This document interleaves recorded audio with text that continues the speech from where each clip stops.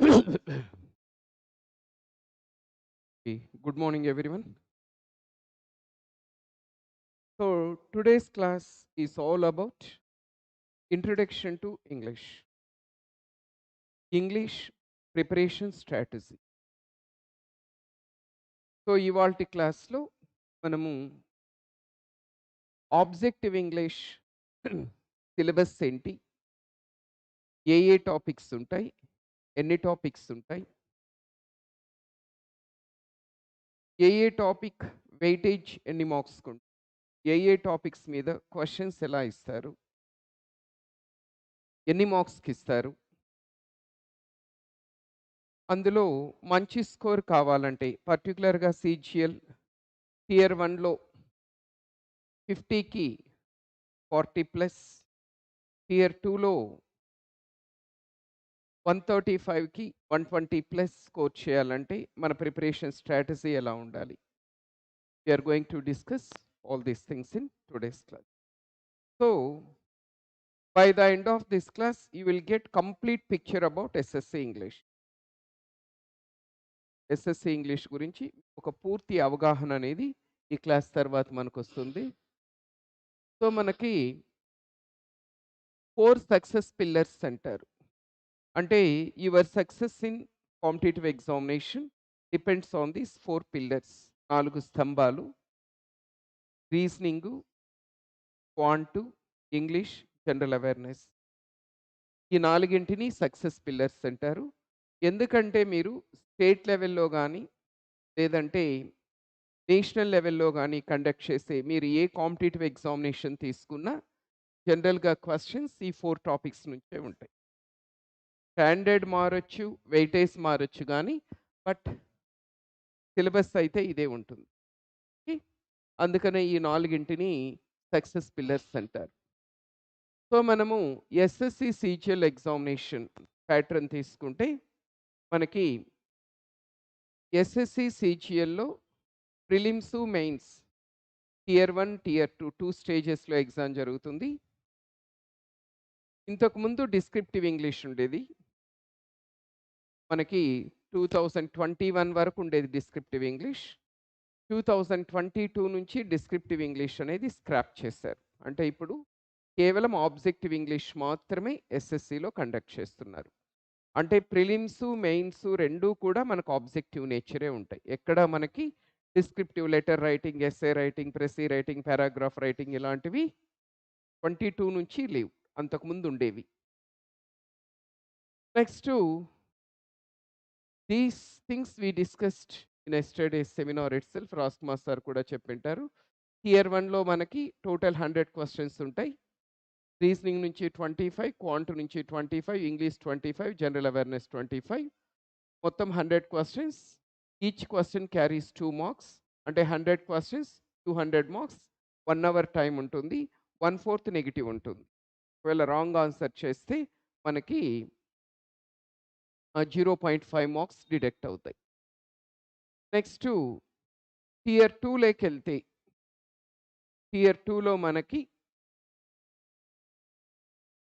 Same subjects ఉంటాయి. ఎక్స్‌ట్రాగా ఒక కంప్యూటర్స్ అనేది యాడ్ అవుతుంది. టియర్ 1లో కంప్యూటర్స్ బేసిక్స్ ఉండవు. బట్ టియర్ 2లో మనకు కంప్యూటర్స్ బేసిక్స్ ఉంటాయి. సో, టియర్ 2లో మనకి మ్యాథ్సు, రీజనింగ్ ఈ 2 కలిపి సెక్షన్ 1. ఇంగ్లీషు, జనరల్ అవేర్‌నెస్ వచ్చి సెక్షన్ 2. సో, మ్యాథ్సు, రీజనింగ్ నుంచి 30+30 60 క్వెషన్స్ ఒక్కొక్క దానికి 3 మార్క్స్. అంటే 180 మార్క్స్. 1 అవర్ టైమ్ ఉంటుంది. ఇంగ్లీష్ వచ్చి మనకి 45 questions, general awareness 25 questions, 70 questions ఒక్కొక్క దానికి 3 మార్క్స్ 210. టైమ్ వచ్చి 1 అవర్ ఉంటుంది. దీనికి 1 అవర్, దీనికి 1 అవర్. కంప్యూటర్స్‌కి ఎక్స్‌ట్రాగా 15 మినిట్స్ టైమ్ ఇస్తాడు. 20 క్వెషన్స్ ఉంటాయి. నెక్స్టు మనకి total weightage of SSC CGL. Tier 1 వచ్చి 200, టియర్ 2 వచ్చి 390 మార్క్స్. మొత్తం కలిపితే 590. ఈ టియర్ 1 అనేది కేవలం మనకి క్వాలిఫైయింగ్ నేచర్ మాత్రమే. అంటే ఇందులో వచ్చే మార్క్స్‌ని ఫైనల్ మెరిట్ లిస్ట్‌కి కన్సిడర్ చేయరు. కానీ క్వాలిఫై కావడం కూడా అంత ఈజీ ఏం కాదు. క్వాలిఫైయింగ్ అంటే ఏ 16, 17, 100 వస్తే క్వాలిఫై అవుతారనుకోవద్దండి. ఎందుకంటే మనకి ఎస్ఎస్సి సీజీఎల్ 2023లో క్వాలిఫైయింగ్ మార్క్స్ 150 పెట్టారు ఓపెన్ కేటగిరీ. ఓబీసీ 140, ఇంకా ఎస్సీ, ఎస్టీకి కొద్దిగా 120 ఆ రేంజ్‌లో ఉంది. ఓకే. కాబట్టి క్వాలిఫైయింగ్ అంటే దీన్ని మాత్రం మనం చిన్న చూపు చూడకూడదు. క్వాలిఫై కావడం అంత ఈజీ కాదు. టోటల్ అయితే 590, బట్ ఫైనల్‌గా మీకొచ్చే జాబ్‌ని డిసైడ్ చేసేది కేవలం ఈ 390కి మీకెన్ని మార్క్స్ వస్తాయనే దాని మీదనే ఎగ్జిక్యూటివ్ వస్తుందా? నాన్ ఎగ్జిక్యూటివ్ వస్తుందా? ఏదొస్తుందనేది ఈ 390 అనేది డిసైడ్ చేస్తుంది. అంటే 390కి గాను మీరు ఓపెన్ కేటగిరీ గనకైతే 320 అబోవ్ ఉంటేనే కాస్ట్ కట్ ఆఫ్ ప్రకారం అయితే మాత్రం 310, 320 ఓపెన్ కేటగిరీ అయితే ఈ రేంజ్‌లో ఉంటేనే మీకు జాబ్ రావడానికి అవకాశం ఉంది. 390కి 320 ప్లస్.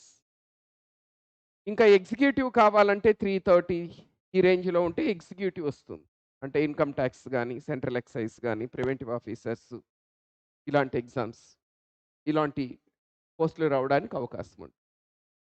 నెక్స్టు 4 సక్సెస్ పిల్లర్స్ అని చెప్పాం గదా! Reasoning, general awareness, sorry reasoning, general awareness, quant English. ఈ 4 సక్సెస్ పిల్లర్స్‌లో one of the most important pillars వచ్చి ఇంగ్లీష్. దీని మెయిన్ పిల్లర్ అనొచ్చు ఇంగ్లీష్‌ని. ఎందుకంటే ఇంగ్లీష్ వెయిటేజ్ ఎక్కువ మనకి మిగతా సబ్జెక్ట్స్‌తో కంపేర్ చేస్తే. టియర్ 1లో 50 మార్క్స్‌కుంటుంది. టియర్ 2లో 135 మార్క్స్‌కుంటుంది. టోటల్‌గా కలిపితే 185. 185 అనేది ఎంత పర్సెంట్ అంటే 31% అన్నమాట. అంటే English has got more weightage than remaining 3 subjects in SS. CGL అయినా, సీహెచ్ఎస్ఎల్ అయినా, సీపీఓ అయినా, స్టెనో అయినా, ఎంటీఎస్ అయినా ఏ ఎగ్జామ్ తీసుకున్నా మిగతా 3 సబ్జెక్టులతో కంపేర్ చేస్తే ఇంగ్లీష్ వెయిటేజ్ అనేది ఎక్కువుంటుంది.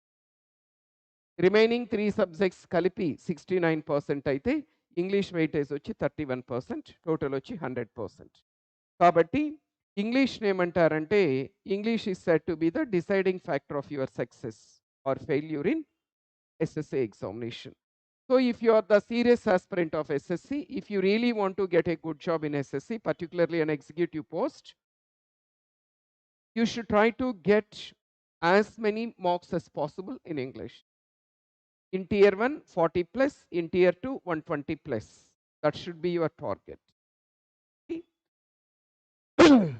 ఇది ఇంగ్లీష్ యొక్క వెయిటేజ్. అంటే ఓవరాల్‌గా సీజీఎల్‌ని తీసుకొని చెప్తున్నానండి. ఇంక సీహెచ్ఎస్ఎల్ అయినా అన్నీ కొద్దిగా మోర్ ఆర్ లెస్ ఇలాగే ఉంటాయి. ఒక 10 మార్క్స్ అటు ఇటు. సో, మనకి ఎస్ఎస్‌సిలో ఇంగ్లీష్ అనేది ఇది మనకి 2022 కట్ ఆఫ్ అండి. 22లో కట్ ఆఫ్ ఇలా ఉండేవి. కానీ 23కి వచ్చేసరికి కంప్లీట్‌గా మారిపోయింది cut off marks. Next English plays a crucial role అని మనము తెలుసుకున్నాం.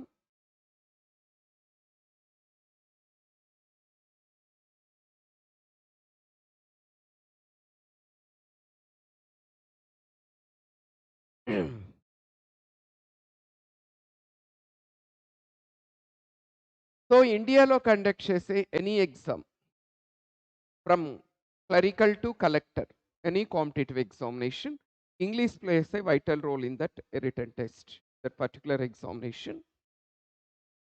That's why English is said to be the deciding factor of your success or failure in that particular examination. Everybody knows that English is one of the most important languages, one of the most important subjects in competitive examinations. But చాలా మందికి ఏంటంటే English important అని తెలుసు. English జాబ్‌ని decide చేస్తుందని కూడా తెలుసు. కానీ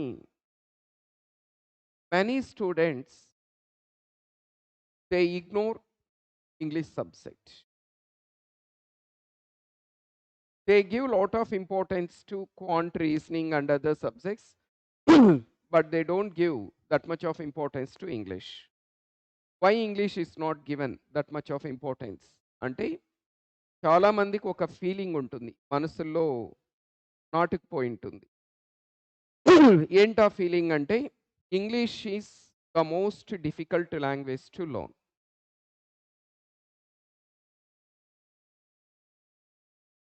ఇంగ్లీష్ నేర్చుకోవడం కష్టము. Even if we try very hard, it is very difficult to score good marks in English. మనం ఎంత ప్రయత్నించినా ఇంగ్లీష్‌లో మార్క్స్ స్కోర్ చేయడం కష్టం. And it takes years together to master English language. English language మీద పట్టు సాధించాలంటే కొన్ని సంవత్సరాలు సాధన చేయాలి. ఈ 3 బలంగా నాటుకుపోయుంటాయి చాలా మందిలో. పర్టిక్యులర్‌గా గ్రామీణ నేపథ్యం నుంచి వచ్చిన వాళ్ళు, విలేజ్ బ్యాక్‌గ్రౌండ్ నుంచి వచ్చిన వాళ్ళు, తర్వాత తెలుగు మీడియం స్కూల్స్ అండ్ కాలేజెస్‌లో చదువుకున్న వాళ్ళకి ఈ ఫియర్ అనేది ఆంగ్లోఫోబియా అంటారు. అంటే ఫియర్ ఆఫ్ ఇంగ్లీష్ అనేది ఎక్కువుంటుంది. ఇంతవరకు ఏవైతే 3 చెప్పామో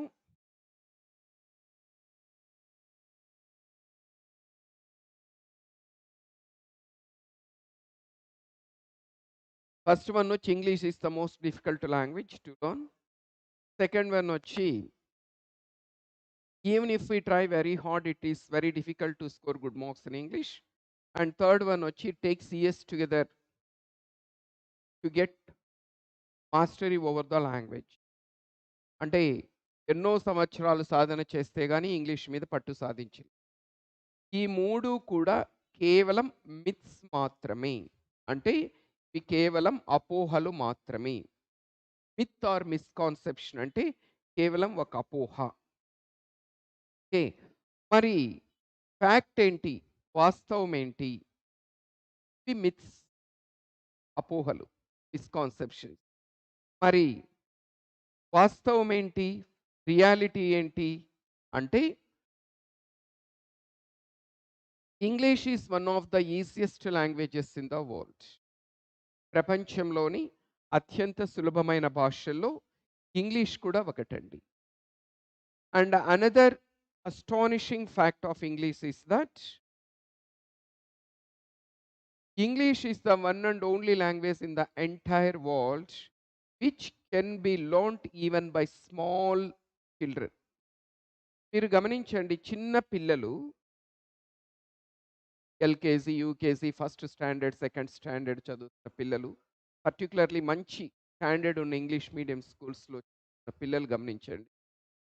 these children learn English faster than their mother tongue. Telugu మాట్లాడాలన్నా, నేర్చుకోవాలన్నా చాలా ఇబ్బంది పడతారు. స్ట్రగుల్ అవుతారు. రాదు కష్టపడితే. ఎంత కష్టపడినా. చాలా టైం పట్టేస్తుంది. కానీ ఇంగ్లీష్‌ని చాలా ఈజీగా నేర్చేసుకుంటారు. ఎందుకంటే ఇంగ్లీష్ నేర్చుకున్నంత ఈజీ కాదు తెలుగు నేర్చుకోవడం. మీకు తెలుసా? Telugu is one of the most difficult languages in the world.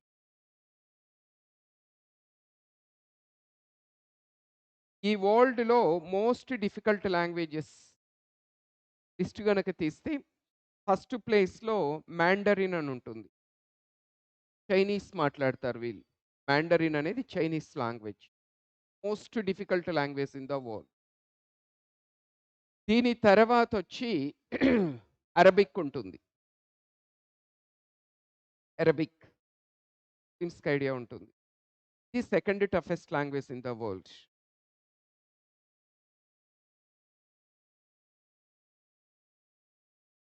దీని తర్వాత మనకి ఆహ్,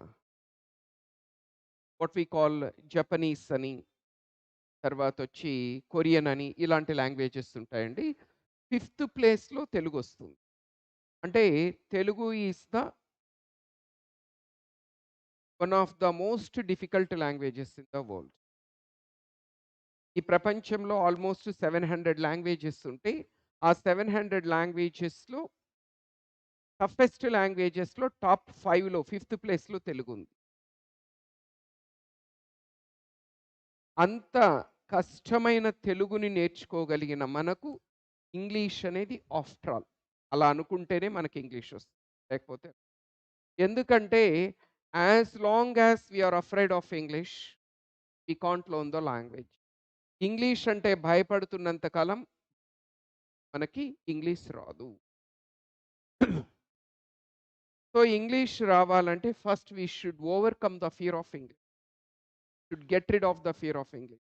ఇంగ్లీష్ పట్లున్న భయాన్ని తొలగించుకోవాలి.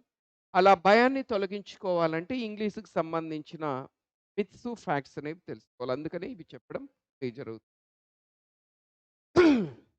Next so, English is one of the easiest languages in the world. Next English నేర్చుకోవాలంటే సంవత్సరాలు తరబడి సాధన చేయాల్సిన అవసరం లేదండి. In 3 to 6 months period you can get command over English language. అంటే 3 to 6 మంత్స్‌లో ఇంగ్లీష్ మీద పట్టు సాధించొచ్చు అంటే ఇంగ్లీష్ అనర్గళంగా మాట్లాడేస్తారని నేను చెప్పడం లేదు. I am not talking about spoken English.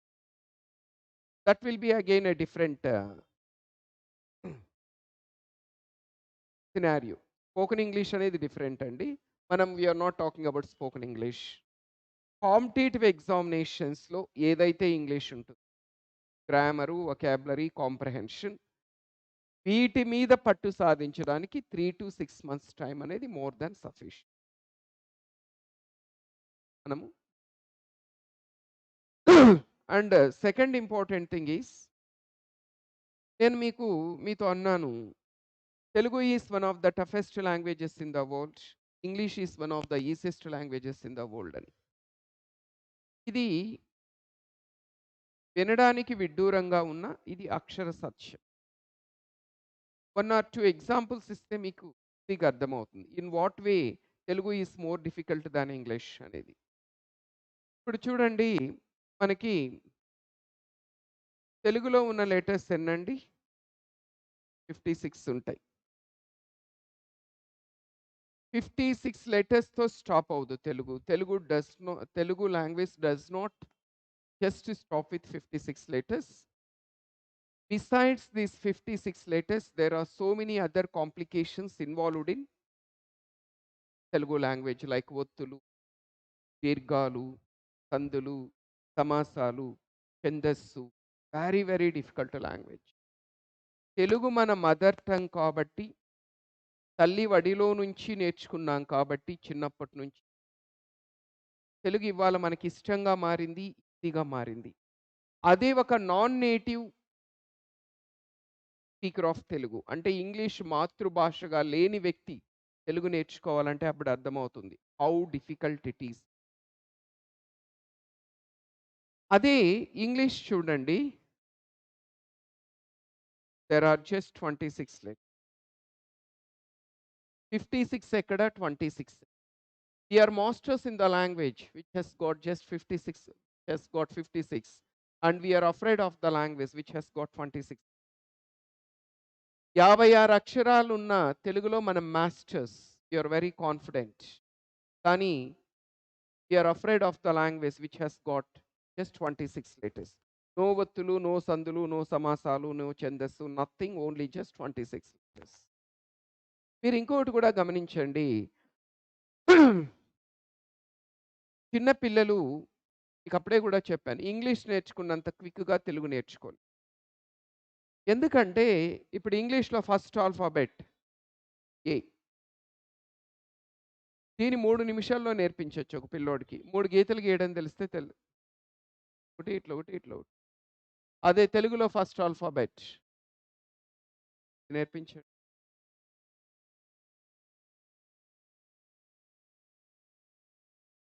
Small children find it very difficult to write this but they can easily write this ఇలా తెలుగులో చాలా లెటర్స్ అలాగే ఉంటాయి. చాలా కాంప్లికేటెడ్‌గా ఉంటాయి. అందుకని ఇంగ్లీష్ నేర్చుకున్నంత ఫాస్ట్‌గా తెలుగు నేర్చుకోలేం. ఇవాళ మనం ఎల్‌కేజీ, యూకేజీలోకెళ్ళి ఎంతమంది ఏ టు జెడ్ రాయగలుగుతారంటే ఆల్మోస్ట్ అందరూ ఎవ్రీవన్ రైజెస్ దేర్ హ్యాండ్స్. అదే ఎంతమంది తెలుగు 56 లెటర్స్ పొల్లుబోకుండా రాయగలుగుతారని ఫిఫ్త్ క్లాస్‌లోకెళ్ళి అడగండి. It is doubtful. ఎన్ని హ్యాండ్స్ రైజ్ అవుతాయనేది డౌట్‌ఫుల్. ఎందుకంటే ఇంగ్లీష్ నేర్చుకున్నంత ఈజీగా తెలుగు నేర్చుకోవడం కుదరదు. ఈ వాస్తవాన్ని మొదట మనం గుర్తించాలి. సో ఇవి English is one of the easiest languages in the world. Anyone can learn English in 3 to 6 months time. సరే. మరి ఇంత చెప్తున్నా నమ్మాలనుంది కానీ నమ్మబుద్ధి కావడం లేదు. ఎంత చెప్తున్నా స్టిల్ మన ఫీలింగ్ ఏంటంటే తెలుగే ఈజీ, ఇంగ్లీషే కష్టం. ఎందుకు మనకి ఇలాంటి పర్సెప్షన్ వచ్చింది? అంత సింపుల్ ఇంగ్లీష్‌ని, ఈజీ ఇంగ్లీష్‌ని మనం ఎందుకు కష్టంగా ఫీల్ అవుతున్నాం? అంత కష్టమైన తెలుగుని మనం ఎందుకు ఇష్టంగా, ఈజీగా ఫీల్ అవుతున్నాం? అంటే దీని వెనక 2 రీజన్స్ ఉంటాయండి. ఫస్ట్ వన్ ఏంటంటే due to lack of adequate exposure to the language. Point కొంచెం జాగ్రత్తగా అర్థం మనకి తెలుగుతో ఉన్నంత అనుబంధం, ఎక్స్‌పోజర్ అనేది ఇంగ్లీష్‌తో లేదు. ఈ ప్రతి ఒక్కరు తెలుగు మాతృభాషగా కలిగిన వాళ్ళు ప్రతి ఒక్కరు యాక్సెప్ట్ చేసి తీరాలి. ఎలా అనేది చెప్తాను. సెకండ్ వన్ వచ్చి due to lack of proper foundation at school level or college level. ఇవాళ మనం ఇంగ్లీష్ అంటే భయపడడానికి one of the primary reasons ఏంటంటే ఒకటొచ్చిది సరైనంత ఎక్స్‌పోజర్ లేదు ఇంగ్లీష్ పట్ల మనకి. తెలుగుతో ఉన్నంత అనుబంధం ఇంగ్లీష్‌తో లేదు. రెండవదొచ్చి in case of English our foundation itself is very weak. తెలుగులో మన ఫౌండేషన్ చాలా స్ట్రాంగుంది. When it comes to English our foundation at school level or college level is very, very weak. ఇప్పుడైనా పర్లేదులెండి. There are lot of changes. But ఒకప్పుడు పర్టిక్యులర్‌గా మేము చదువుకున్నప్పుడు the situation was really horrible. చాలా స్కూల్స్‌లో టీచర్స్ ఉండేవాళ్ళు కాదు ఇంగ్లీష్‌కి ప్రత్యేకంగా.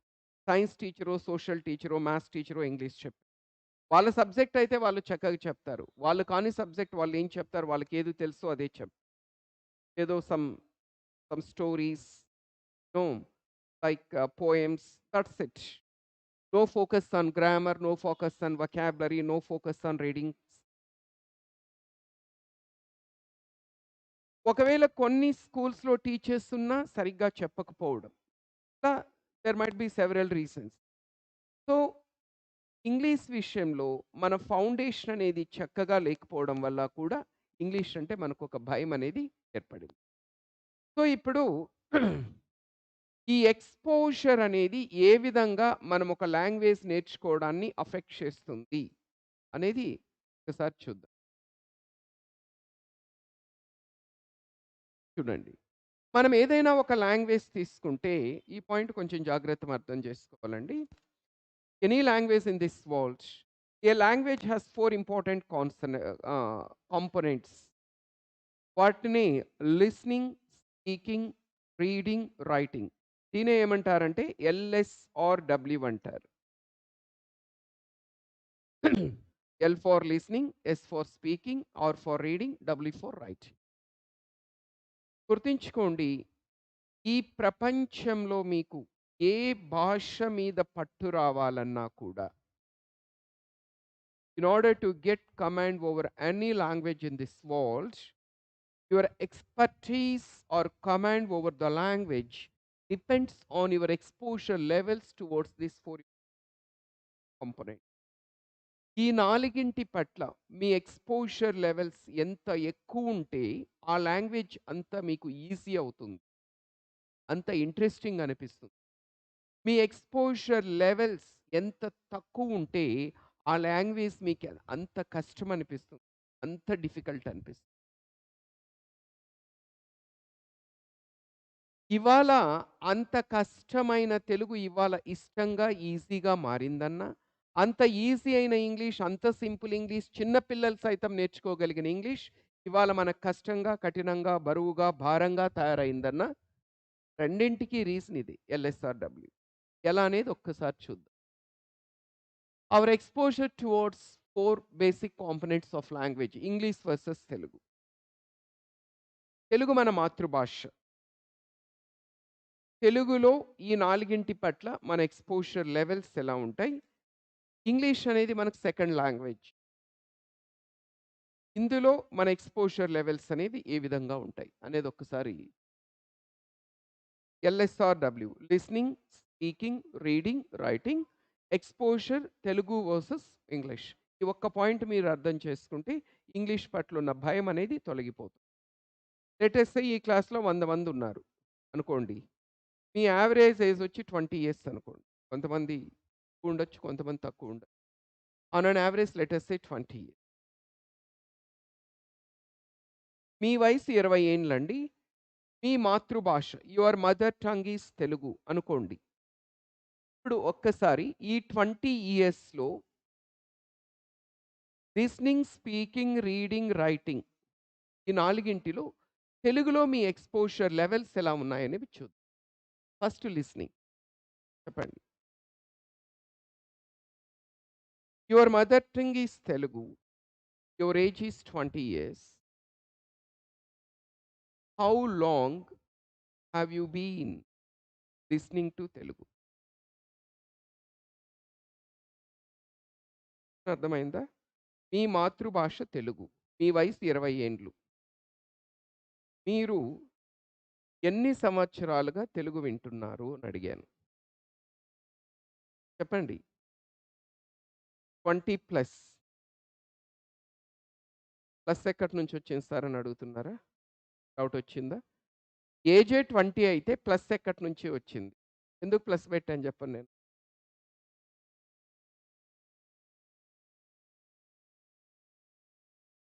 Because we have been learning, we have been listening to Telugu 20 plus years. What this plus indicates? ఎవరైనా చెప్పగలరా?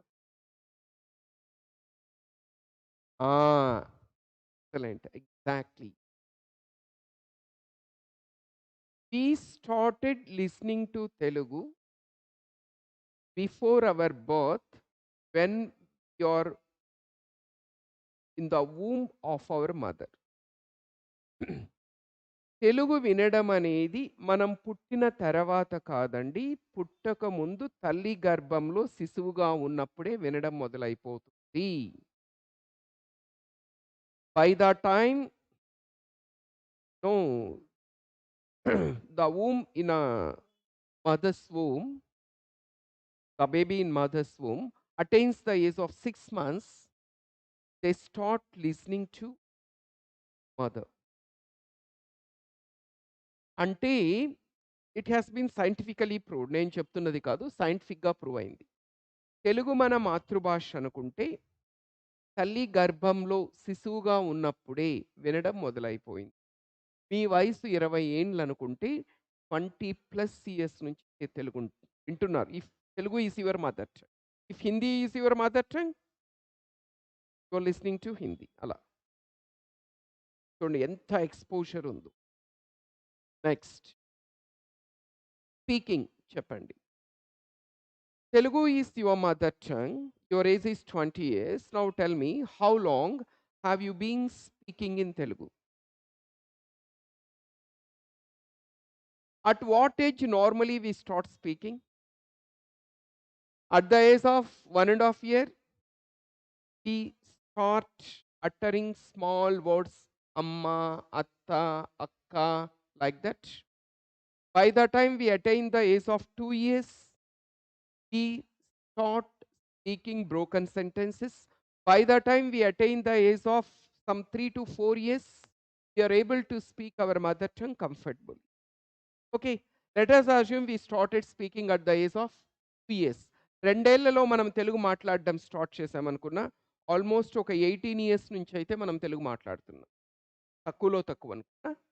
If Telugu is your mother tongue, if your age is 20 years, for the last 18 years you have been speaking Telugu.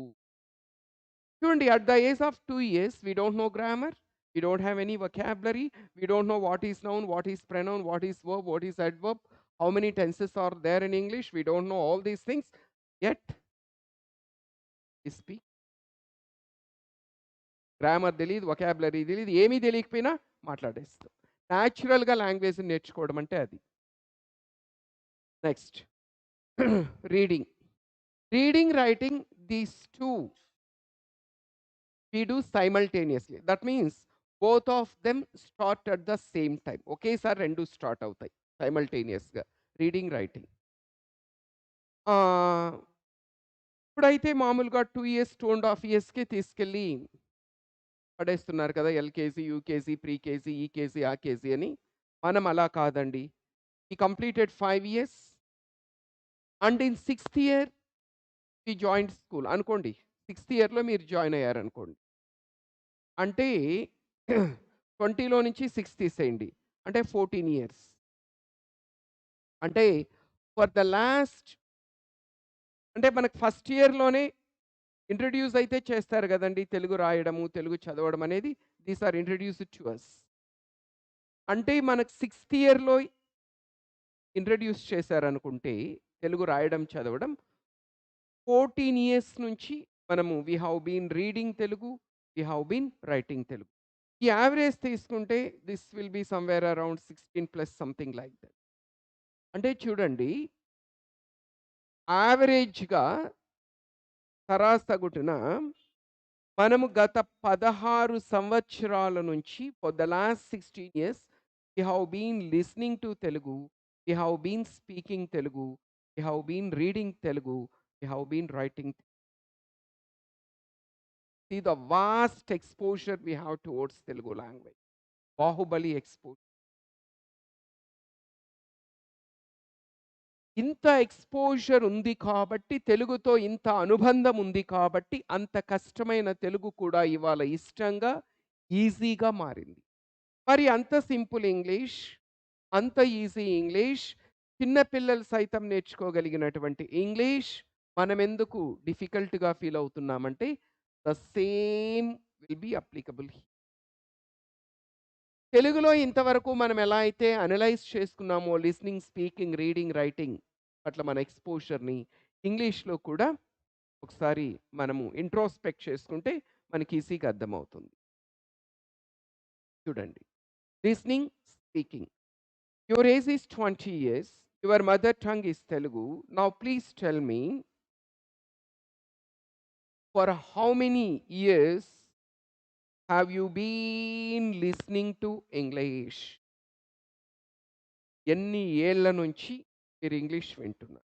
How many hours a day do you listen to English? రోజుకు మీరు ఎన్ని గంటలు వింటున్నారు English? చెప్పండి.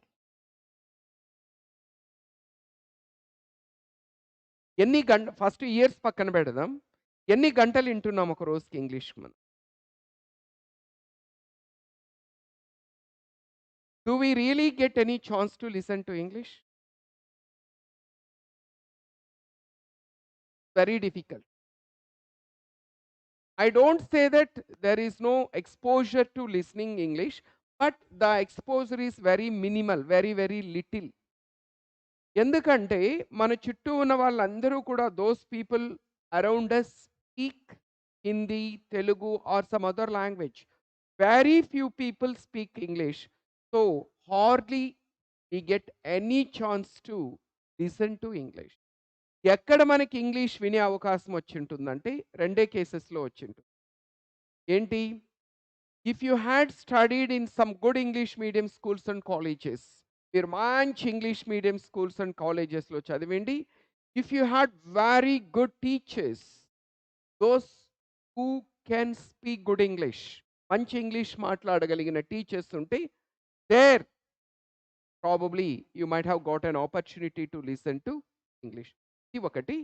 Second scenario ఏంటంటే మీరెక్కడైనా ఒక professional ఎన్వైర్న్‌మెంట్‌లో వర్క్ చేసుంటే, you have worked in a professional environment where speaking in English is mandatory. ఇంగ్లీష్‌లో మాట్లాడడం మ్యాండేటరీ అయింటే, అలాంటి సందర్భంలో మీరు ఇంగ్లీష్ వినడానికి అవకాశం ఉంది. ఈ 2 సందర్భాలు మినహాయిస్తే మనకి ఇంగ్లీష్ వినే అవకాశం జనరల్‌గా రాదు. ఎందుకంటే మన చుట్టూ ఉండేవాళ్ళు తెలుగో, హిందీనో మాట్లాడతారు. సో, అది వింటుంటాం. మనకి ఇంగ్లీష్ వినే అవకాశం స్కూల్లో, కాలేజ్‌లో చదువుకునేటప్పుడు వచ్చుండొచ్చు. లేదంటే మీరేదైనా ఒక జాబ్ చేసిండి. ఆ జాబ్‌లో ఇంగ్లీష్ అంటే it is the part of your job to speak in English. And everyone speaks in English in that particular organization. అక్కడ మీకు ఇంగ్లీష్ వినే అవకాశం వచ్చుంటుంది గానీ, జనరల్‌గా ఇంగ్లీష్ వినే అవకాశం రాదు. అంటే అలాంటి ఎన్వైర్న్‌మెంట్ అనేది మన చుట్టూ లేదు. కాబట్టి వినే అవకాశం మనకి చాలా తక్కువొస్తుంది. పోనీ మనము క్రియేట్ చేసుకుంటున్నామా అలాంటి ఎన్వైర్న్‌మెంట్‌ని? అంటే like by using like YouTube or TV.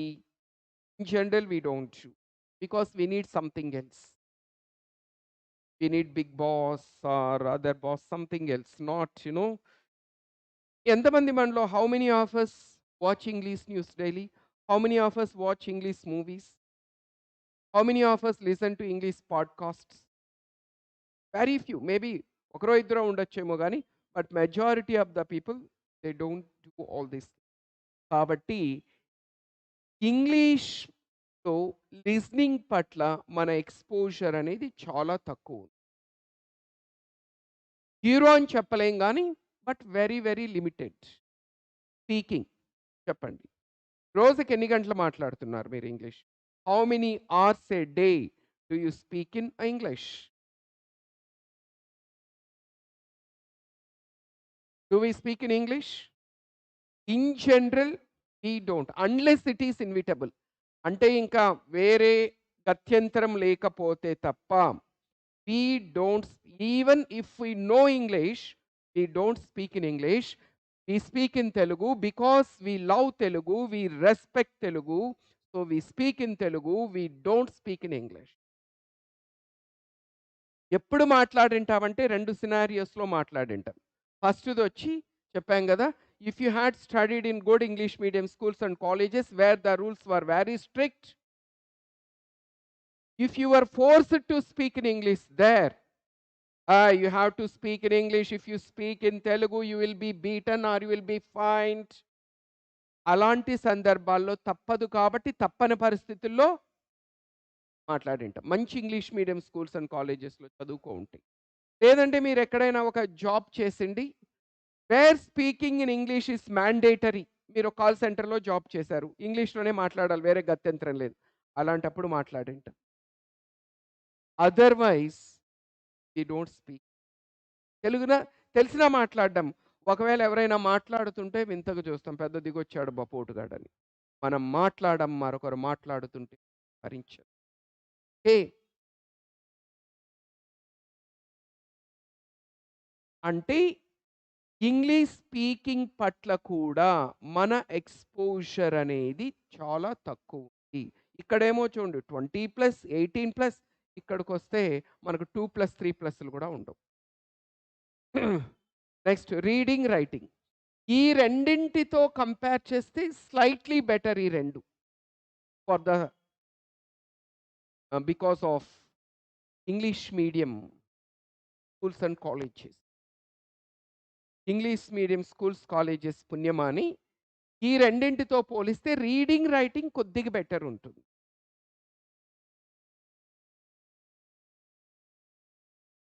ఎందుకంటే ఇప్పుడు if you had studied in English medium schools and colleges, whatever you read, whatever you right, that should be in English only.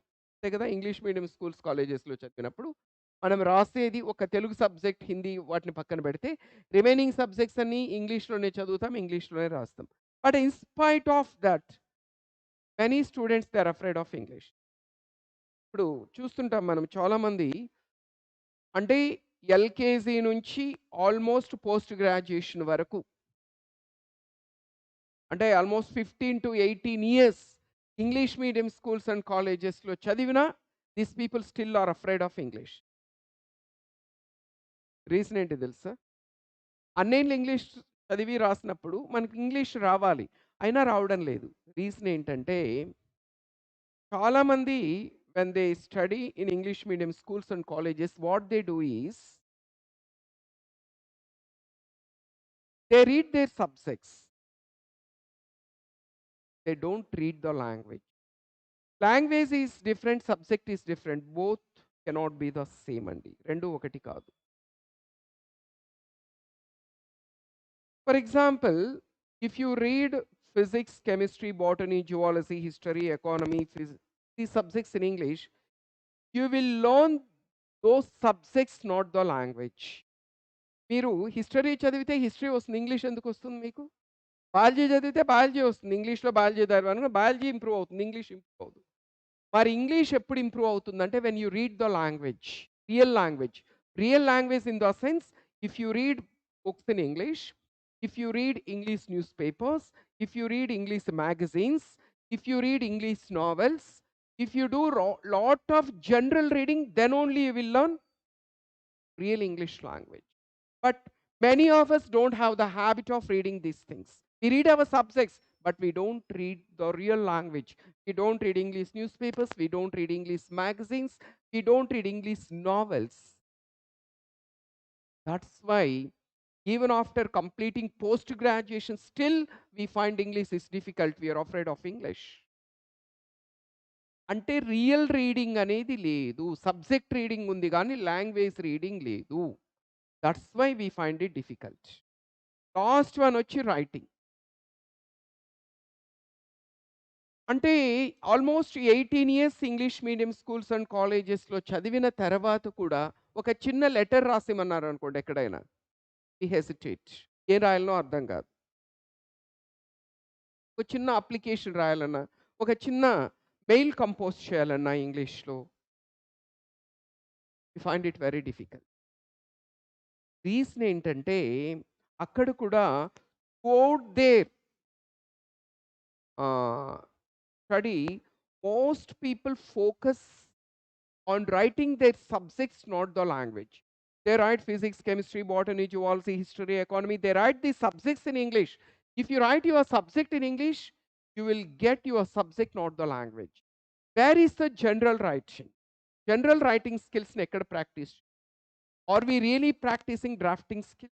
Are we writing letters? Are we writing essays? Are we composing mails? No. అందువల్ల we find it very difficult to write English. అదే in case of English చూడండి, sorry, in case of Telugu we have got lot of exposure to listening, speaking, reading, writing years together almost on an average 16 years of exposure is there in case of Telugu.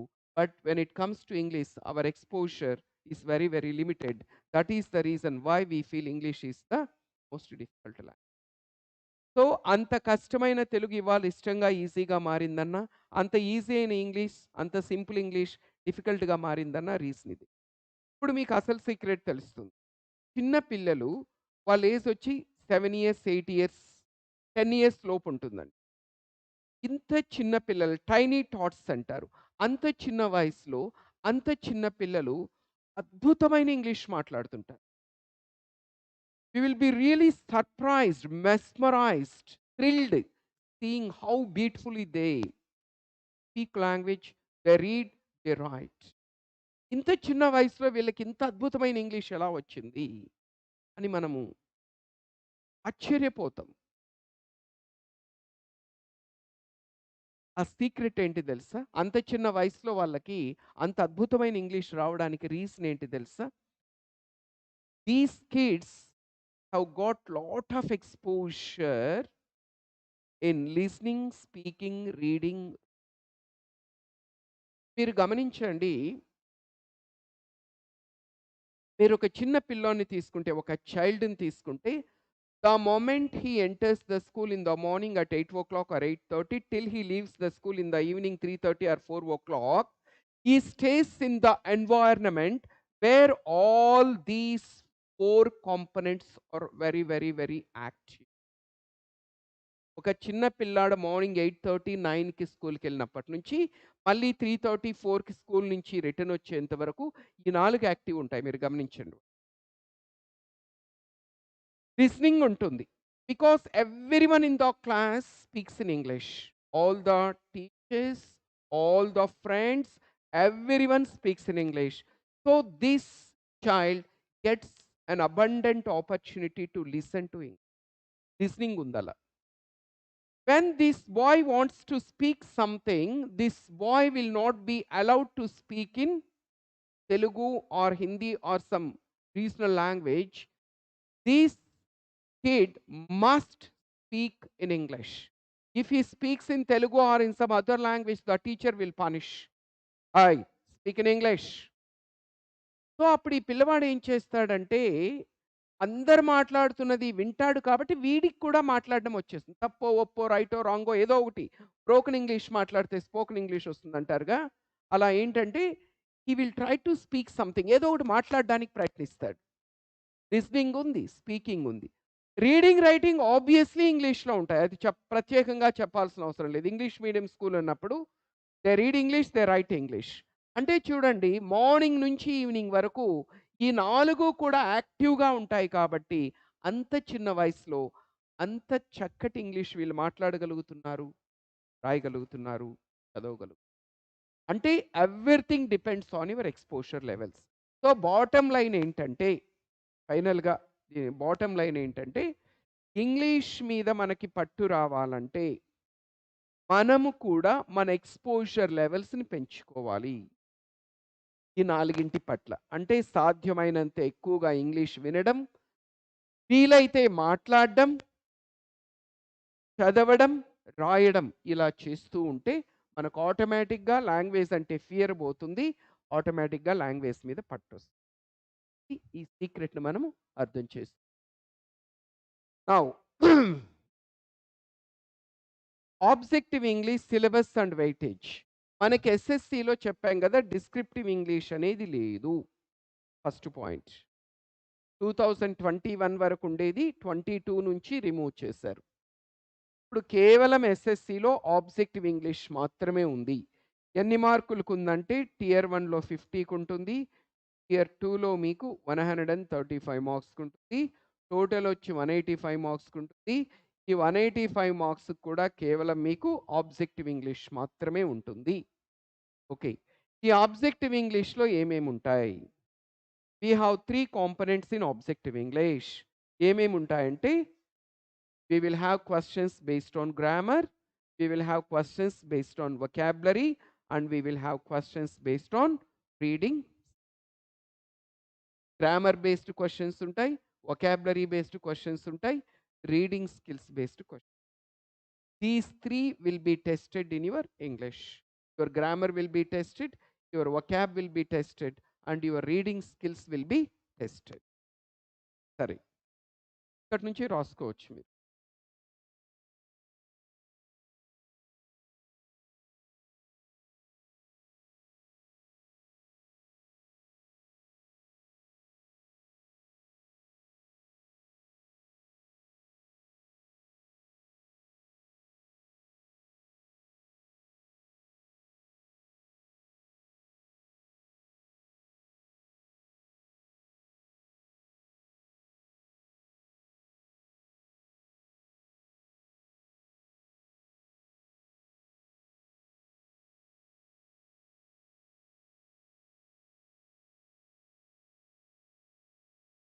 So objective English syllabus, grammar, vocab, reading skills.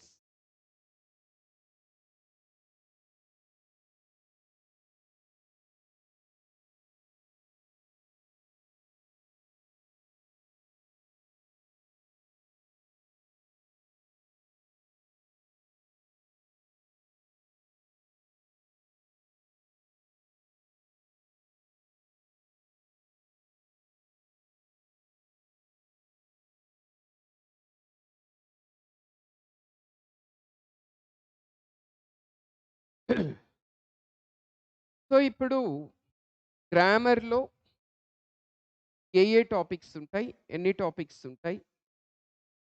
Topic weightage ఎన్ని మార్క్స్‌కుంటుంది? Topic మీద questions ఎలా ఇస్తాడు? ఆ క్వెషన్స్‌ని answer చేయాలంటే మన preparation strategy ఎలా ఉండాలి అనేది ఫస్ట్ గ్రామర్. గ్రామర్‌లో మీకు టోటల్‌గా 5 టాపిక్స్ వస్తాయండి.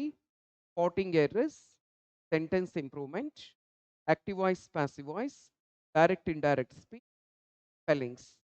ఈ 5ని కలిపి గ్రామర్ కింద కన్సిడర్ చేస్తారు. ఇక్కడ ఈ వెయిటేజ్ అండి. అంటే స్పాటింగ్ ఎర్రర్స్ నుంచి టియర్ 1లో ఎన్ని క్వెషన్స్ ఇస్తాడు? టియర్ 2లో క్వెషన్స్ కాదు మార్క్స్. టియర్ 1 ఎన్ని మార్క్స్‌కి ఇస్తాడు? టియర్ 2 ఎన్ని మార్క్స్‌కి ఇస్తాడు? టోటల్ ఎన్ని మార్క్స్‌కి ఇస్తాడు? చూడండి. స్పాటింగ్ ఎర్రర్స్‌లో సీజీఎల్‌ని బేస్ చేసుకొని చెప్తున్నానండి. సీహెచ్ఎస్ఎల్ అన్నా కూడా మోర్ ఆర్ లెస్ సిమిలర్ గానే ఉంటుంది.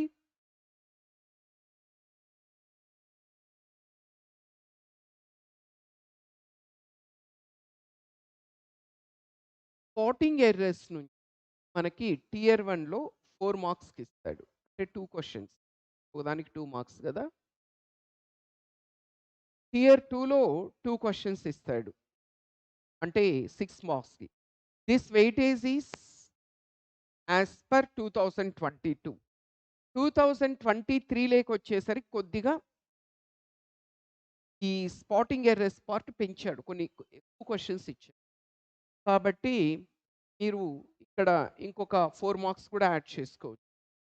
అంటే మనకి మొన్న జరిగిన దీని ప్రకారం అయితే 10 మార్క్స్‌కి ఇచ్చాడు ఆల్‌మోస్ట్. 9 మార్క్సో, 10 మార్క్స్ ఇచ్చాడు. ఓకే. నెక్స్ట్ వచ్చి సెంటెన్స్ ఇంప్రూవ్‌మెంట్. టియర్ 1లో 2 క్వెషన్స్ ఇస్తాడు 4 మార్క్స్‌కి. టియర్ 2లో ఇది కూడా ఆల్‌మోస్ట్ అంటే 2022లో మనకి ఒకే క్వెషన్ ఇచ్చాడు గానీ, బట్ మొన్న 23లో జరిగినటువంటి ఎగ్జామ్‌లో ఆల్‌మోస్ట్ 3 క్వెషన్సో, 4 క్వెషన్సో ఇచ్చాడు. Next active voice, passive voice. Tier 1లో 1 క్వెషన్ వస్తుంది 2 మార్క్స్‌కి. టియర్ 2లో 3 క్వెషన్స్ వస్తాయి 9 మార్క్స్. Speech 1 question tear 1. ఇక్కడ 3 క్వెషన్స్ అంటే 9 మార్క్స్. స్పెల్లింగ్స్ వచ్చి ఇక్కడ 2 క్వెషన్స్ ఇస్తాడు 4 మార్క్స్‌కి. ఇక్కడ కూడా 2 ఇస్తాడు.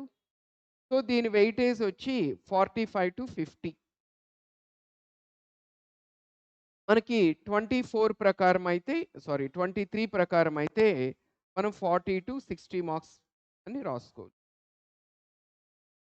ఈ వెయిటేజ్ అంతా 22ని బేస్ చేసుకొని రాసాము. 23లో కొద్దిగా చేంజెస్ చేశాడు. అంటే స్పాటింగ్ ఎర్రర్, సెంటెన్స్ ఇంప్రూవ్‌మెంట్ మీద కొన్ని క్వెషన్స్ ఎక్కువ ఇచ్చాడు. అంటే 40-60 మార్కులు అనుకోవచ్చు. 40-60.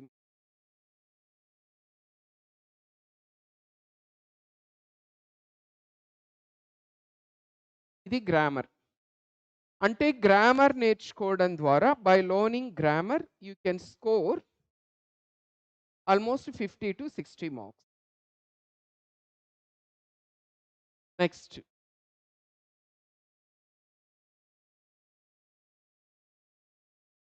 వొకాబులరీ. ఈ వొకాబులరీలో మనకి పెద్ద చేంజెస్ ఏం లేవు. 22కి, 23కి ఆల్‌మోస్ట్ సిమిలర్ గానే ఉన్నాయి. సినోనిమ్స్ మీద టియర్ 1లో 2 క్వెషన్స్, ఇక్కడ 2 క్వెషన్స్ ఇచ్చాడు. 10 మార్క్స్. యాంటోనిమ్స్ ఇక్కడ 2, ఇక్కడ 2, 10 మార్క్స్. వన్ వర్డ్ సబ్స్టిట్యూట్స్ వచ్చి ఇక్కడ 2, ఇక్కడ 2, 10 మార్క్స్. ఇడియమ్స్ ఇక్కడ 2, ఇక్కడ 2, 10 marks. Fill in the blanks కొద్దిగా అటు ఇటు షిఫ్ట్ అవుతుంటాయండి. జనరల్‌గా మనకి టియర్ 1లో 2 క్వెషన్స్ ఇస్తాడు. అంటే 4 మార్క్స్‌కి. 22లో అయితే 5 క్వెషన్స్ ఇచ్చాడు. మొన్న 3 క్వెషన్స్ ఇచ్చినట్టున్నాడు. 2నో, 3నో ఇచ్చాడు. అంటే 9 మార్క్స్. Next cloze test. మనకి టియర్ 1లో 10 మార్క్స్‌కుంటుంది. టియర్ 2లో 12 మార్క్స్‌కుంటుంది. టోటల్ 22. అంటే 80-90 మార్క్స్ వెయిటేజ్. అంటే దీన్ని బట్టి మీకేమర్థమవుతుందంటే ఎస్ఎస్‌సిలో గ్రామర్ కంటే వొకాబులరీ వెయిటేజ్ ఎక్కువ. ఆల్‌మోస్ట్ డబుల్ ఉంటుంది.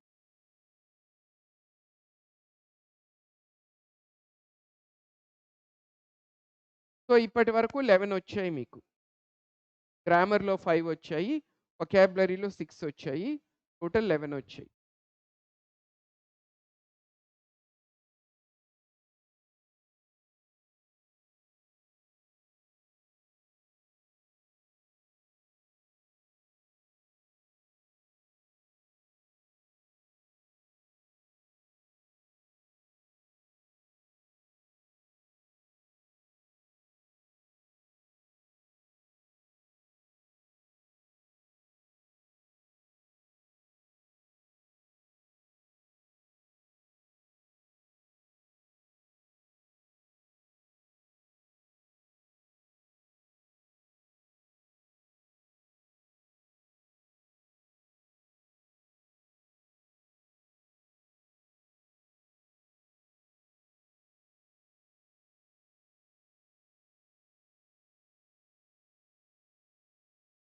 నెక్స్ట్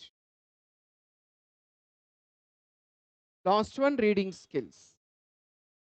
ఈ రీడింగ్ స్కిల్స్‌లో 2 టాపిక్స్ ఉంటాయండి. రీడింగ్ కాంప్రహెన్షన్ ఒకటి, పారా జంబుల్స్ అని ఒకటి 2 ఉంటాయి. రీడింగ్ కాంప్రహెన్షన్ అనేది టియర్ 1లో లేదు. సీజీఎల్ అయినా, సీహెచ్ఎస్ఎల్ అయినా టియర్ 1లో అయితే రీడింగ్ కాంప్రహెన్షన్ క్వెషన్స్ అడగడం లేదు. కానీ టియర్ 2లో మాత్రం 36 మార్కులకి అంటే 12 క్వెషన్స్ ఇస్తున్నాడు. 36 మార్క్స్‌కి. నెక్స్టు పారా జంబుల్స్, వీటినే జంబుల్డ్ సెంటెన్సెస్ అని అంటారు. టియర్ 1లో పక్కా 2 క్వెషన్స్ ఉంటాయి జనరల్‌గా. టియర్ 2లో 22లో అయితే 6 ఇచ్చాడు. మొన్న అరౌండ్ 3 ఇచ్చినట్టున్నాడు. అంటే 9 మార్క్స్. అంటే ఇక్కడైతే 4 ఇస్తాడు. ఇక్కడ 9 గాని, 18 గాని ఇవ్వచ్చు. అంటే రఫ్‌లీ 50-60 మార్క్స్. అంటే మొత్తం కలిపితే 5 + 6 + 2 మొత్తం 13 టాపిక్స్ ఉంటాయండి. Objective English. గ్రామర్‌లో 5 ఉంటాయి. వొకాబులరీలో 6 ఉంటాయి 11. రీడింగ్ స్కిల్స్‌లో ఒక 2 అంటే 13.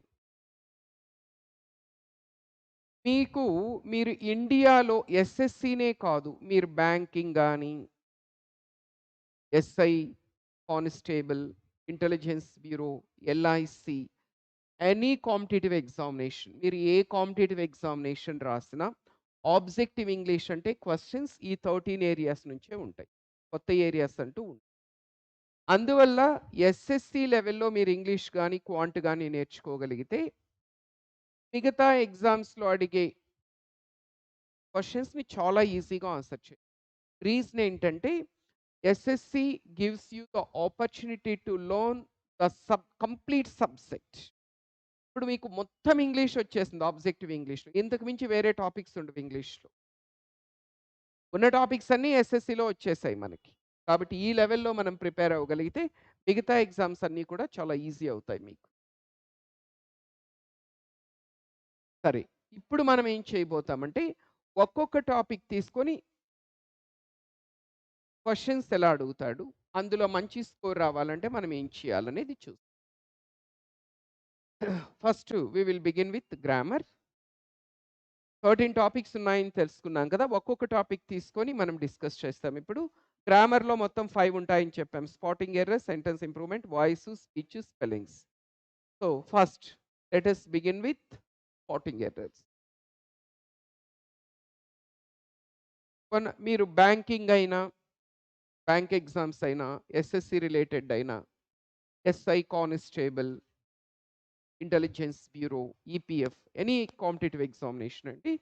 ఈ స్పాటింగ్ ఎర్రర్స్ మీద కంపల్సరీ క్వెషన్స్. అసలు స్పాటింగ్ ఎర్రర్ అంటే ఏంటి? దీని మీద క్వెషన్స్ ఎలా ఇస్తాడు? దీని వెయిటేజ్ వచ్చి ఎస్ఎస్‌సిలో అయితే 10 మార్క్స్, 10-15 మార్క్స్ వరకు అడుగుతాడు. దీని మీద అడిగే క్వెషన్స్ తీరు ఎలా ఉంటుందంటే ఈ విధంగా ఉంటుంది. A sentence will be given. The sentence is divided into 3 parts. There may be an error in any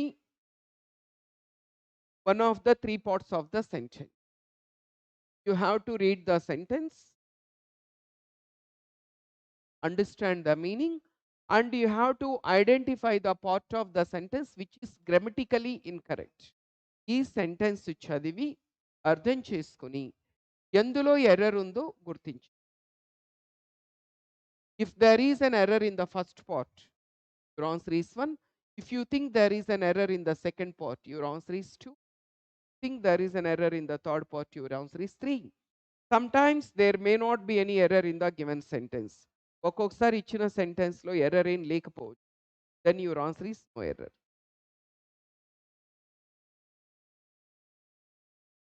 పేరులోనే ఉంది చూడండి. Spotting the error. స్పాట్ అంటే అర్థం ఏంటంటే ఫైండ్ అని అర్థం. The meaning of the word spot is find. Spotting అంటే finding. అంటే స్పాటింగ్ ద ఎర్రర్ అంటే అర్థం ఏంటంటే finding the error in the given sentence. ఇచ్చిన సెంటెన్స్‌లో గ్రామటికల్ ఎర్రర్ అనేది ఎక్కడుంది అని గుర్తించు. అంటే this section test your proficiency in English grammar. English grammar మీద మీకు ఎంత పట్టుందనేది ఇది టెస్ట్ చేస్తుంది. Let us read the sentence once. రాసుకోవచ్చండి మీరు. Doctor YSR met with a fatal accident while he is going to Chittoor district to participate in a program on 2nd September 2009. చెప్తారా? ఈ సెంటెన్స్లో ఏ పార్ట్లో ఎర్రర్ అనేది ఉంది? Don't think you don't know grammar. Grammar తెలియదు అనుకోవద్దండి. Common sense ఉన్నా కూడా ఈ question answer చేయొచ్చు. పెద్ద గ్రామర్ అవసరం లేదు ఇది ఆన్సర్ చేయడానికి. చెప్పండి. ఫస్ట్ పార్ట్‌లో ఉందా? సెకండ్ పార్ట్‌లో ఉందా? థర్డ్ పార్ట్‌లో ఉందా? ఎర్రర్ ఎక్కడుందని భావిస్తున్నారు? ఫెంటాస్టిక్. ఈ క్వశ్చన్‌కి ఆన్సర్ వచ్చి there is an error in the second part of the sentence. Second part of the సెంటెన్స్‌లో ఎర్రర్ ఉంది. ఏంటి ఆ ఎర్రర్ చెప్పగలరా ఎవరైనా? ఆ! ఎక్సలెంట్ అండి. ఇక్కడ ఈజ్ అనేది రాంగ్. ఏముంటే రైట్ అయ్యుండేది ఆ ప్లేస్‌లో, ఈజ్ ప్లేస్‌లో. ఫెంటాస్టిక్. ఈజ్ బదులు వాజ్ ఉంటే సెంటెన్స్ రైట్ అయ్యుండేది. ఈజ్ అనేది ఎందుకు రాంగ్? వాజ్ అనేది ఎందుకు కరెక్ట్? ఈజ్‌కి, వాజ్‌కి డిఫరెన్స్ ఏంటండి? చిన్నప్పుడు ఎప్పుడో నేర్చుకో ఉంటాం గదా! ఈజ్ అనేది ప్రెజెంట్‌ని, వాజ్ అనేది పాస్ట్‌ని తెలియచేస్తుంది. Is present tense, was past tense. ఇక్కడ మనం ప్రెజెంట్ గురించి మాట్లాడుతున్నామా? పాస్ట్ గురించి మాట్లాడుతున్నామా? పాస్ట్. ఎక్సలెంట్. ఎలా చెప్పగలరు పాస్ట్ గురించి మాట్లాడుతున్నామని? టైమ్ ఇండికేటర్ చూడండి. 2nd సెప్టెంబర్ 2009 అన్నాడు. ఇప్పుడు మనము 2024లో ఉన్నాం. అక్కడేమో 2009లో జరిగిపోయిన సంఘటన గురించి మాట్లాడు. అవునా? అంటే ఆల్మోస్ట్ మనము ఒక 15 సంవత్సరాల క్రితం జరిగిపోయిన సంఘటన గురించి మాట్లాడుతున్నాం. We are talking about an action which happened 15 years ago. Whenever we talk about any past action, the verb must be in past tense, not in present tense. కదా! ఇక్కడ వర్బ్ ఏమో ప్రెజెంట్ టెన్స్‌లో ఉంది. He is going to Chittoor district అంటే present continuous tense అంటారు దీన్ని. దీని అర్థం ఏంటంటే ఇప్పుడు ఈ క్షణంలో, ఈ మొమెంట్‌లో వైఎస్ రాజశేఖర్ రెడ్డి గారు చిత్తూరు డిస్ట్రిక్ట్‌కి ఎళ్తున్నాడు అన్న అర్థాన్ని ఇస్తుంది. ఇప్పుడు ఎళ్తున్నాడా వైఎస్ రాజశేఖర్ రెడ్డి చిత్తూరు డిస్ట్రిక్ట్‌కి? అసలు ఇప్పుడు ఉన్నాడా ప్రాణాలతో వెళ్ళడానికి? హి ఈస్ గోయింగ్ అంటే ఇప్పుడెళ్తున్నాడు. హి వాస్ గోయింగ్ అంటే అప్పుడెళ్తున్నాడు. ఇప్పుడెళ్ళడం లేదు. అప్పుడెళ్తున్నాడు. అప్పుడంటే ఎప్పుడంటే 2009 నాట్ ఇన్ 2024. ఓకే. కాబట్టి ఈస్ ప్లేస్‌లో వాస్ ఉంటే సెంటెన్స్ రైట్ అవుద్ది. మీరు ఎగ్జామ్‌లో ఈస్‌ని వాస్‌గా మార్చాల్సిన అవసరం లేదు గానీ, ఎర్రర్ అక్కడ ఉందని గుర్తించగలిగితే చాలు. స్పాట్ చేయగలిగితే, ఫైండ్ చేయగలిగితే చాలు. కరెక్ట్ చేయాల్సిన అవసరం లేదు. ఏదో మన సాటిస్ఫాక్షన్ కోసం ఈస్‌ని వాస్‌గా మార్చుకున్నాం గానీ, ఎగ్జామ్‌లో మీరేం ఈస్‌ని వాస్‌గా మార్చాల్సిన అవసరం లేదు. ఎర్రర్ సెకండ్ పార్ట్‌లో ఉంది అని గుర్తించగలిగితే చాలు. ఈ మోడల్‌లో మీకు టియర్ 1లో 2 క్వెషన్స్ ఇస్తా. టియర్ 2లో ఒకసారి 2 క్వెషన్స్ ఇచ్చాడు. ఒకసారి 4-5 క్వెషన్స్ ఓకే. సో, ఇచ్చిన సెంటెన్స్‌లో ఎర్రర్ ఎక్కడుంది అని ఫైండ్ ఔట్ చేయడం మన టాస్క్. దీన్ని స్పాటింగ్ ఎర్రర్స్ అంటారు. Next second one sentence improvement. ఇది కూడా రిలేటెడ్ టు గ్రామర్. లేదంటే జస్టు క్వెషన్ అడిగే విధానం మారుతుంది.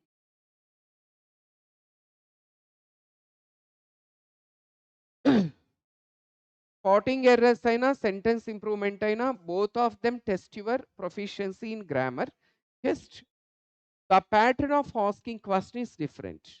ఇక్కడ క్వెషన్ ఎలా అడుగుతాడో చూడండి. ఇలా ఒక సెంటెన్స్ ఇస్తాడండి. Part of the sentence is highlighted. ఒక సెంటెన్స్ ఇచ్చి సెంటెన్స్‌లో కొంత భాగాన్ని హైలైట్ చేస్తాడు. బోల్డ్‌లో ఉంచొచ్చు, ఇటాలిక్స్‌లో ఉంచొచ్చు, అండర్‌లైన్ చేయొచ్చు. ఇక్కడ ఏదైతే హైలైట్ చేశాడో అందులో ఒక ఎర్రర్ ఉండడానికి అవకాశం ఉంది. That may require improvement. We may need to improve that part because there might be some error. If you think this is wrong, ఒకవేళ మీరు ఇది రాంగ్ అని భావిస్తే ఇలా ఉంటే రైటా, ఇలా ఉంటే రైటా, ఇలా ఉంటే రైటా చెప్పాలి. లేదు ఇది ఆల్రెడీ కరెక్ట్‌గానే ఉంది. It does not require any improvement అని భావిస్తే నో ఇంప్రూవ్‌మెంట్ అని చెప్పండి.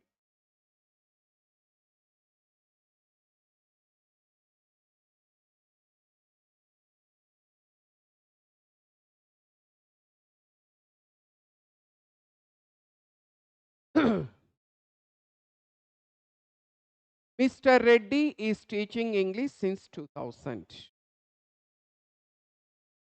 ఈ ప్లేస్‌లో ఈస్ టీచింగ్ ప్లేస్‌లో ఈస్ ప్లేస్‌లో టీచర్స్ ఉండాలనా? వాస్ టీచింగ్ ఉండాలనా? హాస్ బీన్ టీచింగ్ ఉండాలనా? లేదంటే నో ఇంప్రూవ్‌మెంట్. ఆల్రెడీ ఇది కరెక్ట్‌గానే ఉందా? చెప్పగలరా? ఫెంటాస్టిక్. కరెక్ట్ ఆన్సర్ వచ్చి మిస్టర్ రెడ్డి ఈస్ టీచింగ్ అనకూడదు. హాస్ బీన్ టీచింగ్ అని అనాలి. ఎందుకు? వై? చూడండి ఇక్కడ సిన్స్ అని ఉందండి. 2000 ముందర సిన్స్ అని ఉంది. సిన్స్ 2000 అంటే అర్థం ఏంటంటే 2000 నుంచి అని అర్థం. అంటే the action started in the year 2000. Now we are in 2024. Still the action is going on. Still the action is continuing. Action started in the past, in the year 2000. Now we are in 2024 at present. Still the action is going on. మీకు ఒక action ఎప్పుడైనా పాస్ట్‌లో start అయ్యి, ప్రెజెంట్‌లో ఇంకా still జరుగుతూ ఉంటే present perfect continuous tense అనేది వాడాలి. మనం టెన్సెస్‌లో నేర్చుకుంటాం దీని గురించి. మీకెలా తెలుస్తుంది సార్ అది ప్రెజెంట్ పర్ఫెక్ట్ కంటిన్యూయస్ అంటే, ఇచ్చిన సెంటెన్స్‌లో సిన్స్ గాని, ఫార్ గాని ఉందంటే, అది ప్రెజెంట్ పర్ఫెక్ట్ కంటిన్యూయస్ అవ్వడానికి అవకాశం ఉంది. ఈ ప్రెజెంట్ పర్ఫెక్ట్ కంటిన్యూయస్ స్ట్రక్చర్ ఎలా ఉండాలంటే, దాంట్లో ఉండే వర్బ్ ఎలా ఉండాలంటే, హ్యావ్ గాని, హ్యాస్ గానొచ్చి, బీనొచ్చి, ఇన్ఫార్మ్ అంటే వి4 రావాలి. వి4 అన్నా, ఇన్ఫార్మ్ అన్నా ఒకటే. అర్థమవుతుందా? ఒక యాక్షన్ పాస్ట్‌లో స్టార్ట్ అయ్యి, ప్రెజెంట్‌లో ఇంకా స్టిల్ జరుగుతూ ఉంటే, ప్రెజెంట్ పర్ఫెక్ట్ కంటిన్యూయస్ వాడాలి. మనకెలా తెలుస్తుంది అది ప్రెజెంట్ పర్ఫెక్ట్ కంటిన్యూయస్ అంటే, సిన్స్ గాని, ఫార్ గాని ఉంటుంది. ఈ ప్రెజెంట్ పర్ఫెక్ట్ కంటిన్యూయస్‌లో వచ్చే వర్బ్ ఎలా ఉంటుందంటే, హ్యావ్ గాని, హాస్ గానొచ్చి, బీనొచ్చి ఐఎన్‌జీ రూపం వస్తుంది. అలాంటి వర్బ్ కేవలం ఇక్కడ మాత్రమే ఉంది. మిస్టర్ రెడ్డి వస్తే హ్యావ్ రాదు గదా! హాస్ వస్తుంది. తర్వాత బీన్ రావాలి వచ్చింది. టీచింగ్ అనేది వి4 వచ్చింది. సో, ఆన్సర్ వచ్చి మనకి ఈ మోడల్‌లో టియర్ 1లో 2 క్వెషన్స్ ఇస్తాడు. హైలైట్ చేసిన పార్ట్‌ని ఇంప్రూవ్ చేసి రాయాలన్నమాట మీరు. టియర్ 2లో ఒకసారి 1 క్వెషన్ ఇచ్చాడు. మొన్న 3-4 క్వెషన్స్ దాకా ఇచ్చాడు. చూడండి మీకు స్పాటింగ్ ఎర్రర్స్ అయినా, సెంటెన్స్ ఇంప్రూవ్‌మెంట్ అయినా 2 కూడా both of them test your proficiency in grammar. Grammar మీద మీకు ఎంత పట్టుందనేది ఈ రెండింటి ద్వారా టెస్ట్ చేస్తారు. ఈ రెండింటికి syllabus same, content same, rules same, everything is same. Just the pattern of asking question is different. ప్రశ్న అడిగే విధానంలో మాత్రమే మార్పు ఉంటుంది తప్ప, కంటెంట్‌లో గాని, సిలబస్‌లో గాని, రూల్స్‌లో గాని మార్పుండదు. సరే. ఇప్పుడు ఈ స్పాటింగ్ ఎర్రర్స్, సెంటెన్స్ ఇంప్రూవ్‌మెంట్ మీద అడిగే ఇలాంటి క్వెషన్స్ మనం సక్సెస్‌ఫుల్‌గా డీల్ చేయాలంటే, ఇందులో మనకి మంచి స్కోర్ కావాలంటే ఏం చేయాలి సార్? అనే డౌట్ వస్తుంది. ఏం చేయాలంటే, దీనికి సంబంధించి మనకి ఇంగ్లీష్ గ్రామర్‌లో ఒక 15 చాప్టర్స్ ఉంటాయండి. ఈ రెండిటికి సంబంధించి ఇప్పుడు నేను మీకిచ్చిన 2 కూడా టెన్సెస్ అనే టాపిక్ నుంచి ఇచ్చాను. వాడి ఎగ్జామ్‌లో వాడికి ఈ 15 టాపిక్స్‌లో నచ్చిన ఏ 2 టాపిక్స్ నుంచి ఇవ్వచ్చు, 3 టాపిక్ నుంచి ఇవ్వచ్చు వాడిష్టం. యూసేజ్ ఆఫ్ ఇంగ్లీష్‌కి సంబంధించి ఇంగ్లీష్ గ్రామర్‌లో మనకి 15 టాపిక్స్ దాకా ఉంటాయండి. English usage.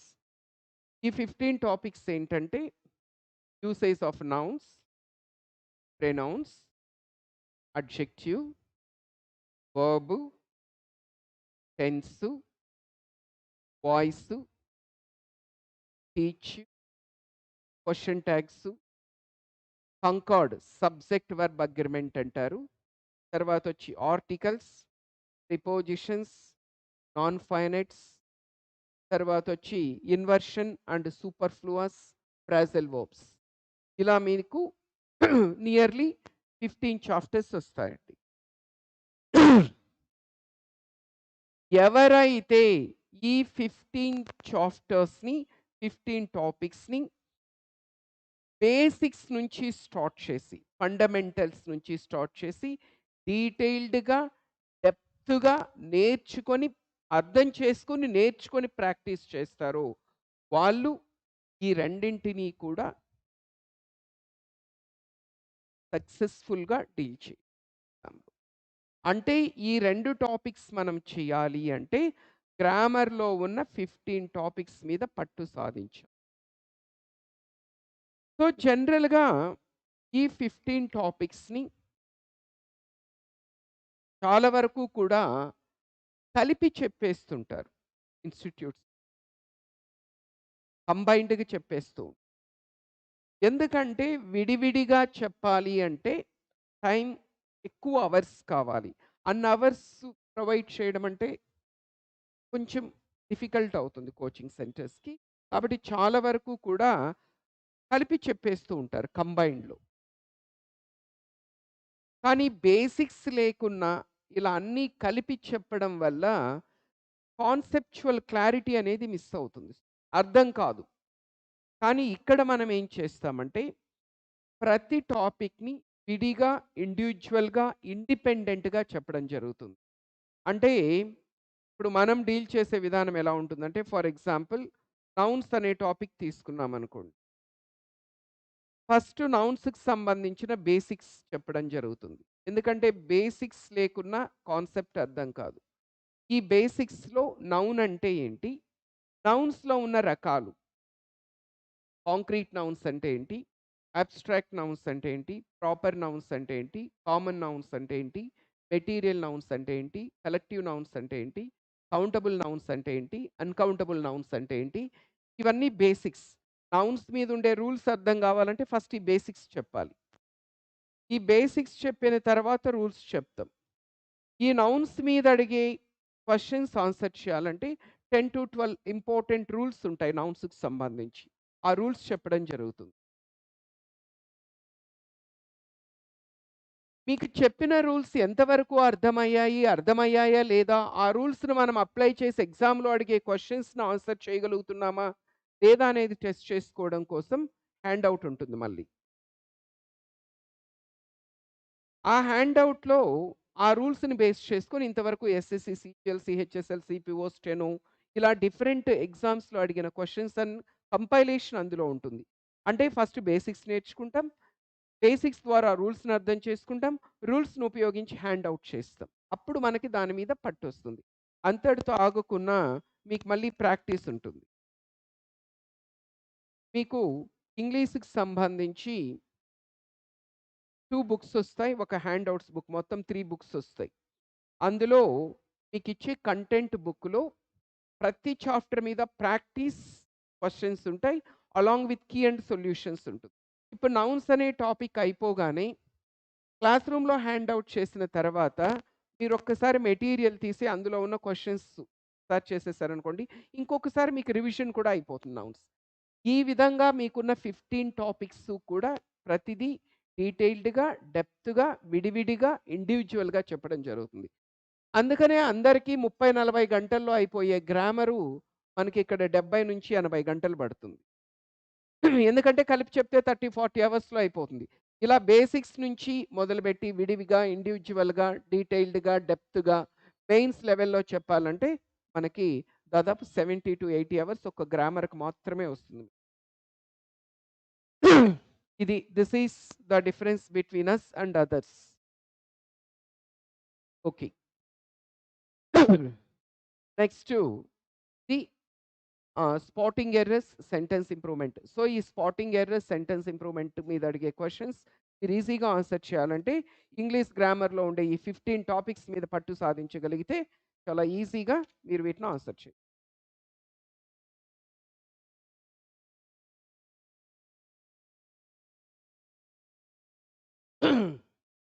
Now third one, voice. ఇక్కడ వాయిస్ అంటే active voice and passive voice అండి. ఇది కూడా గ్రామర్‌లో ఒక 15 చాప్టర్స్‌లో ఇది కూడా ఒక చాప్టర్‌గా భావించొచ్చు. దీని వెయిటేజ్ వచ్చి 8 మార్కులకుంటుందండి మినిమమ్. టియర్ 1లో 1 క్వెషన్ ఇస్తాడు. టియర్ 2లో 2 క్వెషన్స్ ఇస్తాడు. మినిమమ్ 8 మార్క్స్‌కుంటుంది. One of the easiest sections, ఈజీగా మార్క్స్ స్కోర్ చేసుకోవడానికి అవకాశం ఉన్నటువంటి టాపిక్ వాయిస్. ఇక్కడ వాయిస్ అంటే active voice and passive voice అని అర్థమండి. ఒక సెంటెన్స్ ఇస్తాడు. యాక్టివ్ వాయిస్ నుంచి పాసివ్ వాయిస్‌కి మార్చమని గాని, పాసివ్ నుంచి యాక్టివ్‌కి మార్చమని గాని అడుగుతాడు. టెన్సెస్ తర్వాత వస్తుంది మనకిది. మన సిలబస్‌లో చెప్పేటప్పుడు టెన్సెస్ కంటిన్యూయేషన్‌గా వాయిస్ చెప్పడం జరుగుతుంది. Very, very important and interesting topic. అసలు యాక్టివ్ వాయిస్ అంటే ఏంటి? పాసివ్ వాయిస్ అంటే ఏంటి? యాక్టివ్ వాయిస్ ఎక్కడ యూజ్ చేస్తారు? పాసివ్ వాయిస్ ఎక్కడ యూజ్ చేస్తారు? ఒక సెంటెన్స్‌ని యాక్టివ్ వాయిస్‌లో నుంచి పాసివ్ వాయిస్‌లోకి మార్చేటప్పుడు అందులో ఏ చేంజెస్ జరుగుతాయి? ఏ టైప్ ఆఫ్ సెంటెన్సెస్‌ని ఏ విధంగా యాక్టివ్ వాయిస్‌లో నుంచి పాసివ్ వాయిస్‌లోకి మార్చాలి? ఇదంతా కూడా మీకు దాదాపు ఒక 6 అవర్స్ కంప్లీట్ కాన్సెప్చువల్ క్లారిటీ వస్తుంది మీకు 6 గంటలు. డీటెయిల్డ్‌గా, డెప్త్‌గా మెయిన్స్ లెవెల్‌లో చెప్పడం జరుగుతుంది.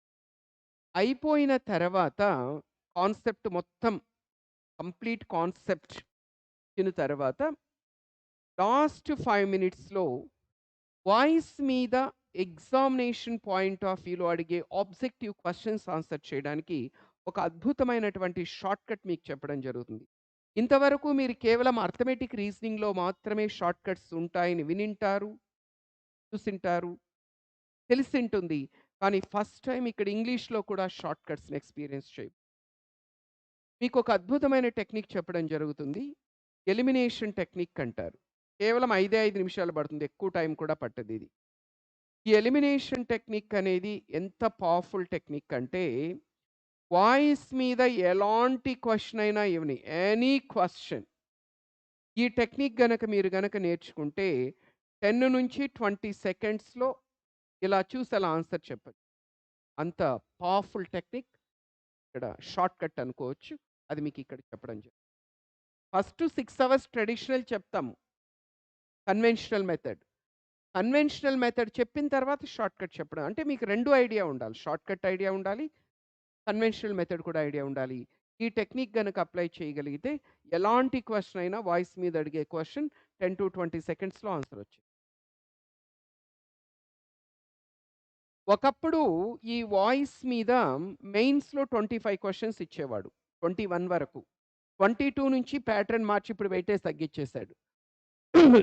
21 వరకేంటంటే కేవలం యాక్టివ్ వాయిస్, పాసివ్ వాయిస్ మీద మాత్రమే 25 క్వెషన్స్ ఇప్పుడు తగ్గించేసాడు. అప్పుడు చాలా అద్భుతంగా ఉపయోగపడేది ఈ టెక్నిక్. ఇప్పుడు కొద్దిగా వెయిటేజ్ తగ్గిచ్చేసాడు. సో, ఈ టెక్నిక్ గనక మీరు గనక నేర్చుకుంటే ఏ క్వెషన్ ఇచ్చినా ఇలా చూసి అలా సెకండ్స్‌లో ఆన్సర్ సో, ఇక్కడ 8 మార్క్స్‌కిస్తే ఎవ్వరికైనా any student has to get 8 out of 8. ఇక్కడ తప్పు జరగడానికి అవకాశమే ఉండదు.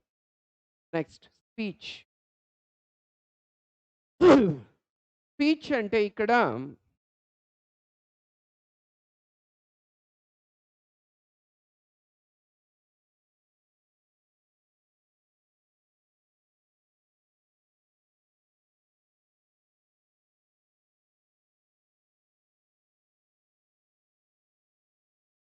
ఒక యూట్యూబ్‌లో ఒక డౌట్ అడుగుతున్నారు. ఆన్‌లైన్ కోర్స్ తీసుకున్న వాళ్ళకి మెటీరియల్ ప్రొవైడ్ చేస్తారా అని. ఆన్‌లైన్ కోర్స్ తీసుకున్న వాళ్ళకి క్లాస్ రూమ్‌లో చెప్పే క్లాస్ నోట్స్ ఏదైతే ఇక్కడ బోర్డ్ మీద రాస్తారో, ఆ నోట్స్ అనేది షేర్ చేయడం జరుగుతుందండి. పీడీఎఫ్‌గా మార్చి వాళ్ళ రెస్పెక్టివ్ టెలిగ్రామ్ గ్రూప్స్‌లో షేర్ చేయడం జరుగుతుంది. కంప్లీట్ క్లాస్ నోట్స్ అంటారు దాన్ని. ఒకవేళ అడిషనల్ ఫర్దర్ హ్యాండౌట్స్ కూడా పీడీఎఫ్స్ ఇవ్వడం జరుగుతుంది. ఒకవేళ ఫర్దర్ ప్రాక్టీస్ కోసం ప్రింటెడ్ స్టడీ మెటీరియల్ కావాలంటే ఆఫ్‌లైన్ వాళ్ళకి ఫ్రీగా ప్రొవైడ్ చేయడం జరుగుతుంది. ఆన్‌లైన్ వాళ్ళు కావాలనుకుంటే మీరు పర్చేస్ చేసుకోవచ్చు. స్పీచ్ అంటే direct speech and indirect speech. So, ఇది కూడా ఈక్వల్ వెయిటేజ్ 8 మార్క్స్‌కుంటుంది. టియర్ 1లో 1 క్వెషన్, టియర్ 2లో 2 క్వెషన్స్. ఇది కూడా మనం చిన్నప్పుడు నేర్చుకున్నదే. Direct speech and indirect speech. ఒక సెంటెన్స్ ఇస్తాడు. డైరెక్ట్ నుంచి ఇండైరెక్ట్‌కి మార్చమనొచ్చు. లేదంటే ఇండైరెక్ట్ నుంచి డైరెక్ట్‌కి మార్చమనొచ్చు. అసలు డైరెక్ట్ స్పీచ్ అంటే ఏంటి? ఇండైరెక్ట్ స్పీచ్ అంటే ఏంటి? ఒక సెంటెన్స్‌ని డైరెక్ట్‌లో నుంచి ఇండైరెక్ట్‌లోకి ఏ విధంగా మార్చాలి? ఏ టైప్ ఆఫ్ సెంటెన్సెస్‌ని ఎలా డైరెక్ట్‌లో నుంచి ఇండైరెక్ట్‌లోకి ఎలా మార్చాలి? అసర్టివ్‌ని ఎలా మార్చాలి? ఇంటరాగేటివ్‌ని, imperative sentences, exclamatory sentences, optative sentences, suggestions or proposals ఇది కూడా దాదాపు మనకి ఒక 7 అవర్స్ పడుతుంది.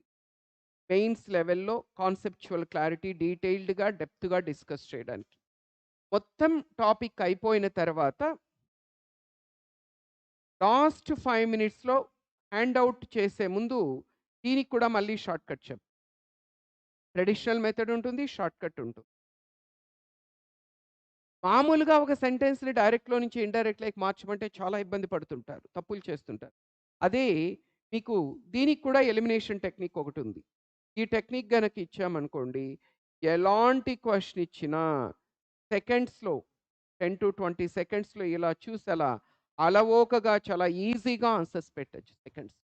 అంత అద్భుతమైనటువంటి ఎలిమినేషన్ టెక్నిక్ చెప్పడం జరుగుతుంది. అంటే వాయిసు, స్పీచ్ మీద అడిగే ఎలాంటి క్వెషన్ అయినా ఎలిమినేషన్‌లో చేసేయి. సెకండ్స్ అంతే. సెకండ్స్‌లో ఆన్సర్స్ వచ్చేస్తాయి. సో, ఈ టెక్నిక్ మీకు చెప్పడం జరుగుతుంది. ఈ ఎలిమినేషన్ టెక్నిక్ నేర్చుకుంటే వాయిసు మీద అడిగే ఎలాంటి క్వెషన్ అయినా చిటికెలో ఆన్సర్ చేసేయి. నౌ గ్రామర్‌లో చివరిదొచ్చి స్పెల్లింగ్స్. స్పెల్లింగ్స్ అంటే చాలా మంది లైట్ తీసుకుంటుంటారు. అది కూడా ఒక టాపిక్కేనా? చాలా ఇన్‌స్టిట్యూట్‌లో స్పెల్లింగ్స్ అని ప్రత్యేకంగా టీచ్ చేయడం అంటూ ఉండదు. చిన్నప్పటి నుంచి ఎల్‌కేజీ నుంచి నేర్చుకుంటారు స్పెల్లింగ్స్. ఇంకా ఇక్కడొచ్చి ఏం స్పెల్లింగ్స్ నేర్పిస్తామని తక్కువ చిన్న చూపు చూస్తుంటారండి. కాంపిటీటివ్ ఎగ్జామినేషన్స్‌లో చిన్నది, పెద్దది ఉండదండి. ఎందుకంటే 0.25 మార్క్స్‌తో జాబ్ మిస్ అయ్యేవాళ్ళు. హాఫ్ మార్కు, 0.6, 1 మార్క్ ఇలా మిస్ అవుతుంటారండి. ఎందుకలా జరుగుతుందంటే ఇలా చిన్న చూపు 0.25 మార్క్స్ చాలు మన జీవితాన్ని తలకిందులు చేయడానికి. కాబట్టి ప్రతిదీ ఇంపార్టెంట్. అందులో దీని వెయిటేజ్ ఎక్కువ. 10 మార్క్స్‌కుంటుంది స్పెల్లింగ్స్. ఈ స్పెల్లింగ్స్‌కి కూడా మనకి స్పెషల్ క్లాసెస్ ఉంటాయి. ఆల్మోస్ట్ మనకు 5-6 అవర్స్ సెషన్ ఉంటుంది స్పెల్లింగ్స్ మీద. అసలు ఫస్ట్ స్పెల్లింగ్స్ మీద క్వెషన్స్ ఎలా అడుగుతాడనేది చూద్దాం మొదట. ఇలా 4 వర్డ్స్ ఇస్తాడండి. చూడడానికి అన్నీ తెలిసినట్టే ఉంటాయి. ఈ నాలుగింటిలో 3 రైటు, ఒక రాంగ్ ఉండొచ్చు. లేదంటే 3 రాంగు, ఒక రైట్ ఉండొచ్చు. ఏది రైటు, ఏది రాంగ్ అని అడుగుతాడు.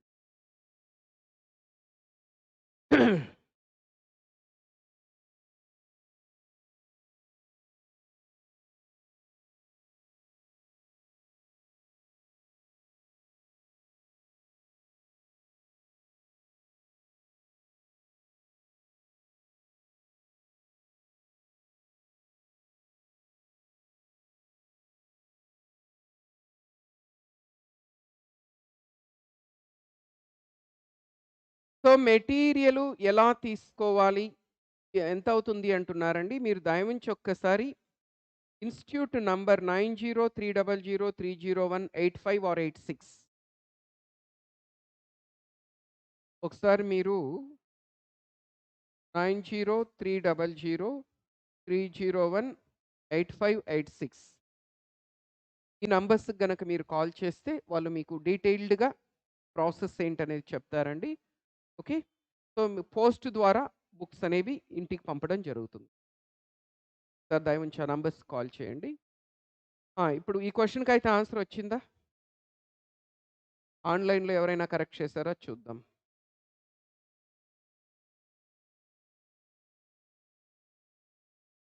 మీరు చెప్పండి ఆఫ్‌లైన్‌లో. ఈ క్వెషన్‌కి ఆన్సర్ ఏంటి? వాక్యూమ్, జీనియస్, సెపరేట్, స్కిల్‌ఫుల్ అన్నీ తెలిసిన పదాలే. తెలియని పదాలు ఏదీ లేదు. మనం చాలా ఎంత ఈజీగా ఇచ్చేసాడు క్వెషన్. నేను ఎరగదీసేస్తాను అనుకుంటాం. మరి ఎంతమంది ఎరగదీశారో చూడాలిప్పుడు మరి. ఈ క్వెషన్‌కి ఆన్సర్ ఏంటి? 1నా? 2నా? 3నా? 4ఆ? 1 వెరీ గుడ్. Next 4 super. ఇంకా ఎక్సలెంట్.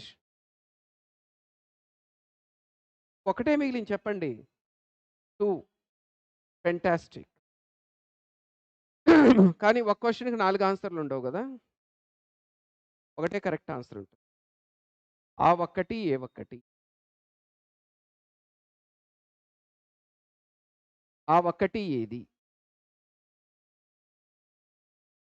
ఎక్సలెంట్ అండి. Only 4 is the right answer. అంతవరకు బానే ఉంది. అంటే మీ ఉద్దేశ్యంలో ఈ స్కిల్‌ఫుల్ అనేది రైట్ అనుకుంటున్నారా? రాంగ్ అనుకుంటున్నారా? స్కిల్‌ఫుల్ అనేది స్పెల్లింగు రైటా? రాంగా? రాంగు. మిగతా 3 కరెక్ట్. అనుకుంటే మీరు తప్పులో కాలేసినట్టు. ఆన్సర్ అయితే కరెక్ట్ ఇచ్చారు గానీ, మీరు ఇచ్చిన ఎక్స్‌ప్లనేషన్ అయితే మాత్రం తప్పండి. The other way. స్కిల్‌ఫుల్ అనేది కరెక్ట్ గానే ఉంది. ఈ 3 తప్పులున్నాయి స్పెల్లింగ్స్. కానీ మనకేమో రివర్స్‌లో అనిపిచ్చేసింది. ఇప్పుడు కరెక్ట్ స్పెల్లింగ్స్ చూస్తే మీరు షాక్ అవుతారు. చెప్పండి. అర్థమైందా అండి? ఇదొక్కటే స్పెల్లింగ్ కరెక్ట్ ఉంది. మిగతా 3 తప్పున్నాయి. ఇప్పుడు కరెక్ట్ స్పెల్లింగ్స్ చెప్పండి. Vacuum. V A C U U M. ఇది మాత్రమే కరెక్ట్ స్పెల్లింగ్. కానీ ఇది కరెక్ట్ అంటే ఎవరు నమ్మరు. ఎందుకంటే మనం రాసే spelling వేరుంటుంది.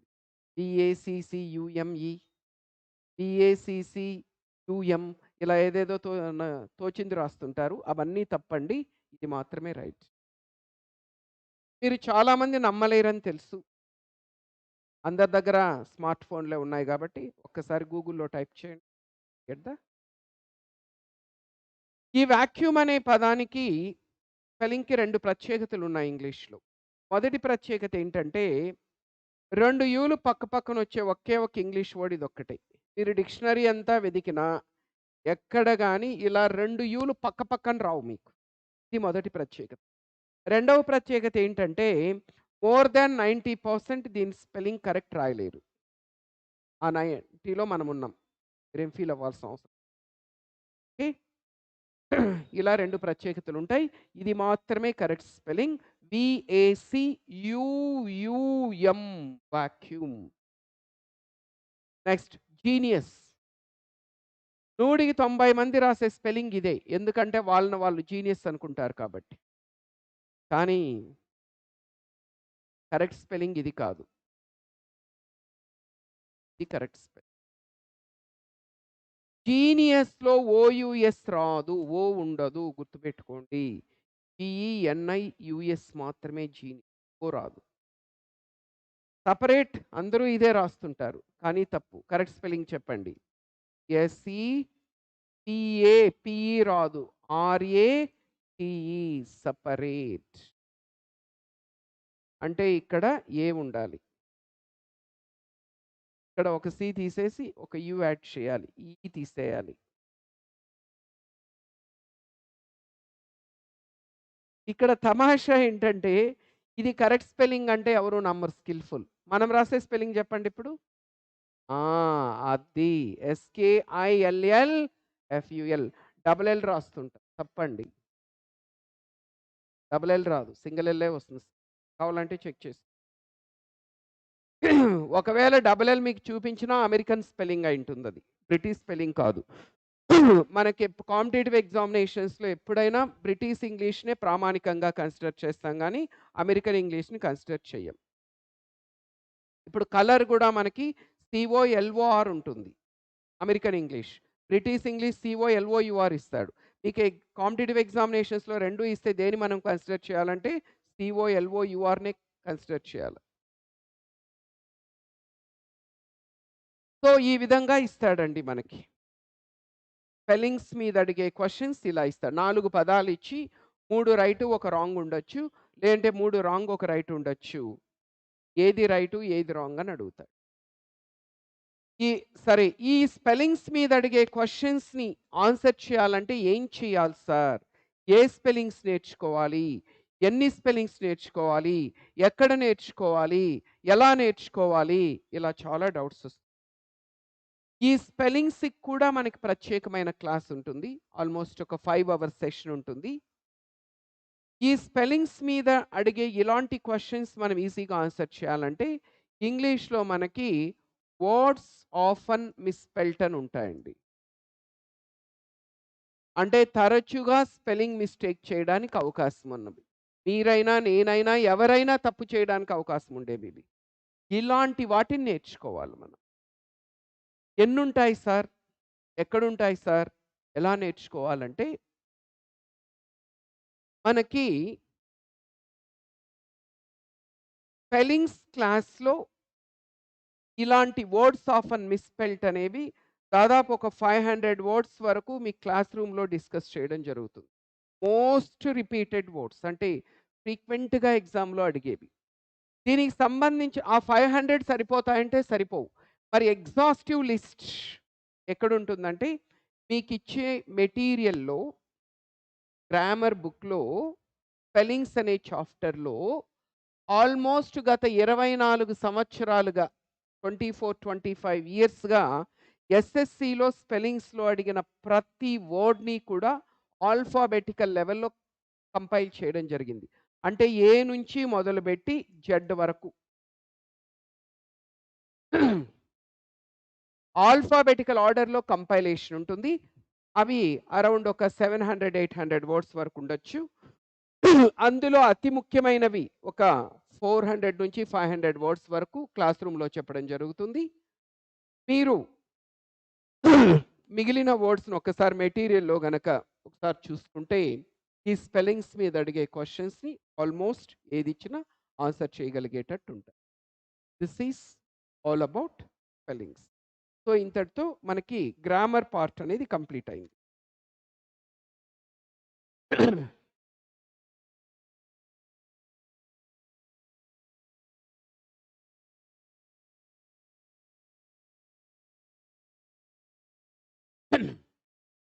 Now we are starting the second part vocabulary. మొత్తం 13 టాపిక్స్ ఉంటాయని చెప్పాం ఆబ్జెక్టివ్ ఇంగ్లీష్‌లో. 5 టాపిక్స్ కంప్లీటెడ్. ఇప్పుడు వొకాబులరీ. ఎస్ఎస్‌సిలో ఇంగ్లీష్ డిసైడింగ్ ఫ్యాక్టర్ అయితే, ఇంగ్లీష్‌లో వొకాబులరీ అనేది డిసైడింగ్ ఫ్యాక్టర్ అవుతుందండి.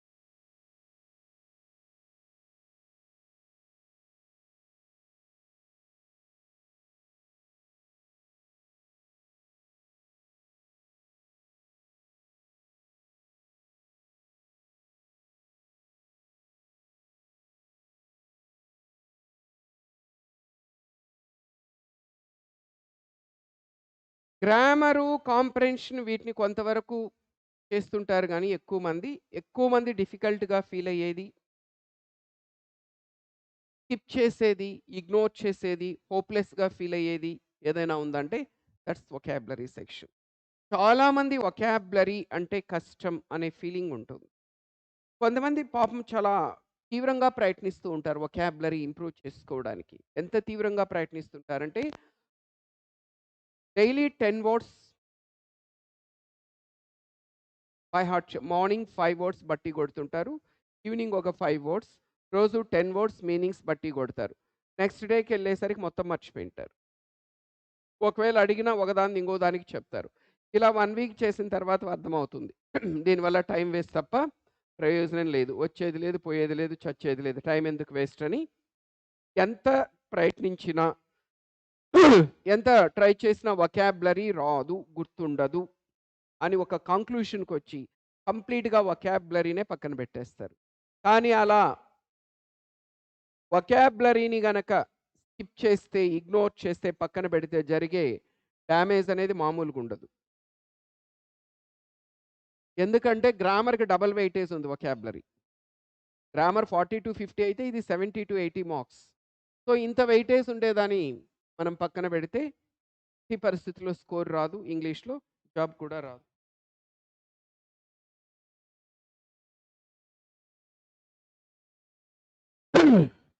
కాబట్టి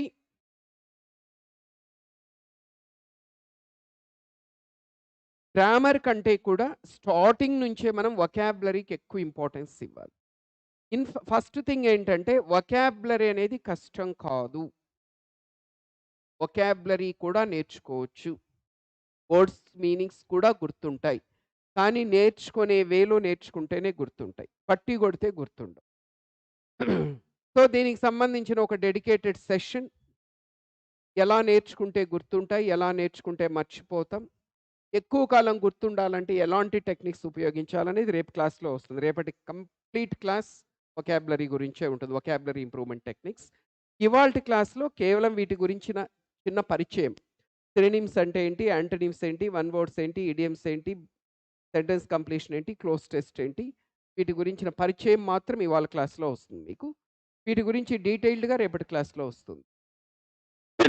ఫస్ట్ సినోనిమ్స్. మీరు ఏ కాంపిటీటివ్ ఎగ్జామినేషన్‌కెళ్ళినా దీని మీద కంపల్సరీ క్వెషన్స్ ఉంటాయి. SI, constable, SSC, banks, any competitive examination. ఏంటి సినోనిమ్స్ అంటే చెప్పండి? ఆ! సినోనిమ్ అంటే సేమ్ మీనింగ్ అని అర్థం. Words having the same meaning are called synonyms.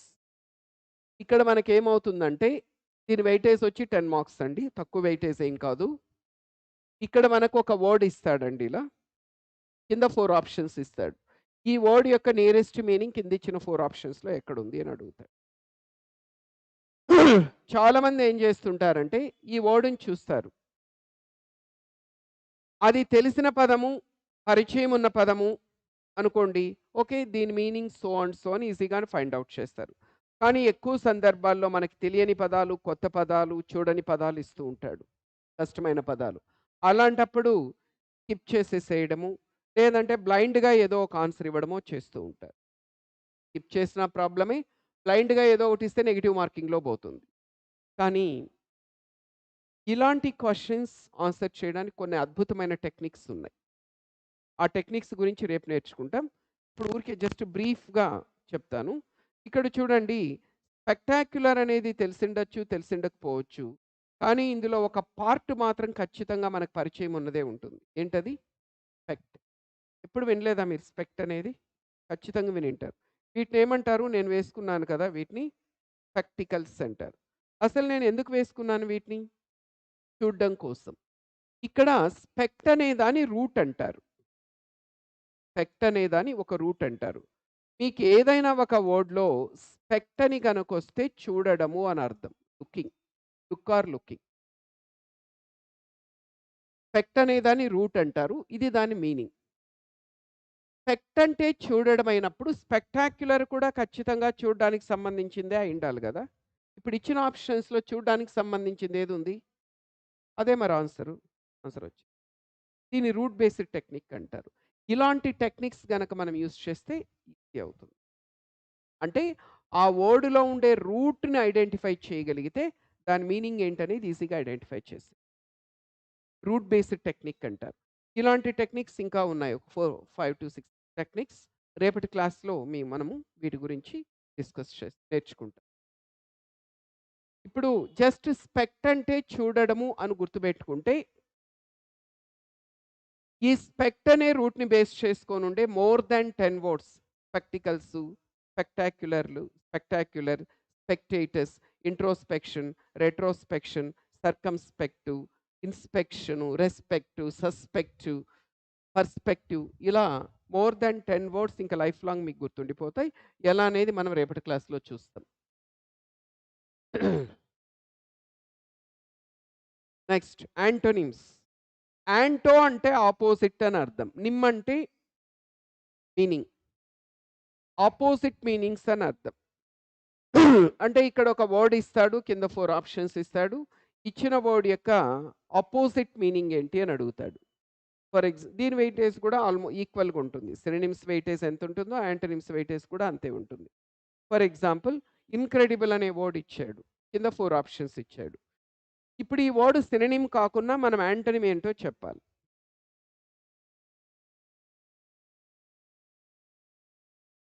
ఇక్కడ కూడా వాస్తవానికి ఒక రూట్ ఉందండి.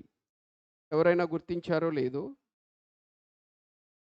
ఇది రూట్ అండి.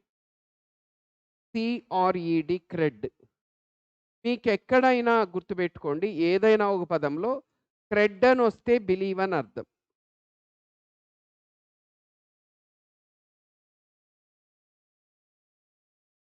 క్రెడ్ ఎక్కడొచ్చినా బిలీవ్ అని అర్థం. ఇన్ అనే దాన్ని నెగెటివ్ ప్రిఫిక్స్ అంటారు. ఇన్ అంటే నాట్ అని అర్థం. క్రెడిబుల్ అంటే బిలీవబుల్ అని అర్థం. ఇప్పుడు 2 కలిపి చూడండి. ఇన్ అంటే నాట్, క్రెడిబుల్ అంటే బిలీవబుల్. ఇప్పుడు కలిపి చూడండి. ఇన్‌క్రెడిబుల్ అంటే ఏంటి? నాట్ బిలీవబుల్, అన్‌బిలీవబుల్, నమ్మశక్యం కానిది. అదేమవుతుంది? సినానిమ్ అవుతుంది. కానీ మీరు ఈడ కనుక్కోవాల్సిన సినానిమ్ కాదు.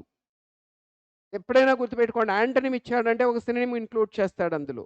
మీరు జాగ్రత్తగా ఉండాలి, సినోనిమా, యాంటోనిమా అనేది. ఇప్పుడు ఇన్‌క్రెడిబుల్ అనే దానికి సినోనిమ్ అన్‌బిలీవబుల్. కానీ మనం యాంటోనిమ్ కనుక్కోవాల. అన్‌బిలీవబుల్‌కి అపోజిట్ ఏమవుతుంది? ఏదైతే నమ్మలేమో దాన్ని అన్‌బిలీవబుల్ అంటారు. ఏదైతే నమ్మగలమో దాన్నేమంటారు? బిలీవబుల్ అంటారు. సో, కరెక్ట్ ఆన్సర్ వచ్చి సో, ఇలాంటి టెక్నిక్స్ మనము ఉపయోగించినప్పుడు మనకి సినోనిమ్స్, యాంటోనిమ్స్ మీద అడిగే క్వెషన్స్‌ని ఈజీగా ఆన్సర్ చేయొచ్చు. సో, ఇన్‌క్రెడిబుల్ అంటే అన్‌బిలీవబుల్. అన్‌బిలీవబుల్‌కి అపోజిట్ వచ్చి believable. Next third one. One word substitutes very very important ఇది. వొకాబులరీలో వన్ వర్డ్ సబ్స్టిట్యూట్. ఏంటి వన్ వర్డ్ సబ్స్టిట్యూట్స్ అంటే? తెలుగులో ఏకపద ప్రత్యామ్నాయాలంటారు.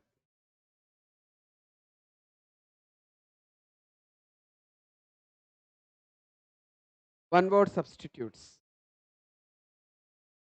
దీని వెయిటేజ్ కూడా 10 మార్క్స్ అండి. వన్ వర్డ్ సబ్స్టిట్యూట్స్‌లో దాని పేరే చెప్తుంది అదేంటో. Substituting one word in place of more words is called one word substitute. 10 పదాలు ఎందుకు దండగా? ఒక్క పదం ఉండగా. అది దాని మోటో. అంటే ఒక మొత్తం సెంటెన్స్‌లో చెప్పగలిగిన భావాన్ని ఒక వర్డ్‌లో చెప్పగలిగితే మంచిదేగా? సో, ఇక్కడ ఏమవుతుందంటే ఎగ్జామ్‌లో ఇలా ఇస్తాడండి క్వెషన్. ఒక సెంటెన్స్ ఇస్తాడు. One who never shows any difference between pleasures and pains.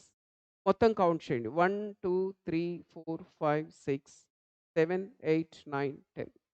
ఈ సెంటెన్స్‌లో 10 పదాలున్నాయి. One who never shows any difference between pleasures and pains. Pleasures అంటే సుఖాలు, పెయిన్స్ అంటే కష్టాలు. ఏ వ్యక్తి అయితే కష్ట సుఖాల మధ్య తేడా చూపడో, చూడడో. ఇప్పుడు మనలో చాలామంది ఎలా ఉంటారంటే సుఖాలొస్తే పొంగిపోతాం, కష్టాలొస్తే కృంగిపోతాం. కొంతమంది వీటికి అతీతంగా ఉంటారు. సుఖాలొచ్చినప్పుడు పొంగిపోవడమో, విర్రవీగడమో ఉండదు. కష్టాలొచ్చినప్పుడు కృంగిపోవడం అలా ఉండదు. ఎప్పుడూ కూడా ఎమోషనల్‌గా, బ్యాలెన్స్‌డ్‌గా, స్టేబుల్‌గా ఉంటారు.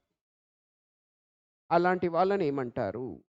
ఈ 10 పదాలని ఒక పదం చేత సబ్స్టిట్యూట్ చేయొచ్చు. ఆ ఒక్క పదం ఎవరైనా చెప్పగలరా?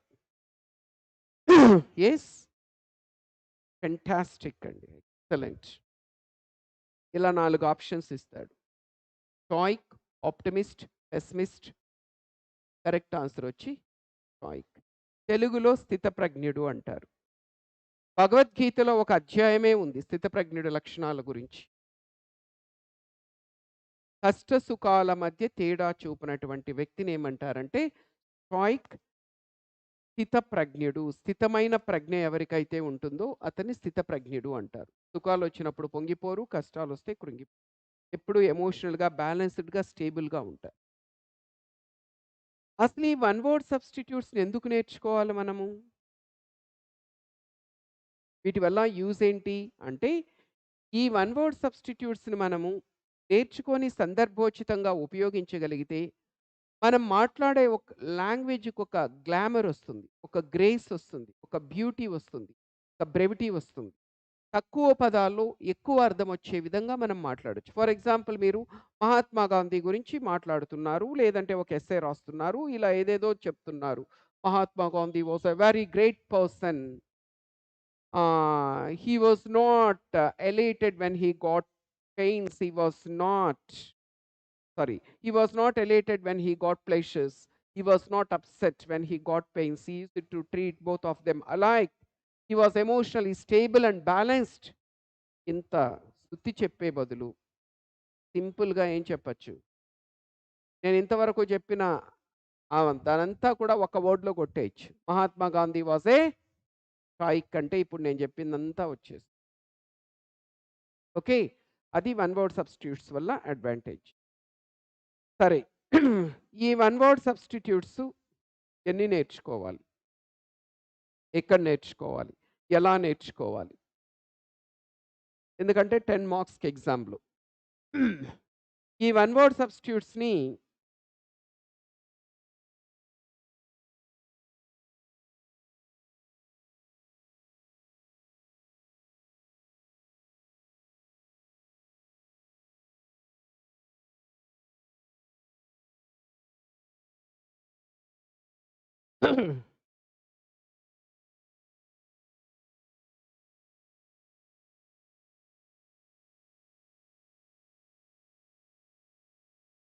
ఈ వన్ వర్డ్ సబ్స్టిట్యూట్స్‌ని మామూలుగా ఎక్కడైనా ఎవరైనా ఎలా నేర్చుకుంటారంటే, ఎలా చెప్తారు అంటే ఏ ఇన్‌స్టిట్యూట్‌లోనైనా జస్ట్ వర్డ్ చెప్తారు.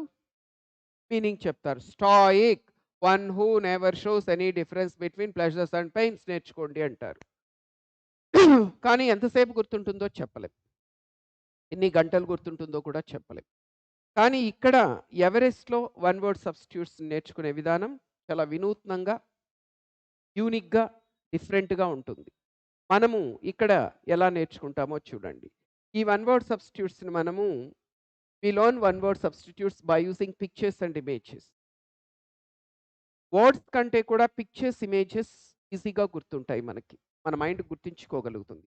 ఇప్పుడు ఇదే వన్ వర్డ్ సబ్స్టిట్యూట్ స్ట్రైక్‌ని మనం ఏ విధంగా నేర్చుకుంటామో చూడండి ఇక్కడ. ఫస్ట్ ఇలా వర్డ్ చెప్తాం మీకు స్ట్రైక్. దాని మీనింగ్ చెప్తాం. ఇక్కడి వరకు అందరు చేస్తారు. మనము ఎక్స్ట్రాగా దీనికి ఇంకొక డైమెన్షన్ యాడ్ చేస్తాం. అదేంటో చూడండి.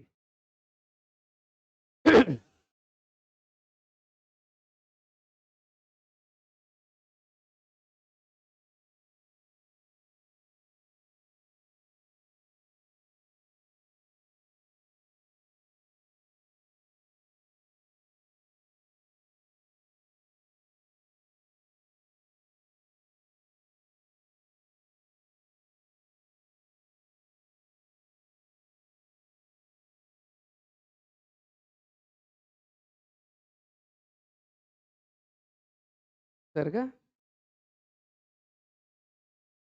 అల్లు అర్జున్, శృతి హాసన్ ఇద్దరిలో ఎవరక్కడ స్ట్రైక్? అల్లు అర్జునా? శృతి హాసనా? అల్లు అర్జున్ ఏమో భయపడుతున్నాడు, కేకలు పెడుతున్నాడు, అరుస్తున్నాడు. కానీ శృతి హాసన్ జస్ట్ అలా ఒక శిల్పంలా అలా నిల్చుకొని తన ఫేస్‌లో ఎలాంటి భయం గాని, టెన్షన్ గాని ఏమి గాని లేదు. జస్ట్ ఒక స్టాచ్యూ. ఇలాంటి వాళ్ళని ఏమంటారంటే స్ట్రైక్స్. అంటే జస్ట్ ఏదో వర్డ్ మీనింగ్ బై హార్ట్ చేయడం కాకుండా ఇలా మనం గనక నేర్చుకోగలిగితే ఈజీగా ఉంటుంది. సో, ఈ వన్ వర్డ్ సబ్స్టిట్యూట్స్‌కి మనకు ఆల్మోస్ట్ 10-12 అవర్స్ సెషన్ ఉంటుంది. ఈ 10-12 అవర్స్ సెషన్‌లో మనం దాదాపు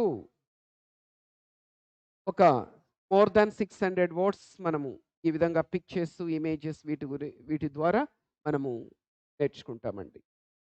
ఇప్పుడు ఎలాగూ మొదలుపెట్టాం కాబట్టి ఇవాళ చాలా మంచి రోజు కాబట్టి జై శ్రీరామ్ కదా! అయోధ్యలో రామ్‌లల్లా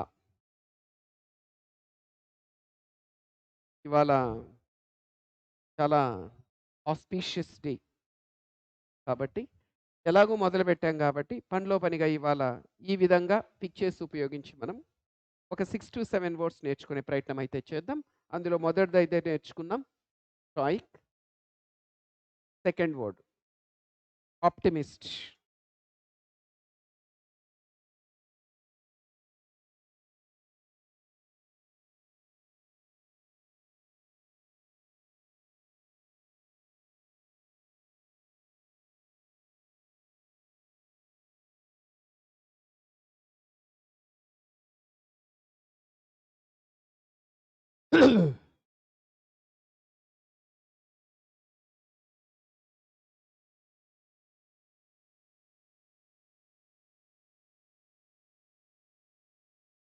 సో, మే ఆహ్, డౌట్ అడుగుతున్నారు.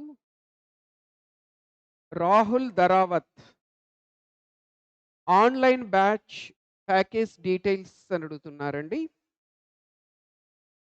సో, మనకి ఆన్‌లైన్ అనేది 100% లైవ్ ఉంటుంది. అంటే ఇక్కడ ఆఫ్‌లైన్ క్లాసెస్‌లో ఏ క్లాసెస్ అయితే చెప్తామో, ఏ టైంలో చెప్తామో, సేమ్ క్లాస్ అనేది లైవ్ స్ట్రీమ్ అవుతుంది. అంటే మీరెక్కడుంటే అక్కడి నుంచి చూడొచ్చు. ఒకవేళ ఆ టైంలో గనక మీరు ఆ క్లాస్ చూడకపోతే, అదే క్లాస్ రికార్డెడ్ వీడియోగా మీ లాగిన్‌లోనే ఉంటుంది.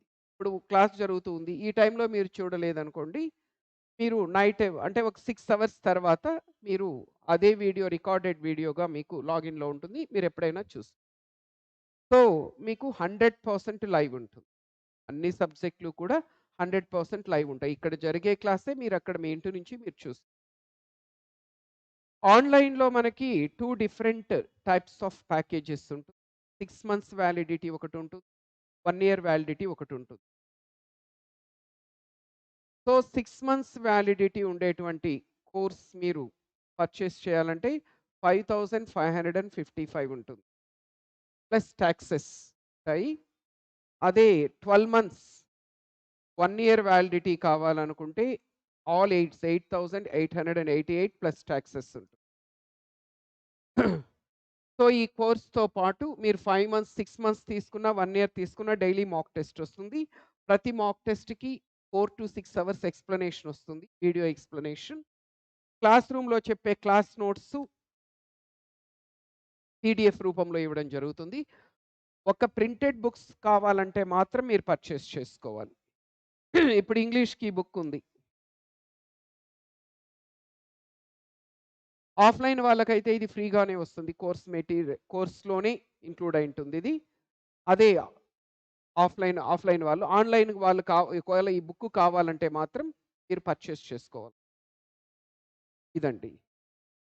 మీకింకా దీనికి సంబంధించిన మరిన్ని డీటెయిల్స్ కావాలంటే మాత్రం ప్లీజ్ కాల్ ద నంబర్ కింద కూడా కనిపిస్తుంది మీకు. 903003018586 ఈ నంబర్‌కి గాని, ఈ నంబర్‌కి గాని ఫోన్ చేస్తే మీకు డీటెయిల్స్ ఇస్తారండి. ఓన్లీ మాక్ టెస్ట్‌లు తీసుకోవాలి. ప్రాసెస్ ఏంటి అంటున్నారు. ఆఫ్‌లైనా, ఆన్‌లైనా అనేది మెన్షన్ చేయడం లేదిక్కడ. మీరు offline mock test only daily mock test ఉంటుందండి ఇక్కడ. ఒకవేళ మీరు ఆఫ్‌లైన్ జాయిన్ అవ్వాలంటే ఇక్కడికొచ్చి మీరు డీటెయిల్స్ కనుక్కుంటే చెప్తారు. ఒకవేళ ఆన్‌లైన్ మీరు మాక్ టెస్ట్‌లు తీసుకోవాలన్నా, ఈ కోర్స్ పర్చేస్ చేయాలన్నా ఎవరెస్ట్ ఇంపాక్ట్ అని ఒక యాప్ ఉంటుంది ప్లే స్టోర్‌లో. ప్రతి ఒక్కరూ దీన్ని డౌన్‌లోడ్ చేసుకోవాల్సిందే. ఆన్‌లైన్ అయినా, ఆఫ్‌లైన్ అయినా. ఎందుకంటే ఆఫ్‌లైన్ స్టూడెంట్స్‌కి మీకు డైలీ మాక్ టెస్ట్ కండక్ట్ చేస్తాం కదా! ఆ మాక్ టెస్ట్ ఎక్స్‌ప్లనేషన్స్ యాప్‌లోనే వస్తాయి మీకు. సో, మీ ఆన్‌లైన్ స్టూడెంట్స్ మీరు మాక్ టెస్ట్‌లు పర్చేస్ చేయాలన్నా, లేదంటే కోర్స్ పర్చేస్ చేయాలన్నా, మీరు ఎవరెస్ట్ ఇంపాక్ట్ అనే యాప్‌ని డౌన్‌లోడ్ చేసుకొని యాప్ నుంచి పర్చేస్ మీకు యాప్‌లోకెళ్తే మీకు టెస్ట్ సీరీస్ అని ఒకటుంటుంది.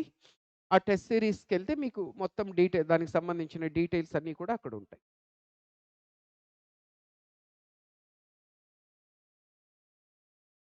జాబ్ చేస్తున్న వాళ్ళు ఎలా ప్రిపేర్ అవ్వాలి అంటున్నారు. జాబ్ చేస్తున్న వాళ్ళకి బెస్ట్ ఆప్షన్ ఏంటంటే ఆన్‌లైన్ అండి. ఎందుకంటే ఆఫ్‌లైన్ క్లాసెస్ వాళ్ళు ఎలాగో అటెండ్ అవ్వలేరు కాబట్టి ఆన్‌లైన్‌లో మీరు గనక తీసుకుంటే మీకు ఫ్రీ అంటే జనరల్‌గా సాటర్‌డే, సండేస్ వీక్ ఆఫ్ ఉంటుంది కాబట్టి సాఫ్ట్‌వేర్ గనక అయితే ఈ 2 డేస్ తర్వాత రిమైనింగ్ డేస్‌లో మార్నింగ్, ఈవినింగ్ టైమ్స్ ఇలా మీరు సిలబస్‌ని కవర్ చేసుకోవడానికి అవకాశం ఉంది. ఆఫ్‌లైన్ బెటరా? ఆన్‌లైన్ బెటరా? అని అడుగుతున్నారు. ఇక్కడ మనం ఇచ్చే కంటెంట్ పరంగా చూస్తే బోత్ ఆర్ ఎగ్జాక్ట్‌లీ సేమ్. ఎందుకంటే ఇక్కడ చెప్పే క్లాసే అక్కడ మీరు లైవ్‌లో చూడగలుగుతారు కాబట్టి కంటెంట్ పరంగా, క్వాలిటీ పరంగా ఎలాంటి డిఫరెన్స్ గాని ఉండదు. ఇంకా సింపుల్‌గా చెప్పాలంటే ద ఓన్లీ డిఫరెన్స్ ఈస్ స్టేడియంలో క్రికెట్ చూడడానికి, టీవీలో క్రికెట్ చూడడానికి ఎలాంటి డిఫరెన్స్ ఉంటుందో ఆఫ్‌లైన్‌కి, ఆన్‌లైన్‌కి కూడా అలాగే ఉంటుంది. సింపుల్‌గా చెప్పాలంటే అది. ఆఫ్‌లైన్ అన్నప్పుడు ఏంటంటే ఒక రెగ్యులారిటీ ఉంటుంది. ఇంటరాక్షన్ ఉంటుంది ఫ్యాకల్టీతో. కదా! ఆన్‌లైన్ అయినప్పుడు ఏంటంటే మనకి ఆన్‌లైన్‌లో కూడా ఇంటరాక్షన్ ఉంటుంది. మీకేంటంటే చాటింగ్ ద్వారా ఉంటుంది. మీ డౌట్‌నక్కడ మీరు చాట్ చేస్తే so that the faculty will interact with you. తర్వాత ఆన్‌లైన్‌లో అంటే ఆన్‌లైన్ తీసుకొని ఫస్ట్ అటెంప్ట్‌లో జాబ్స్ కొట్టిన వాళ్ళు చాలా మందున్నారు. It all depends on your self discipline. మీకు సెల్ఫ్ డిసిప్లిన్ ఉండి ఏ రోజు వీడియోస్ నేను ఆ రోజే చూస్తాను, లైవ్ చూస్తాను, ఏ రోజు చెప్పింది ఆ రోజు ప్రాక్టీస్ చేయగలుగుతానంటే ఆన్‌లైన్ ఈస్ బెస్ట్ ఆప్షన్. ఆన్‌లైన్‌లోకొచ్చేసరికి ఏమనుకుంటారంటే ఒక చిన్న కాంప్లజెన్సీ వస్తుంది. రెగ్యులర్‌గా క్లాసెస్ అటెండ్ అవ్వరు కొంతమంది. ఏముంటుంది ఆ వీడియో అక్కడే ఉంటుంది గదా! లైవ్ చూడకపోతే ఏంటి రికార్డెడ్ క్లాస్ తర్వాత చూస్తాననుకుంటారు. తర్వాత అనుకుంటారు. ఆ తర్వాత ఎప్పటికి రాదు. ఒక్కటి. మీకు సెల్ఫ్ డిసిప్లిన్ ఉంటే మాత్రం you can go for online. Remaining quality పరంగా, కంటెంట్ పరంగా మీకెక్కడ గాని డిఫరెన్స్ అనేది ఉండదు. సరే. వన్ వర్డ్ సబ్‌స్టిట్యూట్స్‌లో టాయిక్ అనేది నేర్చుకున్నామండి. ఇప్పుడు ఆప్టిమిస్ట్ అనే వర్డ్‌ని నేర్చుకుందాం. చెప్పండి. ఆప్టిమిస్ట్ అంటే ఏంటి? వినింటారు గదా! కొత్త పదం ఏం గాదే ఇది. చెప్పండి. ఎవరిని ఆప్టిమిస్ట్ అంటారు? ఎప్పుడైనా గుర్తుపెట్టుకోండి. ఇంగ్లీష్‌లో ఎప్పుడైనా ఒక వర్డ్ చివర్లో ఐఎస్‌టి వస్తే అది ఒక వ్యక్తిని సూచిస్తుందండి. పర్సన్. ఒక వర్డ్ చివర్లో ఐఎస్‌టి వచ్చిందంటే ఇట్ షోస్ ఎ పర్సన్. ఒక వ్యక్తిని సూచిస్తుంది. అంటే ఆప్టిమిస్ట్ అనేవాడు ఒక వ్యక్తి. ఎలాంటి వ్యక్తిని ఆప్టిమిస్ట్ అంటారు? తెలుగులో ఆశావాది అంటారు. దీనికి తెలుగు పదం వచ్చి ఆశావాది. ఎవరైతే ఆశతో జీవిస్తాడో, పాజిటివ్‌గా ఆలోచిస్తాడో, నేను చేయగలను, నేను సాధించగలను, నేను సమర్థుడిని ఇలా ఎవరైతే పాజిటివ్‌గా ఆలోచిస్తారో అలాంటి వ్యక్తిని ఆప్టిమిస్ట్ అంటారు. ఇంగ్లీష్‌లో one who looks at the bright side of things అంటారు. One who looks at the bright side of things. అంటే వెలుగుని చూడడం. వెలుగుని చూడడం అంటే అర్థం ఏంటంటే పాజిటివ్‌గా ఆలోచించడం.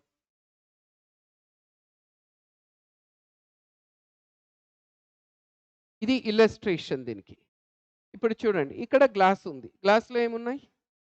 వాటర్ ఉన్నాయి. ఎంతవరకు ఉన్నాయి? సగం వరకు ఉన్నాయి. ఇది హాఫ్ ఫుల్లా? హాఫ్ ఎంప్టీనా? ఈ గ్లాసు సగం నిండుందా? సగం ఖాళీగుందా? మీకనిపిస్తుంది ఏంటి ఇంత చెత్త క్వెషన్ అడుగుతున్నాడు సార్ 2 ఒకటే గదా! అని. 2 ఒకటే కావచ్చు.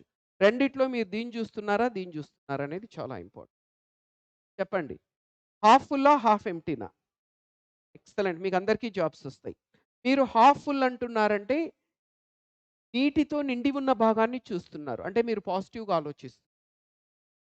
You are an optimist. అంటే వెలుగుని చూస్తున్నారు మీరు. అదే కొంతమంది దీనికేం చెప్తారు తెలుసా? హాఫ్ ఎంప్టీ అని చెప్తారు.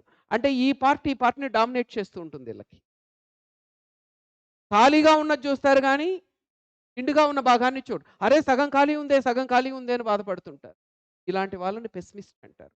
అంటే వీళ్ళు ఉన్నది గాలికి వదిలేసి లేని దాని గురించి ఆరాటపడుతూ ఉంటారు. ఈ ఆప్టిమిస్ట్ అనే పదానికి అపోజిట్ వచ్చి పెసిమిస్ట్. నిరాశావాది. అంటే వీడు వెలుగును చూస్తే వాడు చీకటిని చూస్తాడు. వీడు పాజిటివ్‌గా ఆలోచిస్తే వాడు నెగెటివ్‌గా ఆలోచిస్తాడు. So, one who looks at the bright side of things is called optimist. దీనికి అపోజిట్ వచ్చి పెసిమిస్ట్. తెలుగులో నిరాశావాది అంటారు. నిరాశవాది. ఇష్టొచ్చిందంటే పర్సన్ అని చెప్పాం కదా! ఒక వర్డ్ చివరిలో ఇష్టొస్తే పర్సన్. సో, పెసిమిస్ట్ అంటే one who looks at the dark side of things. ఎవరైతే చీకటిని చూస్తుంటారో, ఎవరైతే చీకటిని చూస్తుంటారో, చీకటిని చూడడం అంటే ఏంటంటే, ఎవరైతే ఎప్పుడూ నెగెటివ్‌గా ఆలోచిస్తారో, నా వల్ల కాదు, నాకంత సీన్ లేదు, నేనేమీ చేయలేను, నాకేమీ గుర్తుండదు, నేనెందుకు పనికిరాను, ఇలా చేసే ప్రతి ఆలోచన నెగెటివ్‌గానే ఉంటుంది. ఒక 1 అవర్ గనం మనం వీళ్ళతో స్పెండ్ చేశామంటే, మన మీద మనకే డౌటొస్తుంది. మనం ఇంకా ఎందుకు బ్రతికున్నామా అని. ఎందుకంటే కంటేజియస్ అది. కాబట్టి పొరపాటున కూడా ఇలాంటి వాళ్ళతో సహవాసం చేయొద్దండి. ఓకే. ఎప్పుడూ చీకటినే చూస్తుంటారు. ఇక్కడ వీళ్ళు ఆలోచించే విధానం ఎలా ఉంటుందంటే చూడండి. ఒక ఆప్టిమిస్ట్ ఎలా ఆలోచిస్తాడు? పెసిమిస్ట్ ఎలా ఆలోచిస్తాడంటే, ఆప్టిమిస్ట్ ది దారి, పెసిమిస్ట్ ది దారి. ఒక ఆప్టిమిస్టు ఏదైనా ఒక పని మొదలుపెట్టేటప్పుడు పాజిటివ్‌గా ఆలోచిస్తాడు. చూడండి ఇప్పుడు వీళ్ళిద్దరూ ఒక గమ్యస్థానానికి చేరుకోవాలి. ఆప్టిమిస్ట్ ఎలా ఆలోచిస్తాడు? పెసిమిస్ట్ ఎలా ఆలోచిస్తాడంటే, ఆప్టిమిస్ట్ ఇలా ఆలోచిస్తాడు. చక్కటి దారి, ఆ! వెలుగుతున్న సూర్యుడు, చుట్టూ కొండలు, పచ్చదనము, ఇలా పాజిటివ్‌గా ఆలోచిస్తాడు. అదే పెసిమిస్ట్ ఎలా ఆలోచిస్తున్నాడో చూడు. చీకటి, వర్షము, ఉరుములు, మెరుపులు, అంటే ప్రతి థాట్ వాడికి నెగెటివ్‌గానే వస్తుంది. అందుకనే వీడు వెలుగుని చూస్తే వీడెప్పుడు చీకటిని చూస్తాడు. ఇది పెసిమిస్ట్.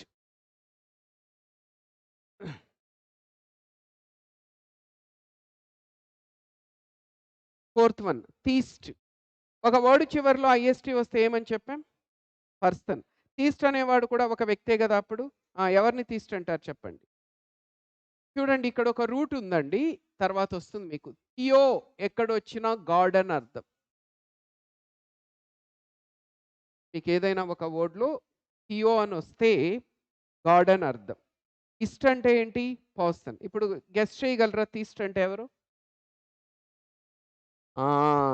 ఏ వ్యక్తి అయితే దేవుడిని నమ్ముతాడో, దేవుడనేవాడు ఉన్నాడు అని ఎవరైతే నమ్ముతారో అతన్ని థీస్ట్ అంటారు. One who believes in God. She is a theist. She believes in God because she is worshipping God.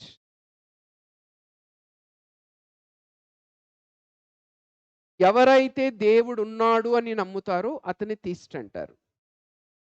దీనికి అపోజిట్ చెప్తారా? కొంతమంది అస్సలు దేవుణ్ణి నమ్మడు. దేవుడనేవాడే లేడు. ఇదంతా ట్రాష్, నాన్‌సెన్స్ అంటుంటారు. అలాంటి వాన్నేమంటారు?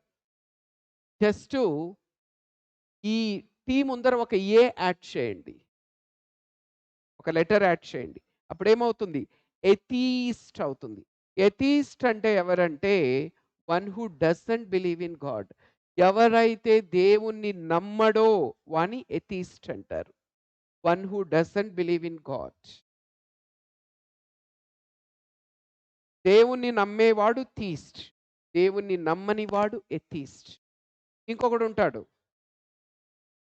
ఈ రెండిటి మధ్య కొట్టుమిట్టాడుతుంటాడు వీడు.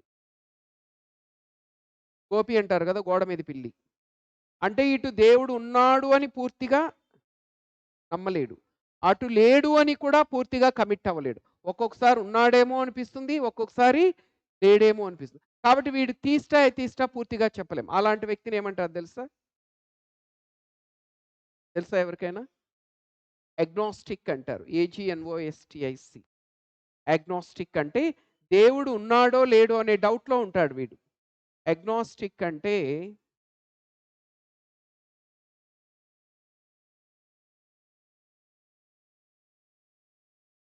One who doubts the existence of God.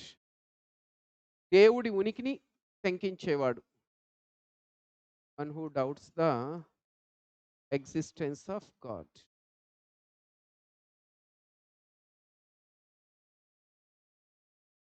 ఒకే దేవుణ్ణి పూజిస్తే ఏమంటారు? ఒకే దేవుణ్ణి పూజిస్తే ఏమంటారు? మోనోథీస్ట్ అంటారు. మోనో అంటే ఒకటి. థీస్ట్ అంటే దేవుణ్ణి నమ్మడం. One who believes in only one God. ఒకే దేవుణ్ణి గనక నమ్మితే మోనోథీస్ట్. చూడండి all Muslims and all Christians are monotheist.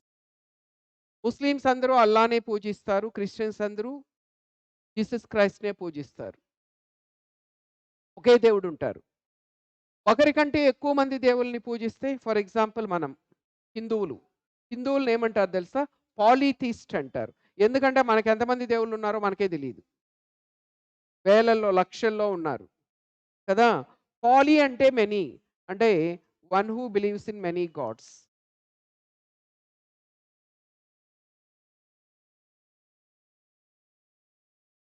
Hindus వచ్చి పాలీథీస్ట్స్ అన్నమాట. కొంతమంది రాముడిని, కొంతమంది కృష్ణుడిని, కొంతమంది బాబాని, ఇలా కొంతమంది ఆంజనేయ స్వామిని ఒక్కొక్కరు ఒక్కొక్క దేవుడిని పూజిస్తారు. ఇవన్నీ కూడా చూడండి వీటన్నిటిలో థియో థీ అని వస్తా ఉంది. థియో అని ఎక్కడొచ్చినా గాడ్ అని అర్థం.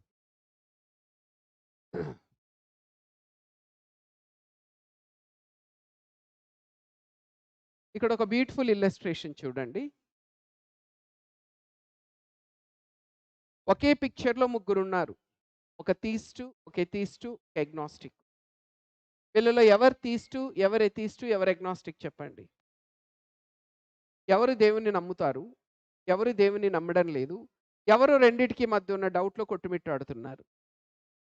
వీళ్ళు థీస్ట్ బైక్ మీదొస్తున్న వాళ్ళు. చూడండి ఇతను బైక్ మీదొస్తున్నాడు. హెల్మెట్ లేదు. లైసెన్స్ ఉందో లేదో తెలీదు. ఆర్‌సీ ఉందో లేదో తెలీదు. అయినా దేవుడున్నాడు. మనల్ని ఎవడాపుతాడు అనే ధైర్యం. అంటే దేవుడి మీద భారమేసేసి వచ్చేసాడు ఏమీ లేకున్నా. ఈవిడ ఎథీస్ట్. ఏంటి? నువ్వు దేవుడిని పట్టుకొస్తే నిన్నొదిలేస్తాను. నీ లైసెన్స్ నీ ఆర్‌సీది, పొల్యూషన్‌ది. దేవుడున్నా I don't care. I follow the rules అంటుంది. ఇక్కడ ఈ సుపీరియర్ వాడిని వాడు జస్ట్ మనకెందుకు? ఎందుకంటే ఇలాంటి వాటిలో ఇన్వాల్వ్ అవ్వాలన్నా కొద్దిగా భయమేస్తుంది. ఒకవేళ మనం దేవుడున్నాడనుకో, ఒకవేళ నేను ఇన్వాల్వ్ అయ్యాను, నాకేదైనా జరిగితే, మనకెందుకులే అని ఎక్కడో దూరంగా నిల్చున్నాడు. జస్ట్ చూస్తున్నాడనమాట. ఇలాంటి వ్యక్తిని అగ్నాస్టిక్ అంటారు. సో, దేవుడున్నాడు అని నమ్మితే థీస్ట్. దేవుడు లేడు అని నమ్మితే ఎథీస్ట్. ఉన్నాడో లేడో అనే డౌట్‌లో ఉంటే అగ్నాస్టిక్. ఇలా నేర్చుకుంటే ఈజీగా గుర్తుంటాయి. టిటోట్లర్. మరి ఇప్పటికొక 20 సార్లు ఇచ్చింటాడు ఇది ఎస్ఎస్‌సిలో.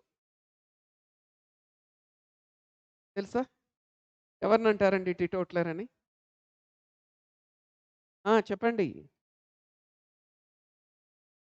ఎక్సలెంట్ అండి. టిటోట్లర్ అని ఎవరినంటారంటే, one who never touches any alcoholic drink. Beer, brandy, gin, rum, wine, whisky ఆ పేరు వినడానికి కూడా ఇష్టపడరు. పేరు చెప్పగానే కిలోమీటర్ పరిగెడతారు. అలాంటి వ్యక్తిని టిటోట్లర్ అంటారు. One who never touches any alcoholic drink.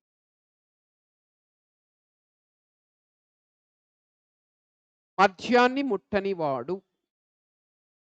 ఎవరైతే ఆల్కహాల్‌ని టచ్ చెయ్యరో అలాంటి వ్యక్తిని ఆల్కహాల్ అంటేనే అసహ్యం అస్సలు. ఎంత అసహ్యం అంటే ఇంత అసహ్యం. బాటిల్లే పగలగొడుతున్నాడు చూడండి. మందెక్కువైపియేమో అనుకోవద్దు. మందెక్కువైపియి కాదు. మందంటే ఉన్న అసహ్యం అది. ఇలాంటి వ్యక్తిని టీటోట్లర్ అంటారు. One who never touches any alcoholic drinks. దీనికి అపోజిట్ చెప్తారా? కొంతమంది ఏటీఎంలుంటారు. ఏంటి ఏటీఎం అంటే? ఆ ఏటీఎం కాదు. డబ్బులు తీసుకునేది కాదు. ఇంకొక ఏటీఎం ఉంది. ఏంటి ఏటీఎం అంటే? ఎనీ టైమ్ మందు. Morning to evening always on. తాగుతూనే ఉంటారు. వానేమంటారంటే టాపర్. ఆ! టాపరే. డిప్సోమానియాక్ అంటారు.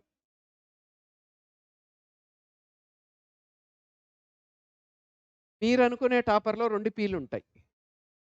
టీఓపీపీఈఆర్ topper in SSC, topper in IIT, topper in civils అంటే ఫస్ట్ ర్యాంక్ వచ్చినది 2 పీలుంటాయి.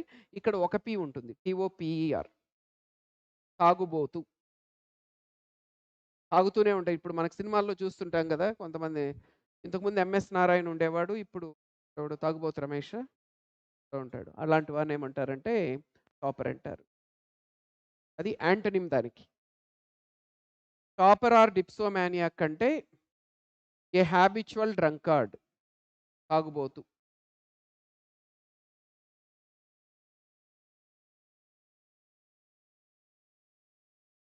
ఇలా మీరు వర్డ్ మ్యాప్ అంటారు. వర్డ్ మ్యాప్ క్రియేట్ చేసుకుంటే ఈజీ. ఇప్పుడు ఇంతవరకు ఒక వర్డ్ మ్యాప్ వచ్చింది. థీస్టు, ఎథీస్టు, మోనోథీస్టు, పాలీథీస్టు, అగ్నాస్టిక్ ఇవన్నీ ఒక దీనికి సంబంధించిన పదాలు. వర్డ్ మ్యాప్స్ అంటారు. ఇక్కడ ఇది మళ్ళీ వర్డ్ మ్యాప్. ఇలా ఒక రిలేటెడ్ వర్డ్స్ అన్నీ నేర్చుకుంటే ఈజీ అవుతుంది. ఒకదానికి సంబంధించినవి. క్యానిబాల్ చెప్పండి. ఏంటి క్యానిబాల్ అంటే? ఇప్పుడు సండే వచ్చిందంటే కొంతమంది చికెన్ తింటారు, కొంతమంది మటన్ తింటారు, కొంతమంది ఫిష్, కొంతమంది ప్రాన్స్ ఇలా తింటుంటారు.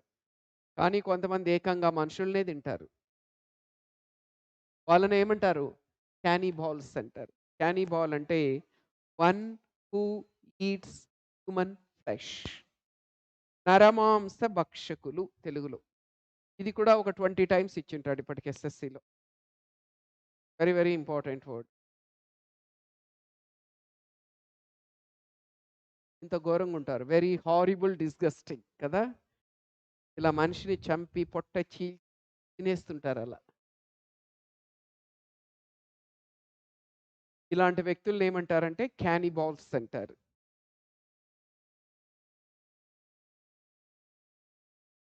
సో, ఇలా ఉంటాయండి ఇడియమ్స్ అనేవి. ఇలా మనం పిక్చర్స్ ద్వారా, ఇమేజెస్ ద్వారా మనము ఈ వన్ వర్డ్ సబ్‌స్టిట్యూట్స్ అనేవి నేర్చుకుంటాం. ఈ వన్ వర్డ్ సబ్‌స్టిట్యూట్స్ ఇందులో కేటగరీస్ ఉంటాయి. ఇప్పుడు మనం ఒక కేటగరీ మాత్రమే చూసాం. పర్సన్స్ అనే కేటగరీ చూసాం. ఇందులో మళ్ళీ ప్లేసెస్ ఉంటాయి. Words denoting places, words denoting phobias, words denoting manias, words denoting cultures, words denoting governments.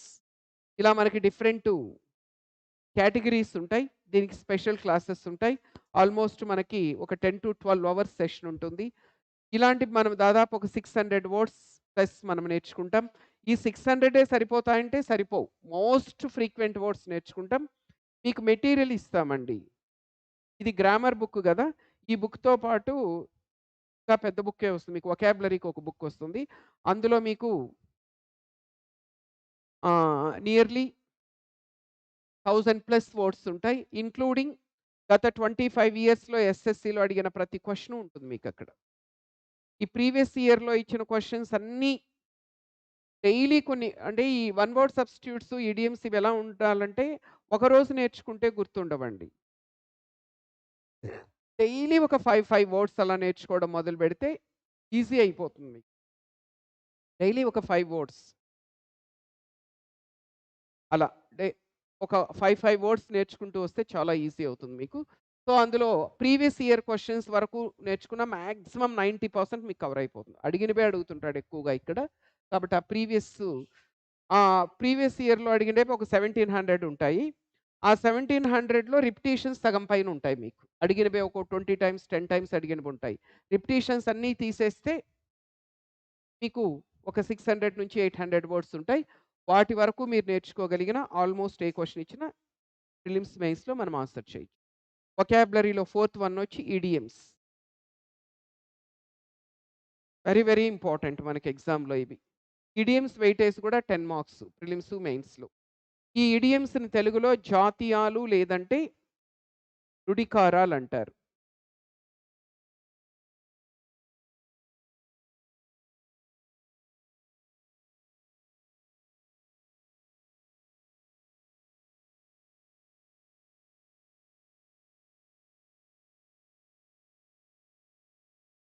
ఇక్కడ ఒక డౌట్ అడుగుతున్నారు. డెస్క్‌టాప్‌లో యాప్ ఎలా డౌన్‌లోడ్ చేయాలంటున్నారు. డెస్క్‌టాప్‌లో యాప్ ఉండదండి మీకు. ఒకవేళ మీరు డెస్క్‌టాప్‌లో చూడాలంటే మాత్రము డైరెక్ట్ వెబ్‌సైట్ ఉంటుంది. everestinpact.live అని. ఆ వెబ్‌సైట్‌లోకెళ్ళి మీరు చూడొచ్చు. అంతేగాని డెస్క్‌టాప్ యాప్ ఉండదు. మొబైల్‌కైతే యాప్. ఓకే. ఈడియమ్స్. జాతీయాలు లేదంటే నుడికారాలంటారు. ఈ ఇడియమ్స్ అనేవి కూడా చాలా పవర్‌ఫుల్ అండి లాంగ్వేజ్‌లో. ఈ ఇడియమ్స్ అనేవి ఎంత పవర్‌ఫుల్ అంటే వీటిని మనం నేర్చుకొని సందర్భోచితంగా ఉపయోగించగలిగితే కొన్ని వందల వేల పదాల్లో చెప్పలేని భావాన్ని ఒక ఇడియంలో చెప్పొచ్చు. అంత పవర్‌ఫుల్ ఇడియం. ఒక చిన్న ఎగ్జాంపుల్ తీసుకుంటే మనకి ఈజీగా అర్థమవుతుంది. మన ఫీలింగ్స్‌ని, ఎమోషన్స్‌ని ఏ విధంగా ఇడియమ్స్ ద్వారా మనం చక్కగా వివరించొచ్చు అనే దానికి ఒక స్టూడెంట్ ఉన్నాడండి. ఇతను 10థ్ క్లాస్ చాలా మంచి మార్క్స్‌తో పాస్ అయ్యాడు. జీపీఏ 10/10 వచ్చింది. అంటే ఈ సెక్యూర్డ్ మోర్ థాన్ 95%. ఈ is truly brilliant and outstanding. ఇతన్ని ఐఐటీలో లేదంటే ఎంసెట్‌లో టాపర్‌గా చూడాలనేది వాళ్ళ పేరెంట్స్ డ్రీమ్. వీడు బాగా చదువుతాడు గానీ, మధ్యలో డిస్ట్రాక్షన్స్ ఎక్కువ వీడికి. మొబైల్ అని, క్రికెట్ అని, ఫ్రెండ్స్ అని, టీవీ అని టైమ్ వేస్ట్ ఎక్కువ చేసేస్తుంటాడు. అందుకని వాళ్ళ పేరెంట్స్ ఏం చేశారంటే, ఐఐటీలో గానీ, ఎంసెట్‌లో గానీ టాప్ రావాలంటే ఇలా డిస్ట్రాక్షన్స్ ఉండకూడదు. వీడి అటెన్షన్ అంతా కంప్లీట్‌గా స్టడీస్ మీదే ఉండాలి అని ఆలోచించి, వీడికి ఇంట్రెస్ట్ లేకపోయినా కూడా బలవంతంగా వీడిని తీసుకెళ్ళి ఒక హాస్టల్‌లో పడేశారు. Residential college. మనకేదో చైనా ఇలా ఉంటాయి గదా! చైతన్య, నారాయణ ఇవేవో ఉంటాయి గదా! ఇంకా అక్కడ హాస్టల్ లైఫ్ ఎలా ఉంటుందో తెలుసు. మార్నింగ్ 4:30కి 4:30, 5:00 నిద్రలేస్తే మళ్ళీ పడుకునేది 10:30, 11కి. అర్లీ మార్నింగ్ 6:30కే క్లాసెస్ స్టార్ట్ అయిపోతాయి. 6:30 to 12:30 క్లాసెస్. మధ్యలో ఒక 2 అవర్స్ బ్రేక్ ఉంటుంది. Lunch break. తర్వాత 2 నుంచి ఎగ్జామ్స్, స్టడీ అవర్స్. వీడికి చదువంటేనే విరక్తి పుట్టింది. ఎందుకంటే అంతసేపు కంటిన్యూగా చదవలేడు వీడు. No mummy, no daddy, no mobile, no cricket, no friends, no TV, no fun, no entertainment, nothing, only studies, studies. ఇంక అక్కడ ఉండలేననేసి అర్థమైపోయింది. 1 వీక్ తర్వాత వాళ్ళ మమ్మీ, డ్యాడీకి ఫోన్ చేశా. ఇడియమ్స్ యొక్క పవర్ ఏంటనేది ఇక్కడ మీకు అర్థమవుతుంది. ఇంగ్లీష్‌లో మంచి నాలెడ్జ్ ఉంది వీడికి. మంచి ప్రొఫిషియన్సీ ఉంది. వాళ్ళ మమ్మీ, డ్యాడీకి ఫోన్ చేసి హాస్టల్‌లో తన స్థితిని, పరిస్థితిని ఒక చిన్న ఇడియంలో వాళ్ళ అమ్మ, నాన్న గుండెల్లో గుచ్చుకునేటట్టు ఎలా చెప్పాడో చూడండి. Mummy and daddy, I feel like a fish out of water here at hostel. Will you come and take me home or do you want me to jump over the wall? Voice నాది, choice మీది. ఇక్కడ idiom ఏంటి? Voice నాది, choice మీది. ఆ! I feel like a fish out of water.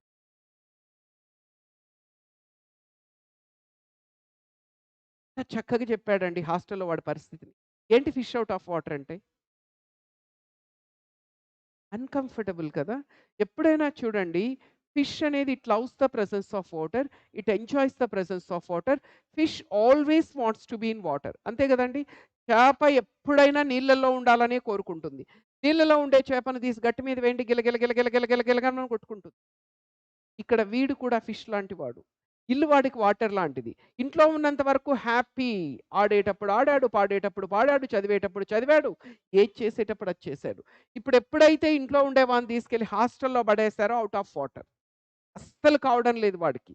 ఎప్పుడెప్పుడు పారిపోదామా అని చూస్తున్నాడనమాట. కాబట్టి ఫిష్ ఔట్ ఆఫ్ వాటర్ అంటే to be in a state of utter discomfort. జనరల్‌గా ఎక్కడైనా ఎవరైనా ఇడియమ్స్ ఎలా చెప్తారు?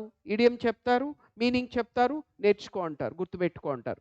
కానీ అదే ఇడియమ్స్‌ని మనం ఇక్కడ ఎలా నేర్చుకుంటామో చూడండి. ఎగ్జామ్‌లో క్వెషన్ ఇలా ఇస్తాడండి. ఒక ఇడియం ఇచ్చి సెంటెన్స్ అంటే డైరెక్ట్‌గా ఇడియం ఇచ్చి మీనింగ్ అడగొచ్చు. లేదంటే ఒక సెంటెన్స్‌లో ఒక ఇడియం ఇచ్చి మీనింగ్ అడగొచ్చు. For the first week the apprentice felt like a fish out of water. కింద 4 ఆప్షన్స్ ఉన్నాయి. Disappointed, frustrated, uncomfortable, homeless. 4 ఆప్షన్స్‌లో ఏది రైట్ ఆన్సర్? అన్‌కంఫర్టబుల్. మనం ఎక్కడైనా ఒక దగ్గర కంఫర్టబుల్‌గా ఫీల్ అవ్వకపోతే, డిస్కంఫర్ట్ ఫీల్ అయితే, అన్‌కంఫర్టబుల్‌గా ఉంటే ఫిష్ ఔట్ ఆఫ్ వాటర్ అంటారు. మనము ఈ ఇడియమ్స్‌ని ఏ విధంగా నేర్చుకుంటాం ఇక్కడ అంటే, we learn idioms through stories, pictures, images, వీటి ద్వారా నేర్చుకుంటాం. ఈ ఫిష్ ఔట్ ఆఫ్ వాటర్ అనే ఇడియంని ఎలా నేర్చుకుంటామో చూడండి. ఇది ఇడియం. ఫస్ట్ ఇడియం చెప్పడం జరుగుతుంది. ఇది మీనింగ్. ఇక్కడి వరకు ఎవరైనా చెప్తారు. మనము ఇక్కడ ఎక్స్‌ట్రాగా యాడ్ చేసే డైమెన్షన్ 2 డైమెన్షన్స్ యాడ్ చేస్తాం ఇక్కడ మీకు ఎక్స్‌ట్రాగా. అదేంటంటే ఫిష్ ఔట్ ఆఫ్ వాటర్ అంటే అన్‌కంఫర్టబుల్‌గా ఫీల్ అవ్వడము అని ఆ ఇ ఆ మీనింగ్ మనసులో హత్తుకునే విధంగా ఒక ఇమేజ్. చూడండి. నీళ్ళల్లో ఉండే చేపను తీసి గట్టు మీద వేస్తే ఎలా ఉందో చూడండి దాని పరిస్థితి. ఎంత అసహనంగా, అసౌకర్యంగా, అనీజీగా ఫీల్ అవుతా ఉందో చూడండి. Almost about to die. ఒక వ్యక్తి ఇలా ఫీల్ అవుతుంటే దాన్ని ఫిష్ ఔట్ ఆఫ్ వాటర్ అంటారు. అంతటితో ఆగకుండా దీన్ని ఉపయోగిస్తూ ఒక ఎగ్జాంపుల్ సెంటెన్స్ కూడా ఇవ్వడం జరుగుతుంది మీకు. అంటే ఆ ఇడియమ్‌ని ఏ విధంగా మనం సెంటెన్సెస్‌లో ప్రయోగించొచ్చు అండి. When a student joins the school he feels like a fish out of water on the first day. ఎంత అద్భుతంగా ఉందండి.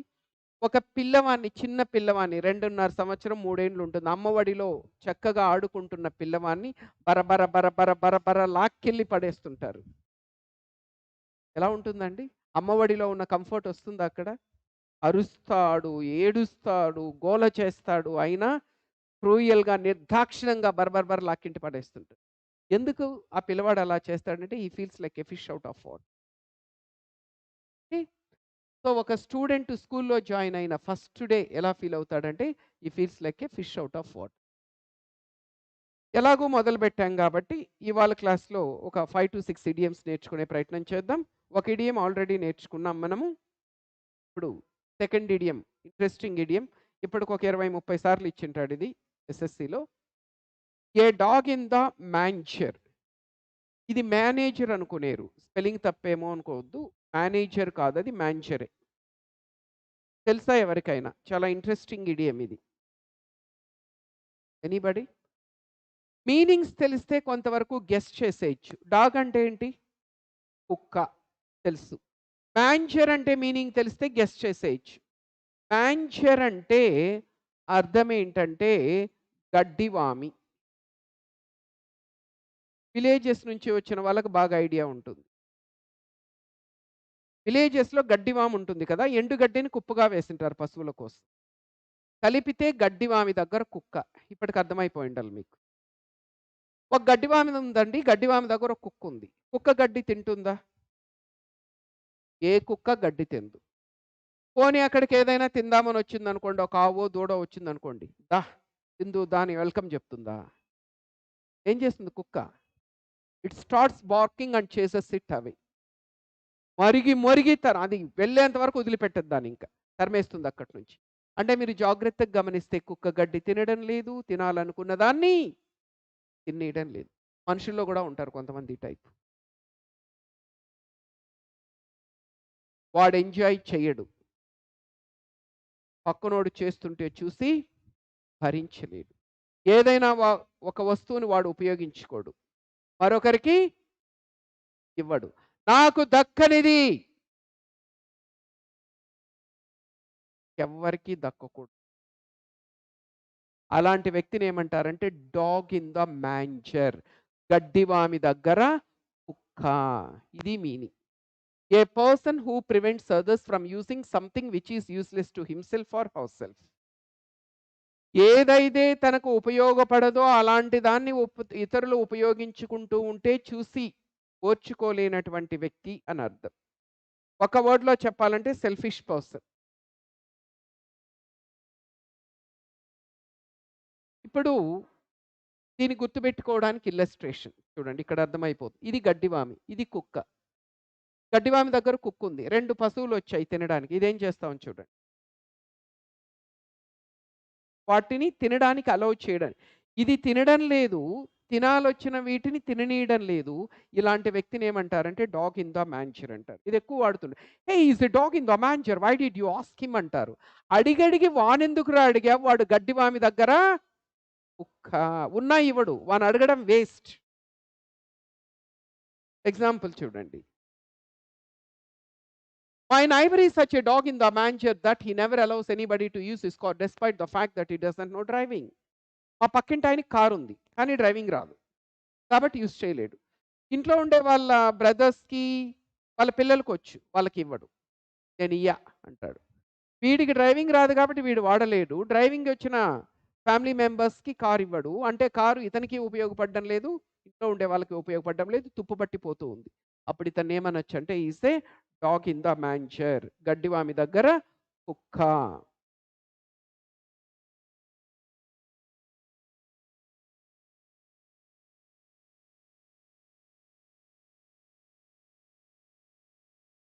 టైర్ 2కి ఆఫ్‌లైన్ సెపరేట్ బ్యాచ్ పర్చేస్ చేయాలా అని అడుగుతున్నారు. నరసింహ్ ఓకే. రాహుల్ ధరావత్. ఇది ఓన్లీ టియర్ 1 అండి. టియర్ 1 అంటే సిలబస్ టియర్ 1, టియర్ 2 ప్రత్యేకమైన సిలబస్ ఉండదండి ఎస్ఎస్‌సిలో. టియర్ 1 సిలబస్ అదే ఉంటుంది. టియర్ 2లో ఉండేది టియర్ 1లో, టియర్ 1లో ఉండేది టియర్ 2లో ఉంటుంది. మరి టియర్ 2కి ఏముంటుంది అంటే టియర్ 2లో రివిజన్ వస్తుంది. టియర్ 1లో చెప్పింది ఒకసారి రివిజన్ చేసి ఎక్స్‌టెన్సివ్‌గా ఉంటుంది కొద్దిగా. అంటే టియర్ 1లో చేయించిన హ్యాండౌట్స్ కాకుండా టియర్ 2కి సెపరేట్ హ్యాండౌట్స్ అంటే బ్రీఫ్ రివిజన్ ఇచ్చి సెపరేట్ హ్యాండౌట్స్ కొద్దిగా హై లెవెల్ హ్యాండౌట్స్ చేయించడం జరుగుతుంది. తర్వాత ఎక్కువ మాక్ టెస్ట్‌లు, ఎక్స్‌ప్లనేషన్స్ ఉంటాయి టియర్ 2కి. ఓకే. అది టియర్ 2 గురించి. సో, టియర్ 2 అనేది మనకి ఆ! 2 టియర్ 2లు ఉంటాయి. అడ్వాన్స్‌డ్ టియర్ 2 ఒకటుంటుంది. ఇంటెన్సివ్ బ్యాచ్ ఒకటుంటుంది. అడ్వాన్స్‌డ్ టియర్ 2 అనేది త్వరలో స్టార్ట్ అవ్వచ్చు. ఇంకా డేట్ అయితే అనుకోలేదు గానీ, అడ్వాన్స్‌డ్ టియర్ 2 అనేది ఎవరికంటే ఆల్రెడీ టియర్ 1 సిలబస్ కంప్లీట్ అయిపోయి అంటే వాళ్ళు మాక్ టెస్ట్‌లు రాస్తుంటే 120, 130 ఇలా వస్తుంటాయి. చాలా రేపు ఎగ్జామ్ పెట్టినా నేను టియర్ 1 నాకు క్లియర్ అవుతుంది అనుకునే వాళ్ళు, టైమ్ వేస్ట్ ఎందుకు ఇప్పటి నుంచి టియర్ 2కి ప్రిపేర్ అవుదాం అనుకునే వాళ్ళకి అడ్వాన్స్‌డ్ టియర్ 2 అని ఒకటుంటుంది. అది ఉంటుందండి. తర్వాత ఇంకొక బ్యాచ్ ఎప్పుడు స్టార్ట్ అవుతుందంటే, టియర్ 1 ఎగ్జామినేషన్ రాసేసిన తర్వాత మధ్యలో 2 మంత్స్ గ్యాప్ ఉంటుంది. 2-3 మంత్స్ గ్యాప్. ఈ గ్యాప్‌లో ఒక ఇంటెన్సివ్ బ్యాచ్ స్టార్ట్ అవుతుంది. ఆల్రెడీ కాన్ఫిడెంట్‌గా ఉన్న వాళ్ళు అడ్వాన్స్‌డ్ దానికొస్తారు. తర్వాత ఎగ్జామ్ రాసిన తర్వాత చూసుకుందాంలే మన స్కోర్‌ని బట్టి అనుకునే వాళ్ళు ఇంటెన్సివ్ బ్యాచ్‌లో జాయిన్ అవ్వచ్చు. Okay. Next full of beans. ఒక ఇడియం అండి.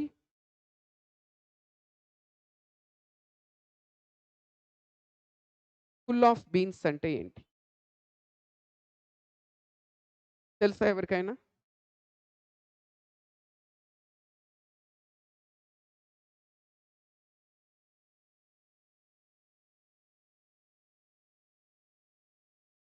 ఫుల్ ఆఫ్ బీన్స్ అని ఎవరినంటారంటే, ఎలాంటి వ్యక్తులకి మనము ఫుల్ ఆఫ్ బీన్స్ అని ఉపయోగించొచ్చంటే, a person who is very enthusiastic, energetic, cheerful, jovial.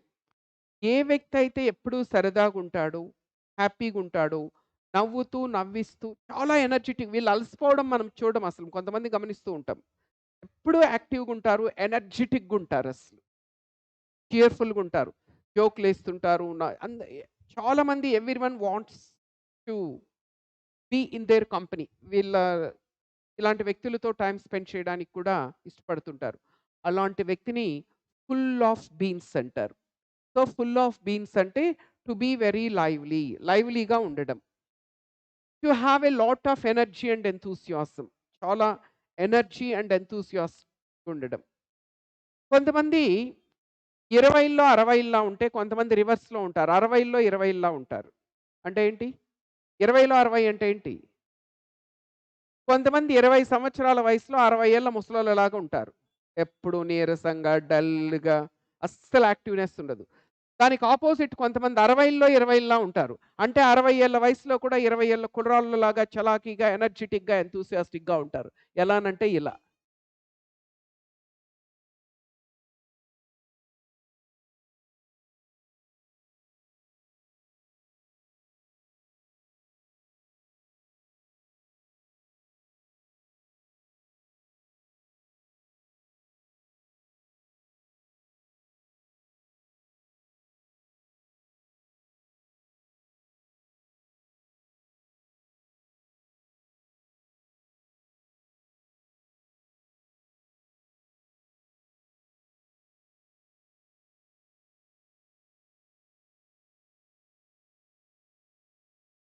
చూసారుగా 'జై బాలయ్య'. సో, ఇలా ఎవరైతే చాలా లైవ్లీగా, ఎనర్జిటిక్‌గా, ఎంథూసియాస్టిక్‌గా ఉంటారో అలాంటి వ్యక్తిని ఏమంటారంటే ఫుల్ ఆఫ్ బీన్స్ అంటారు. Somu is full of beans and everybody loves to talk to him. ప్రతి ఒక్కరు కూడా సోనుతో మాట్లాడాలనుకుంటారు. ఎందుకంటే ఎప్పుడూ లైవ్లీగా, cheerfulగా, ఎనర్జిటిక్‌గా, ఎంథూసియాస్టిక్‌గా ఉంటాడు. సో, 3 ఇడియమ్స్ నేర్చుకున్నాం మనం. ఫిష్ ఔట్ ఆఫ్ వాటర్ నేర్చుకున్నాం. ఫిష్ ఔట్ ఆఫ్ వాటర్ అంటే to be in a state of utter discomfort. Next వచ్చి a dog in the manger నేర్చుకుందాం. గడ్డివామి దగ్గర కుక్క. థర్డ్ వన్ వచ్చి full of beans. Full of beans అంటే to be very lively or enthusiastic.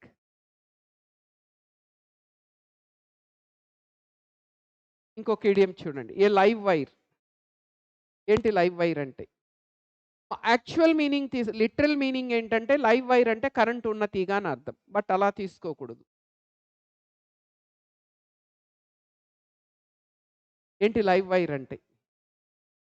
ఈ live wire అనేది it is synonym to the idiom just we have launch. ఇంతవరకు మనం నేర్చుకున్న ఇడియం ఏంటి? Full of beans. దానికి ఎగ్జాక్ట్‌లీ సినోనిమ్ ఇది కూడా. Same meaning. లైవ్ వైర్ అన్నా కూడా a person who is very energetic, enthusiastic, jovial, careful అని చెప్పొచ్చు. అందుకనే చూడండి మీనింగ్స్‌లో మళ్ళీ ఫుల్ ఆఫ్ బీన్స్ అని ఇచ్చాడు. సో, ఫుల్ ఆఫ్ బీన్స్ అన్నా, లైవ్ వైర్ అన్నా 2 ఒకటే. సిన అంటే ఇడియమ్స్‌లో సినోనిమ్స్ ఇవి.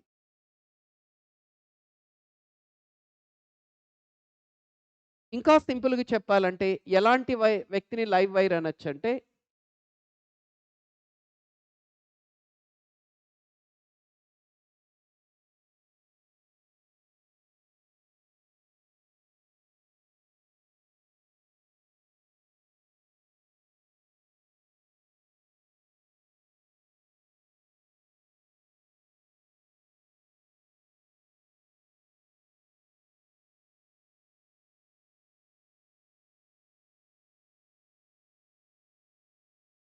చూసారుగా 'Raviteja is a live wire.'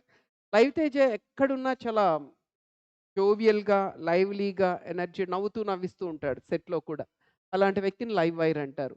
He is such a live wire that the conference room felt the radiance of his presence.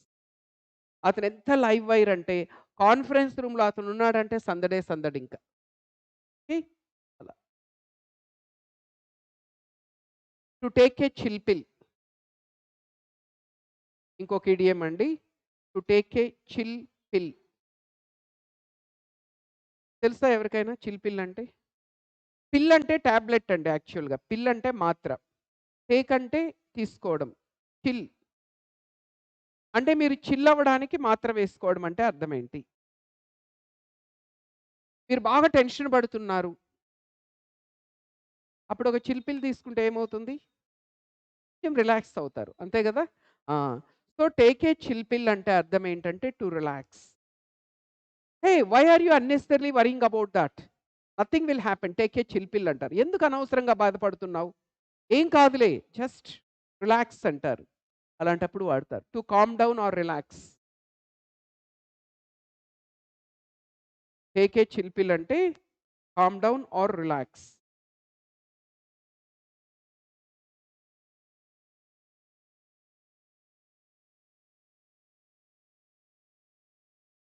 So, ఎప్పుడు frustration వచ్చినా ఆ మూవీలో చూసుంటాం గదా!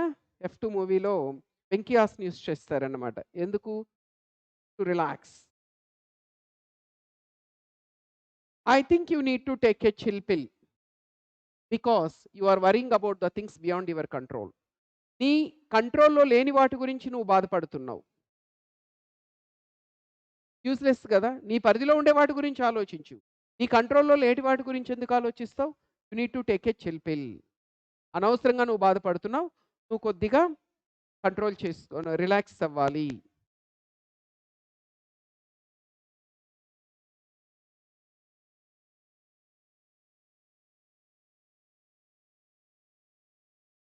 ఒక ఇడియం చూద్దాం.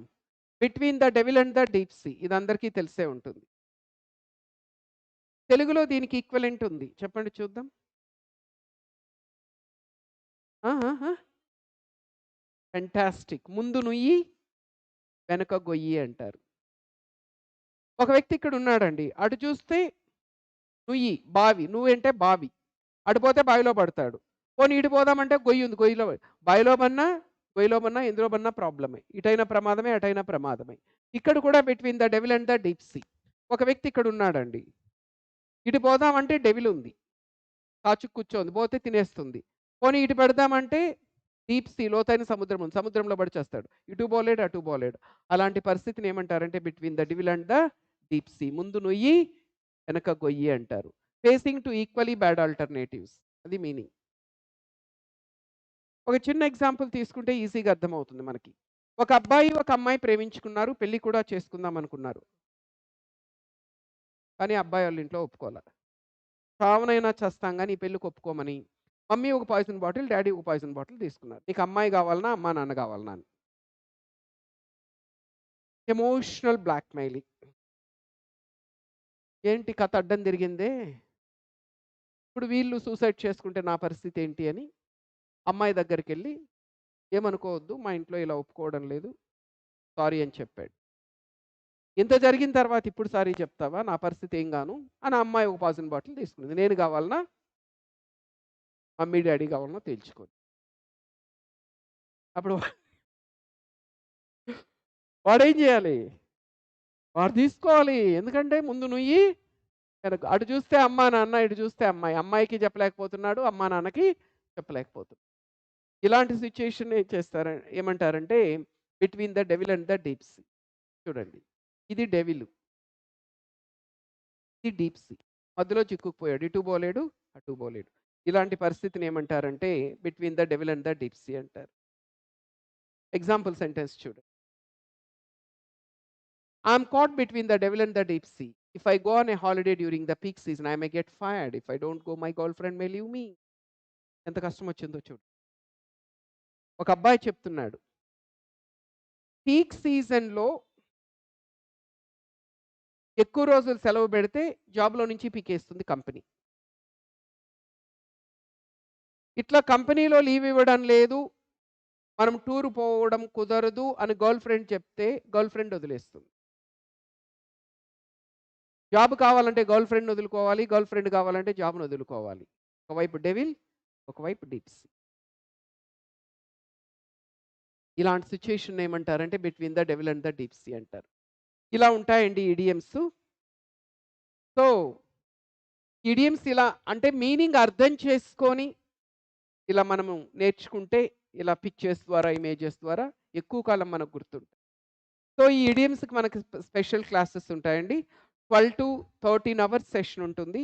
దాదాపు ఇలా మీకు పిక్చర్సు, ఇమేజెస్ ద్వారా మోర్ థాన్ 400 ఇడియమ్స్ క్లాస్ రూమ్‌లో చెప్పడం జరుగుతుంది.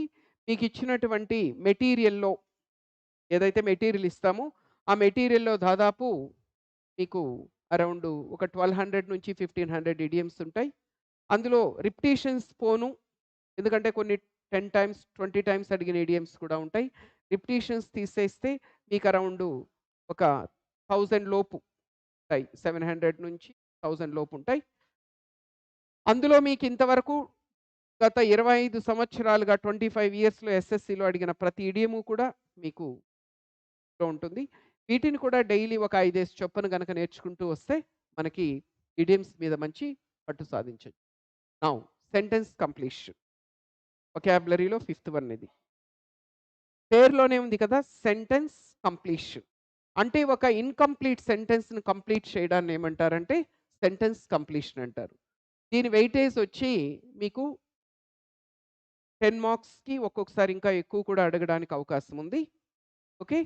సో, ఇక్కడ మీకు సెంటెన్స్ కంప్లీషన్ అంటే ఏంటి? క్వెషన్స్ ఎలా ఇస్తాడనేది ఒక్కసారి చూద్దాం. చూడండి. ఇక్కడ మనకు ఒక సెంటెన్స్ ఇస్తాడండి.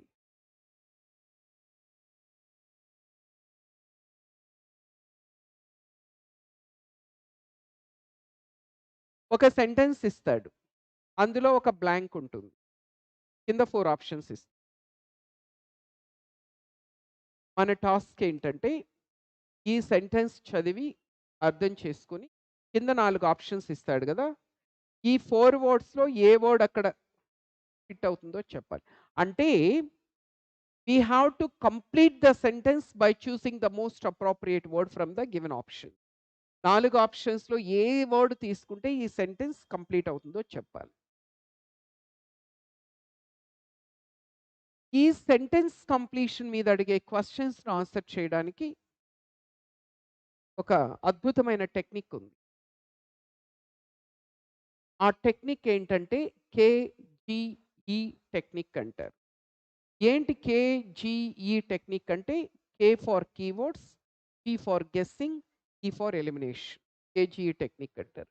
ఈ టెక్నిక్ గనక అప్లై చేస్తే మీకు ఈజీగా ఆన్సర్స్ వస్తాయి. ఏంటి కీవర్డ్స్, గెస్సింగ్, ఎలిమినేషన్ అంటే అర్థం ఏంటంటే ఇలాంటి క్వెషన్స్ చేసేటప్పుడు డైరెక్ట్‌గా ఆప్షన్స్‌కెళ్ళకూడదు మనము. అందుకనే నేను మీకు ఆప్షన్స్ ఇవ్వలేదు. ఫస్ట్ ఏంటంటే కీవర్డ్స్ ఉంటాయి. అంటే ఈ బ్లాంక్‌లో ఎలాంటి వర్డ్ రావడానికి అవకాశం ఉంది అని డిసైడ్ చేసే వర్డ్స్ కొన్నుంటాయి సెంటెన్స్‌లో. వాటిని కీవర్డ్స్ అంటారు. ఇక్కడ ఆ కీవర్డ్స్ ఏంటంటే ఇవి. I don't think. అంటే ఇక్కడ ఎలాంటి వర్డ్ రావాలి అని డిసైడ్ చేసేదది. I don't think. I don't think అంటే ఏంటి? నేను అనుకోవడం లేదు. ఏమని? అతను కేస్ గెలుస్తాడని. ఎందుకు? తన ఆర్గ్యుమెంట్ డాష్‌గా ఉంది కాబట్టి. అతను కేసు గెలుస్తాడని నేను అనుకోవడం లేదు. ఎందుకంటే తన ఆర్గ్యుమెంట్ డాష్‌గా ఉంది కాబట్టి. ఇప్పుడు దీన్ని బేస్ చేసుకొని మీరు గెస్ చేయాల. అంటే ఆర్గ్యుమెంట్ అనేది ఏ విధంగా ఉంటే ఒక వ్యక్తి కేసు గెలవడానికి అవకాశం ఉండదు అనేది మీరు గెస్ చేయాల ఆప్షన్స్ చూసే ముందు. గెస్ చేయండి చూద్దాం. మీ ఆర్గ్యుమెంట్ ఎలా ఉంటే మీరు కేసు గెలవడానికి అవకాశం ఉండదు. పాజిటివ్ వర్డ్ వస్తుందా? నెగెటివ్ వర్డ్ వస్తుందా? చెప్పండి పోనీ. 200% ఒక నెగెటివ్ వర్డ్ అనేది వచ్చి తీరాలి. ఆ! ఎలాంటి వర్డ్ అయ్యుండొచ్చు? గెస్ చేయండి చూద్దాం. హ్మ్. ఫెంటాస్టిక్. ఆర్గ్యుమెంట్ అనేది ఇర్రెలెవెంట్‌గా ఉంటే కేసు గెలవడానికి అవకాశం ఉండదు. ఇంకా? ఫెంటాస్టిక్. ఎక్సలెంట్. ఆర్గ్యుమెంట్ అనేది వీక్‌గా ఉన్నా కూడా కేసు గెలవడానికి అవకాశం ఉండదు. ఇంకా?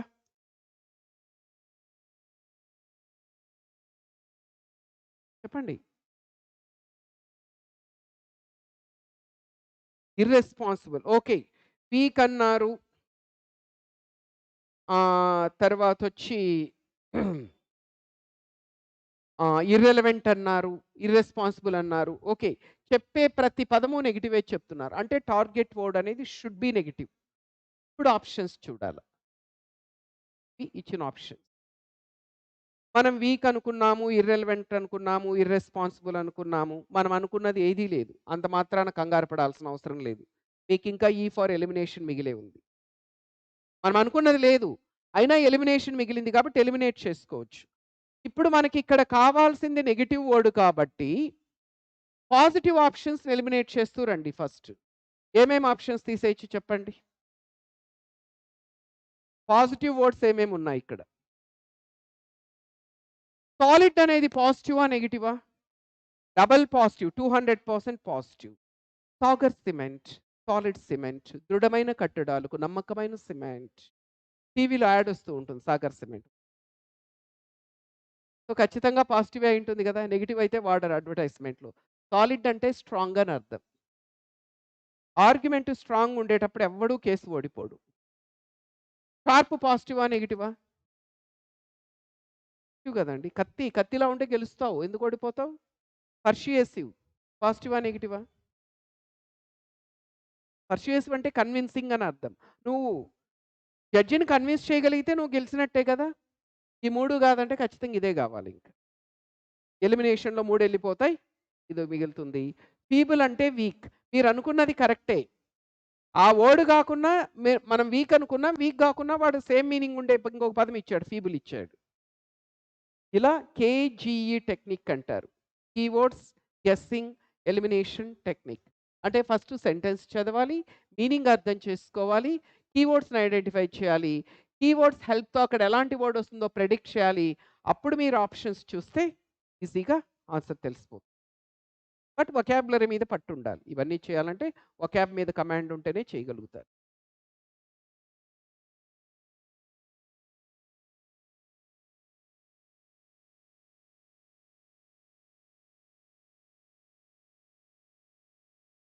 సో, సాలిడ్ అంటే స్ట్రాంగ్ అని. పర్సుయేసివ్ అంటే కన్విన్సింగ్. ఫీబుల్ అంటే week.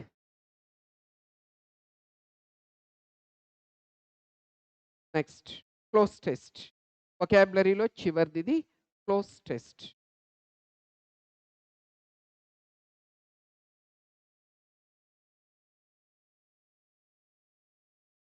Very, very important. Tier 1లో ఎక్కువ వెయిటేజ్ ఉండేది ఇదే మనకి. ఇంత వెయిటేజ్ ఇంకేది ఉండదు. దీని వెయిటేజ్ వచ్చి టియర్ 1 సీజీఎల్ అయినా, సీహెచ్ఎస్ఎల్ అయినా 10 మార్క్స్‌కుంటుంది.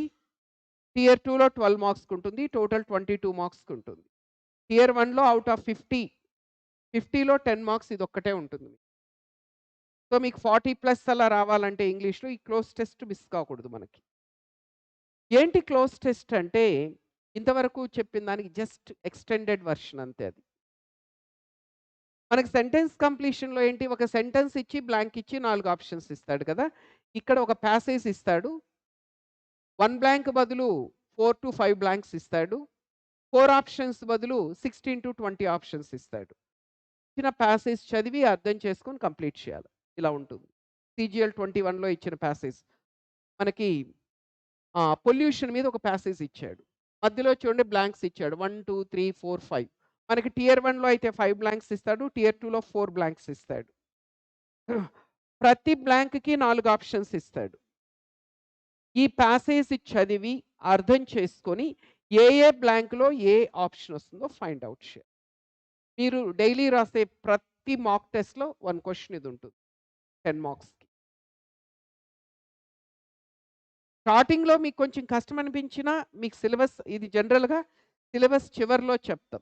ఎందుకంటే క్లోజ్ టెస్ట్ చేయాలంటే గ్రామర్, వొకాబ్ మీద కమాండ్ ఉండాలి కాబట్టి, జనరల్‌గా మీకు సిలబస్ ఎండింగ్‌లో వస్తుంది. బట్ చాలామంది ఏం చేస్తారు, అప్పుడు ఆ టాపిక్ మాకింకా చెప్పలేదు గదా!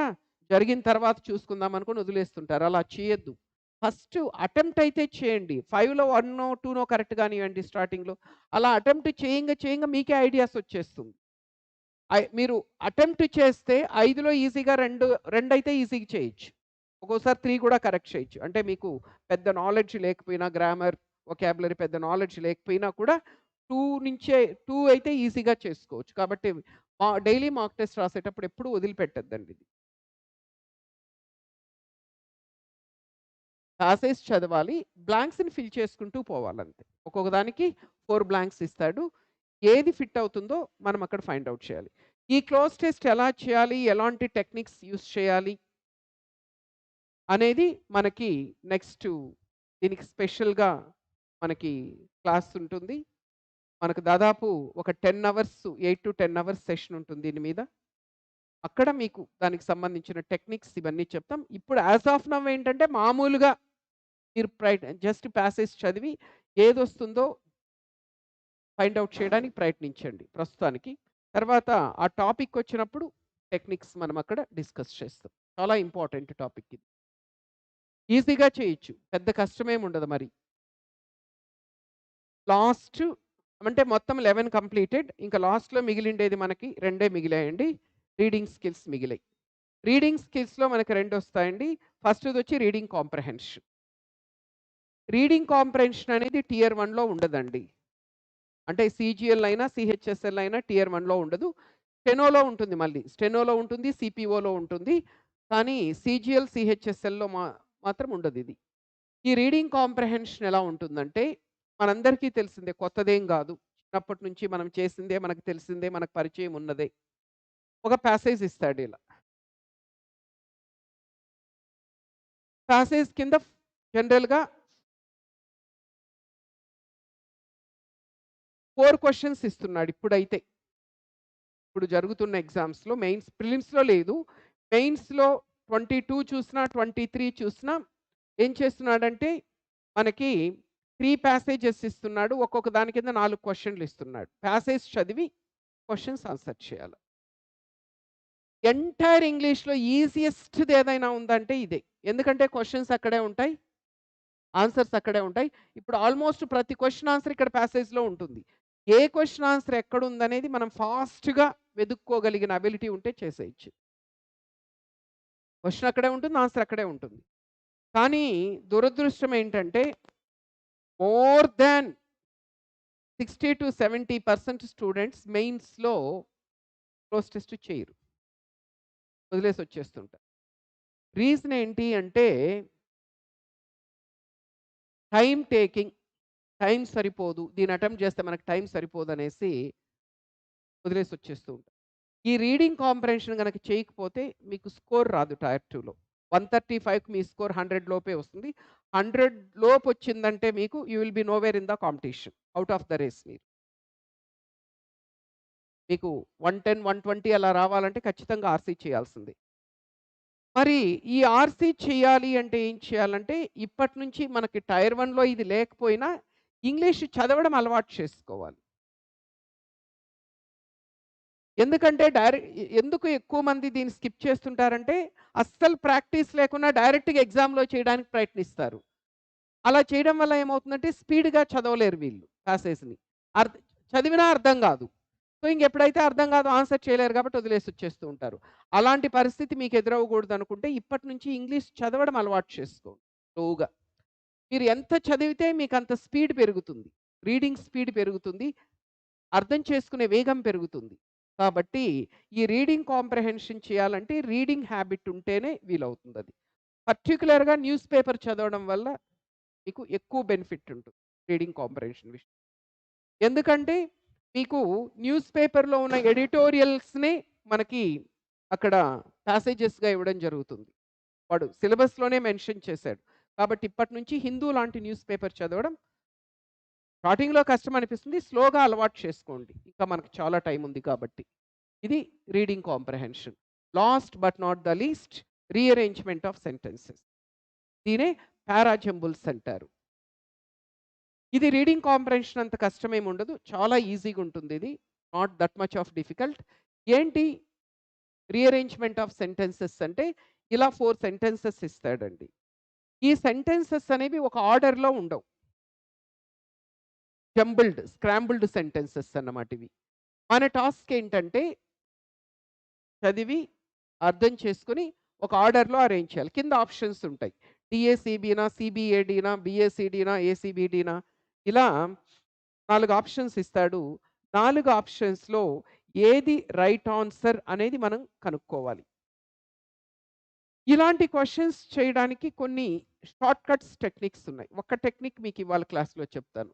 ఇది ప్రీవియస్ ఎస్ఎస్‌సిలో అడిగిన క్వెషనేనండి. ఇది ఇలాంటి క్వెషన్స్ అయితే మన ఎవరెస్ట్ స్టూడెంట్స్ కేవలం 5 సెకండ్‌లలో ఆన్సర్ చేసేస్తారు. మొత్తం చదవాల్సిన అవసరం గాని, మొత్తం అర్థం చేసుకోనవసరం గాని, అరేంజ్ చేయాల్సిన అవసరం గాని లేదు. మన ఎవరెస్ట్ స్టూడెంట్స్ అంటే అన్ని క్వెషన్స్ చేస్తారని చెప్పలేదు. ఇలాంటి క్వెషన్స్ గనక ఇస్తే కరెక్ట్‌గా 5 సెకండ్స్‌లో డి ఆన్సర్ అని పెట్టేస్తారు. అంటే ఐ మీన్ ఏ ఆన్సర్ అని పెట్టేస్తారు. డీఏసీబీ ఈస్ ద కరెక్ట్ ఆన్సర్. ఎట్లా తెలుసు సార్? మీరు ఏముంది సార్ మీరు ముందుకు చదువుకొని వచ్చింటారు. ఇప్పుడు ఆన్సర్ పెడుతున్నారు. నేనే కాదు మీరు కూడా చేయొచ్చు. ఒక టెక్నిక్ ఉంది. అంటే కాన్ఫిడెంట్‌గా డి ఆన్సర్ ఏ డీఏసీబీనే కరెక్ట్ సీక్వెన్స్ అని ఎలా తెలుస్తుంది అంటే ఒక టెక్నిక్ ఉంది ఇక్కడ. ఎప్పుడైనా సరే ఒక సెంటెన్స్‌లో మీకు గుర్తుపెట్టుకోండి. ఏదైనా ఒక సెంటెన్స్‌లో హి గాని, షీ గాని, దే గాని, దిస్ గాని, దట్ గాని, దీస్ గాని, దోస్ గాని ఆ టాపిక్ వచ్చినప్పుడు మీకు అర్థమవుతుంది. వీటిని ప్రొనౌన్స్ అంటారు. ఒక సెంటెన్స్‌లో ఇలాంటి ప్రొనౌన్స్ ఉంటే అది ఎట్టి పరిస్థితిలో ఫస్ట్ సెంటెన్స్ రాదు, రాకూడదు. ఇక్కడ దే ఉంది. అవునా? అంటే ఏతో స్టార్ట్ అవ్వదు. ఎలిమినేటెడ్. ఇక్కడ దిస్ ఉంది. అవునా? అంటే బితో స్టార్ట్ అవ్వదు. ఎలిమినేటెడ్. హ్మ్. ఇక్కడ దిస్ ఉంది. అవునా? అంటే సితో స్టార్ట్ అవ్వదు. దీంతో స్టార్ట్ అవ్వదు, దీంతో స్టార్ట్ అవ్వదంటే ఇంక మిగిలిండేదేంటి అదే. ఇప్పుడు మీరు మాత్రం చేయలేరా? చేయొచ్చు గదండీ. దే చూడగానే అంటే అంతే గదండీ. ఇప్పుడు ఫస్ట్ సెంటెన్స్ ఏదో తెలియాలి గదా! ఈ నాలుగింట్లో మనకి. ఆప్షన్స్ చూస్తే ఒకటి డీతో, ఒకటి సితో, ఒకటి బితో, ఒకటి ఏతో స్టార్ట్ అవుతా ఉంది. అక్కడ దే ఉంది గాబట్టి, దే ఉంటే అదెప్పుడు ఫస్ట్ సెంటెన్స్ కాదు. అవునా? ఈ ఆప్షన్ ఎలిమినేట్ అయిపోయింది. ఇక్కడ ఈ రెండిట్లో దిస్ ఉంది. దిస్సు, దట్ ఉంటే ఎప్పుడు అది ఫస్ట్ సెంటెన్స్ కాదు. ఈ 2 ఎలిమినేట్ అయిపోయాయి. 3 ఎలిమినేట్ అయిపోతే మిగిలిండేది ఇదే ఆన్సర్. ఇది చెప్పడం వెనక రీజన్ ఏంటంటే, మాక్ టెస్ట్ రాసేటప్పుడు ఇట్లాంటి క్వెషన్స్ అన్నా ఆన్సర్ చేయండి. వదిలిపెట్టొద్దు. అంతేగాని నేను అది అయిపోయేంత వరకు వెయిట్ చేస్తాను. ఆ టాపిక్ అయిపోయిన తర్వాతనే ఎగ్జామ్‌లో అటెంప్ట్ చేస్తాననుకుంటే స్కోర్ రాదు మీకు. ఇలాంటివి జనరల్ క్వెషన్సే కాబట్టి అటెంప్ట్ చేయడానికి ప్రయత్నించాలి. ఓకే. ఇవి ఇంగ్లీష్‌లో ఉండే మొత్తం 13 టాపిక్స్ అండి. ఈ 13 టాపిక్సే ఉంటాయి మీకు ఇంగ్లీష్‌లో. ఇక వేరే టాపిక్స్ ఉండవు. ఓకే. సో, ఇంతటితో మనకి ఇవాళ ఇంట్రొడక్షన్ పూర్తయింది. రేపటి క్లాస్‌లో మీకు ఆహ్, వొకాబులరీ ఇంప్రూవ్‌మెంట్ టెక్నిక్స్ దీని మీద స్పెషల్ క్లాస్ ఉంటుంది. సేమ్ 10-1. సో, రేపంతా కూడా కంప్లీట్‌గా మీకేంటంటే వొకాబులరీ ఎక్కువ మంది వొకాబులరీ భయపడుతుంటారు కదా! సో, ఏ విధంగా వొకాబులరీని ఇంప్రూవ్ చేసుకోవాలి? ఎలా నేర్చుకుంటే గుర్తుంటుంది? ఎలా నేర్చుకుంటే మర్చిపోతాం అనేది we will discuss in tomorrow's class. Okay. So, thank you so much. Same రేపు కూడా యూట్యూబ్‌లో ఉంటుంది. అదే విధంగా మీకు ఆఫ్‌లైన్‌లో కూడా సెషన్ ఉంటుంది. ఈ వీక్ అంతా మీకు 10-1 ఉంటుందండి. ఒక్క 2 నిమిషాలు కూర్చోండి. వాళ్ళేదో దీని నుంచి ఆర్ఫనైజ్ నుంచి వచ్చారు. ఒకవేళ మీరేదైనా హెల్ప్ చేయగలిగితే చేయండి. ఆహ్, ఈ వీక్ అంతా 10-1 ఉంటాయండి. మీ టైమింగ్స్ మొత్తం 10-1 ఉంటుంది. నెక్స్ట్ వీక్ షెడ్యూల్ అనేది మీకు సాటర్‌డే కల్లా వస్తుంది. సాటర్‌డే, సండేకి.